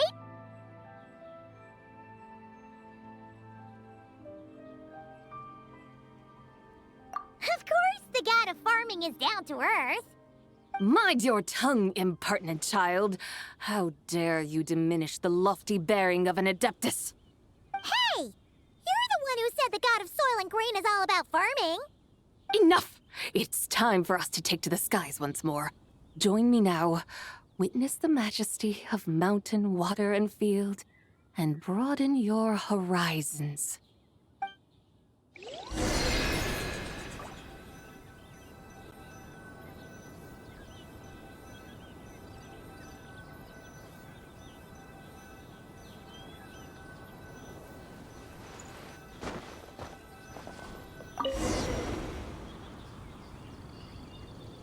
Wow! The terraces look so pretty from up here. The mountains tower like pagodas, the hills coiling at their feet like shells. Layers built upon layers, rising and falling in harmony. A truly unique and mesmerizing sight. Thinking about it, you have a special connection to this place, you know. A special connection? Yeah!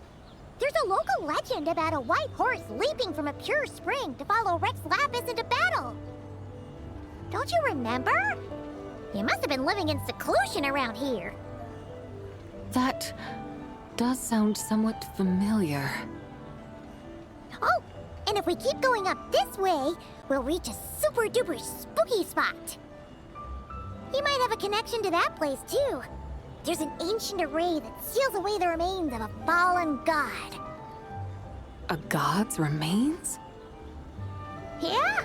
The people of Liyue turned that story into an opera called The Sanctification of Tao Do. Does that ring any bells? Tao Do. Huh. The 7 and 8 gates array. That's right, that's right! You do remember! Pune, the god of the underworld, who could pacify the forces of life and death. Huh? So, Tao Do had another name? Let's go take a look.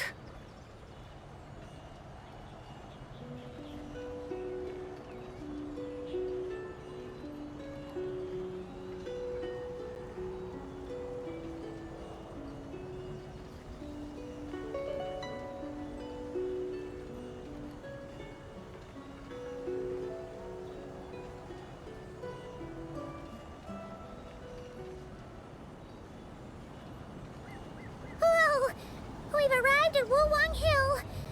The atmosphere just turned spooky. I can't help but feel there's something strange about this friend you haven't seen in ages. Huh? Paimon thought she heard someone's voice. Let's head down and check it out.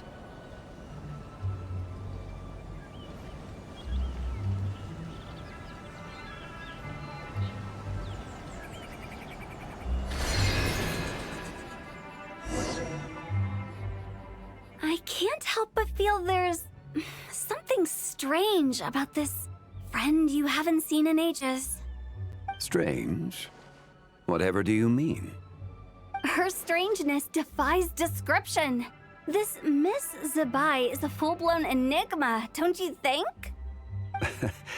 I'm afraid I have no idea what you're talking about. Aren't you worried about sending her all the way to Yilong Wharf on her own to buy tea? What if she gets lost? Where there are people, there are paths. Now I'm the one with no clue what you're saying. She can ask for directions. And then what? She will meet strangers in unfamiliar lands, build friendships, part ways. Hers will be a long journey indeed. The further the journey, the more footprints one leaves behind. The deeper those footprints, the harder it is for time to erase them. Ah, so you want her to make new friends? I see. But from what you say, it sounds as though she's not from Liyue. I believe she was not, but perhaps she will be. You're sounding stranger by the second. Huh. Oh, over there. Oh, look who's here. Hu Tao! Zhongli! What are you doing here? Traveler, Paimon, fancy meeting in a place like this. Oh my, and Miss Zabai too.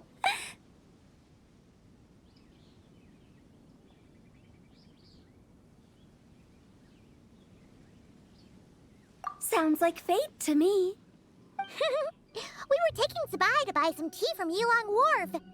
Zhongli sent her there, though she didn't even know the way, and... Oh, drat! We forgot the tea! Oh, Paimon knew we were forgetting something!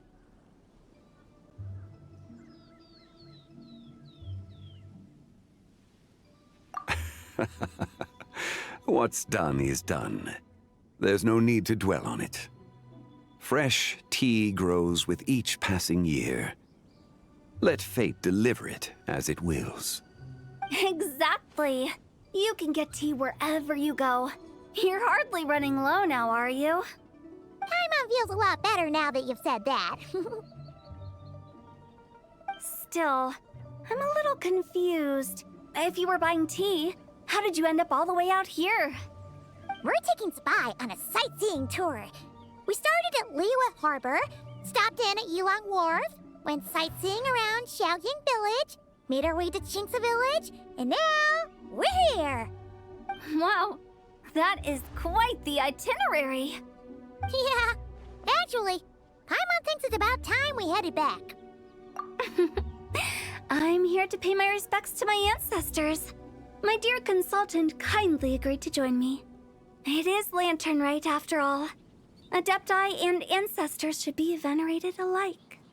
Ancestors? Wait, could you be? Are you heir to the Wu-Wong kid? Or perhaps the lone butterfly of the Crimson Flame? Whoa! Have you got all your memories back? Huh? Miss Zabai, you know about the Wangsheng funeral parlor and the 8 adepts? I happened to hear a storyteller expound on the sanctification of Tao Do. Lots of people know that story, sure, but very few can discern my family lineage from just a glance. Well, Zhongli, your friend here really is quite something. Unfortunately, there's no time to dally right now. We have a hill to climb. Perhaps once today is done, we can find time to chat over tea, recite poetry, and admire the moon? That would be wonderful, Director Hu. Oh, and before we go, you've been traipsing around all day. I suggest you stop by. Don't mention it. All right, we'll take our leave now. See you later. Hotel's so thoughtful. Why don't we follow her advice and stay at the Wangshu Inn tonight? Zabai, you can see the whole of Dihua Marsh from up there. The view's amazing. Plus, you can sample Smiley Yin Xiao's cooking. Wangshu, an intriguing name. It couldn't hurt to check it out. Awesome! Let's go!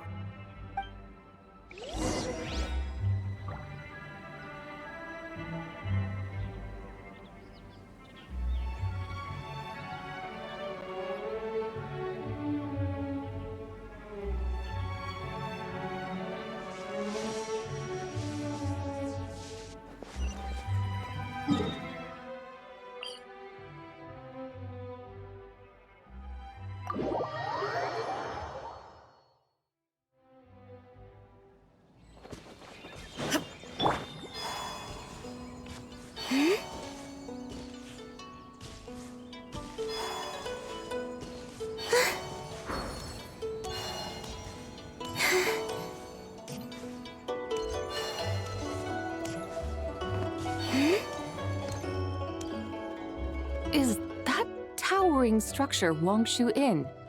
Sure is. We can take the lift up from over there. Always walking the path long trodden. Does retracing others' footsteps not tire you? Come on, get in. We'll fly to the top.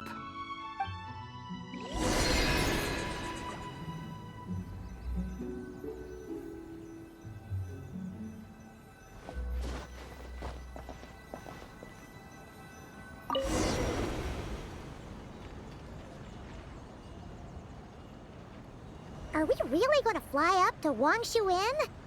Isn't that a bit showy? All the guests are going to see us. Is that a bad thing? To be able to witness an Adeptus. This will surely add to the inn's appeal, not to mention the room prices. The owner will thank us. You seem to really like showing off your powers. This inn's architecture is incredible, and the surrounding countryside radiates a picturesque charm.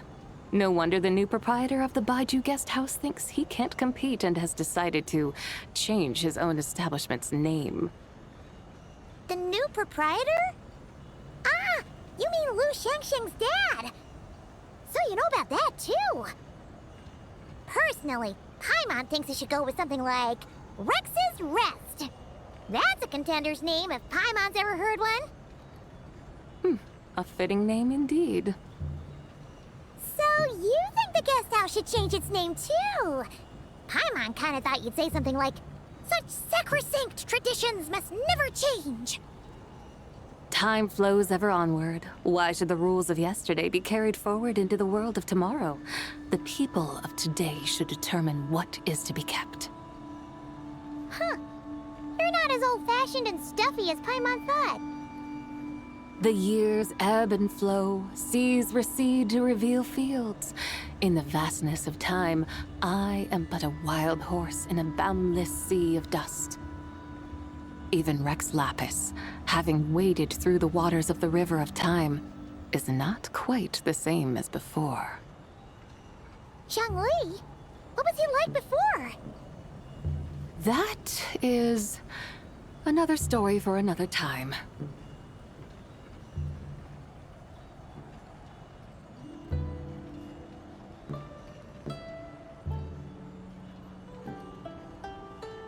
We have arrived.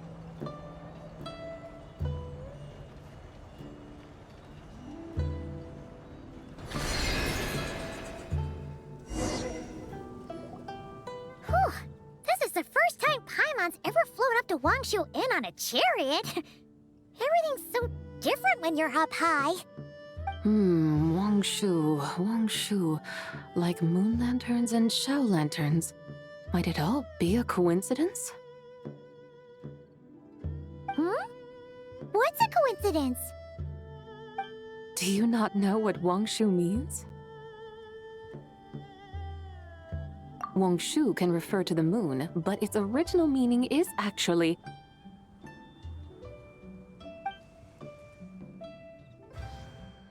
the goddess who rides the bright moon's chariot. And you must be the conqueror of demons. Xiao! Paimon was wondering if we'd disturbed you by flying down from the sky. Not at all. I sensed an unusual presence long before you arrived, though I didn't expect it to be you in a flying chariot. Ah, a witness at last. I was starting to think we should fly a bit lower. 'Twould be awfully dull if no one ends up marveling at my lofty bearing. No need. This is already showy enough. I'm not one to do good from the shadows, as Rex Lapis is wont to do. Then you must be... Oh, nay, I'm only cosplaying as the White Horse Adeptus, in truth. Cosplaying? What's that? Ugh, ignore her nonsense. She's a genuine article. The one and only, completely authentic White Horse Adeptus. It's just... Xiao, did Zhongli say anything about her being a teensy bit... not quite right? Mental instability, perhaps? Did Zhongli tell you that? No, this is my own speculation.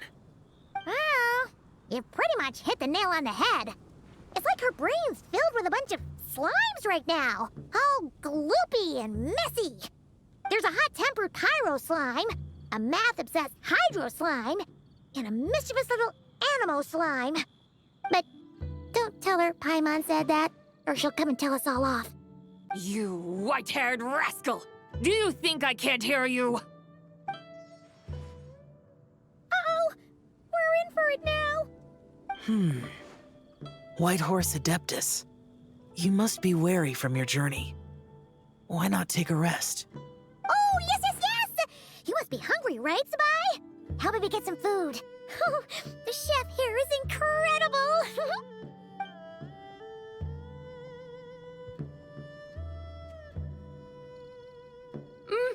It's so hot! So spicy! Are you okay? Do you want Paimon to get you some water? Don't worry about me. I just need to pace myself.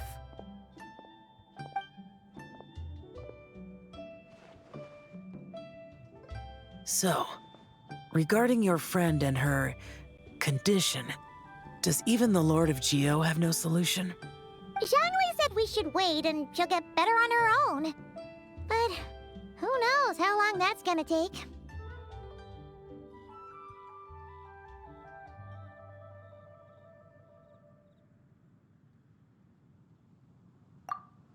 Is that why her personalities change so easily? Paimon thinks that has something to do with her 3 deadly selves. Zhongli told us that the deadly selves are impure, affecting living things that get too close. The White Horse Adeptus's remnant spirit was attached to the deadly selves for a long time. It makes sense that her temperament and memories would have been influenced by them. But Paimon still doesn't really understand what the 3 deadly selves actually are. Paimon, as you do not practice self-cultivation, I cannot help you fully understand. But you can think of them simply as emotions and desires. The act of severing the 3 deadly selves is a means of exercising wicked desires and cultivating one's true self. I believe other nations have similar practices. In Sumeru, it is known as shattering Atmagraha. Oh! So it's about emotions, desires, and attachments. That sort of thing. It includes those. I wonder, does she still remember what happened in the past? Some of it. But right now, it's like she was suddenly awakened. But she's still half dreaming. The half that's still dreaming might remember things, but the half that's awake doesn't quite get it. Conqueror of demons, are you looking to learn about Rex Lapis's past from me? You are an old friend of his, so please, call me by my name. But Conqueror of Demons sounds so much more in days of yore, he was the Lord of Geo, Heaven's Star. Huh? You said the same thing the day you came back. But what does it mean? I'm afraid I can't remember. Hey! Did you really forget? Or are you just pretending so you don't have to tell? Why not ask Rex Lapis himself? Whether I've forgotten might be up for debate, but I am certain he remembers. He must have his reasons for not raising the past, and you likely have similar concerns. I shouldn't have asked. An answer that suits your style, General Olatus.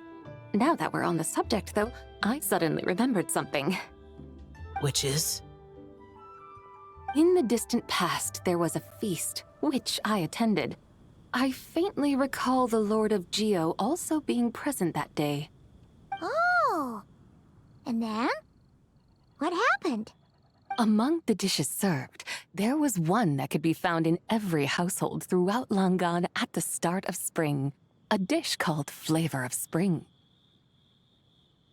I suddenly remembered the recipe for this dish. Is that it? Yes! Since it's Lantern Rite here in Liyue, why don't I make some for you to try? That sounds good.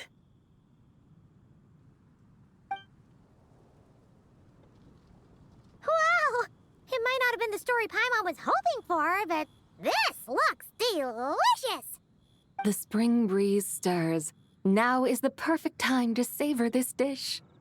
My dutiful guides have gone to great trouble to show me around Liyue, and even the Conqueror of Demons has graced us with his presence. I feel deeply honored. This Flavor of Spring is my way of expressing my gratitude. There's no need for such grand words. What's this? Hey! It's that broken jade token from the Antiques exhibition!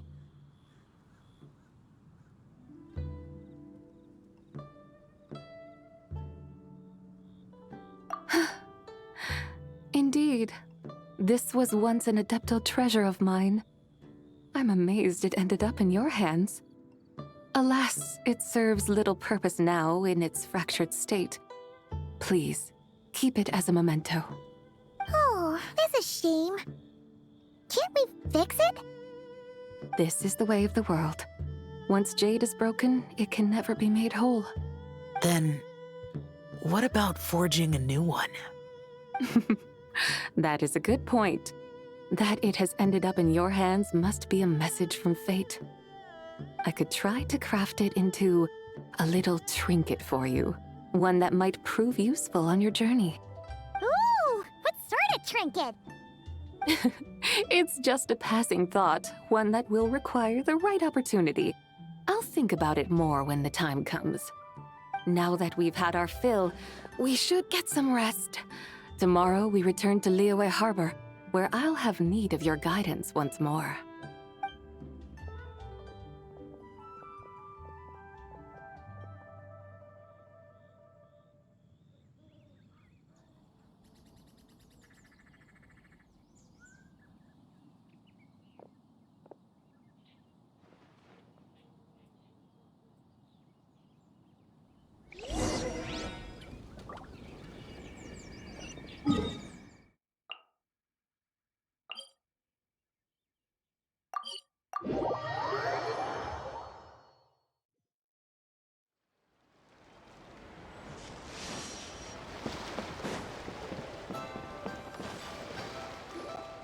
Chi-Chi, the lantern rite is almost over.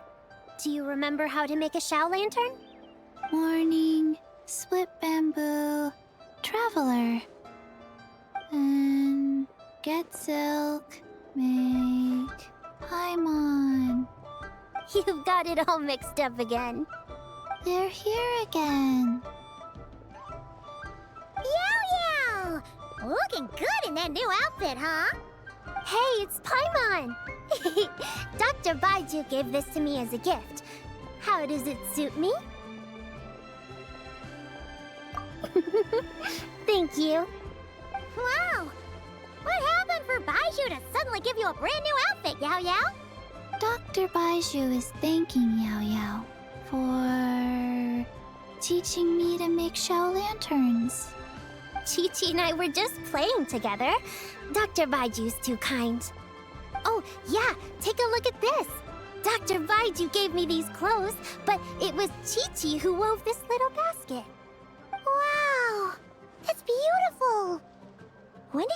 good with your hands, Chi-Chi. I learned to make Shao lanterns. Thanks to Yao Yao. I also made a wish. What do I always say? The White Horse Adeptus answers prayers. Come, help this old man make an offering in thanks. Huh? Mr. Liu? What did you pray for? For my idiot son to finally come to his senses and not change Baiju Guest House's name, which he has. Huh? He's keeping the old name? Listen to this. My granddaughter planted a tea seedling in our village just a few days ago. She made a prayer to the White Horse Adeptus to help it grow. Overnight, her seedling flourished into a mature tea tree. Oh, that sure does sound like a miracle. Could the White Horse Adeptus really have helped it grow? Of course she did. Oh, White Horse Adeptus, how blessed is our family over whom you keep watch. Truly, this is an extraordinary miracle.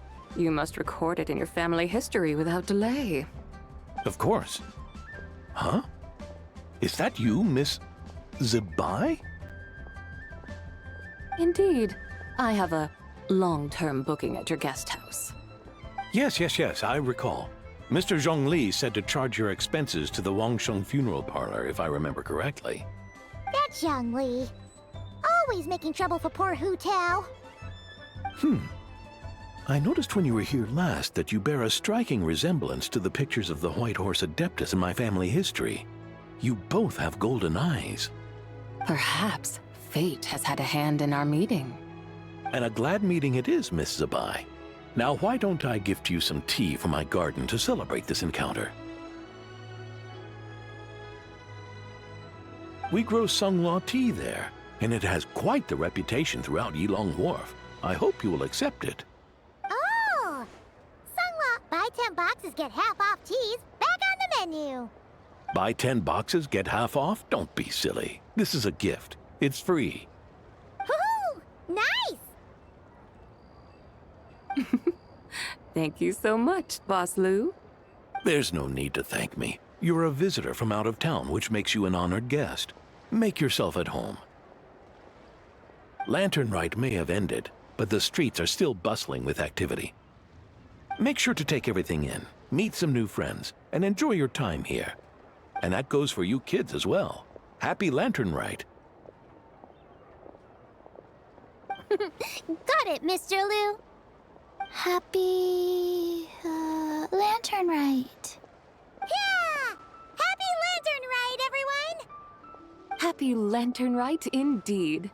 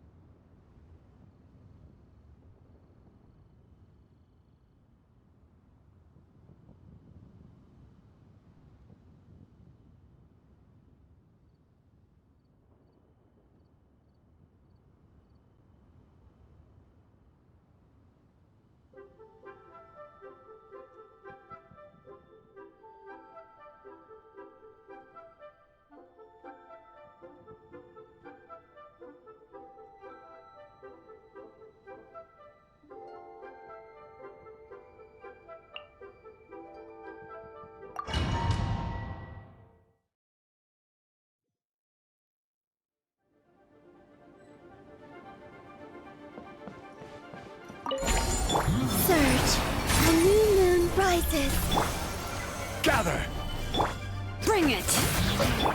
Be cleansed!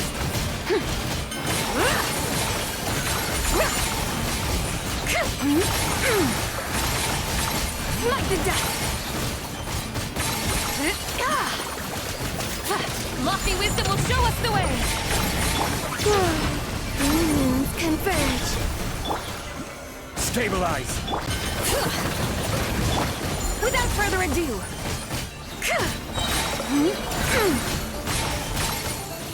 Smite the dust! Smite the dust! Divine light, shield them! Wane, a new moon rises. This is order! Solidify! Be cleansed!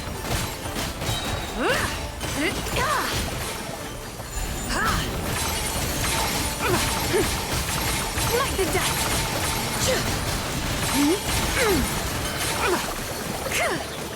The sky's clear, the glazed moon shines! Surge. New moons converge. I will have order! Stabilize!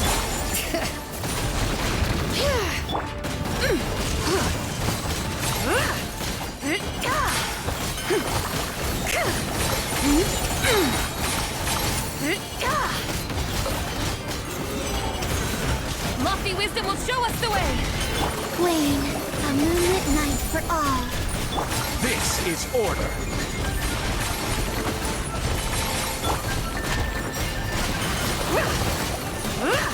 Smite the dust!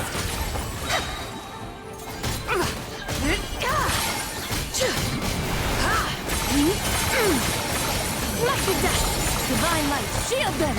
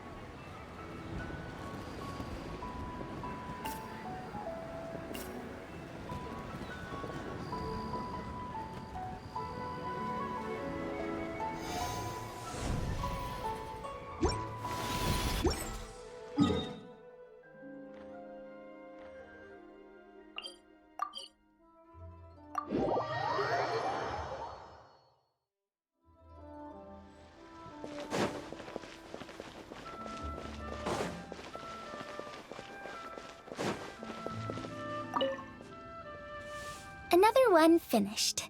And the paint's all dry. Oh, happy holidays! Are you here for a Xiao Lantern too? Yep. You know how Miss Pingxi made a customizable lantern frame? Well, lots of people bought them to tinker with. Oh, Gaoming got one too. I offered to help, but he was adamant about doing it himself. Some of my neighbors had an idea about what to make, but didn't know how to execute their vision, so they came to me for some hands-on help. And after weaving them for everyone else, I made one for myself too. Now it's just time to release it. Huh. What wish should I write?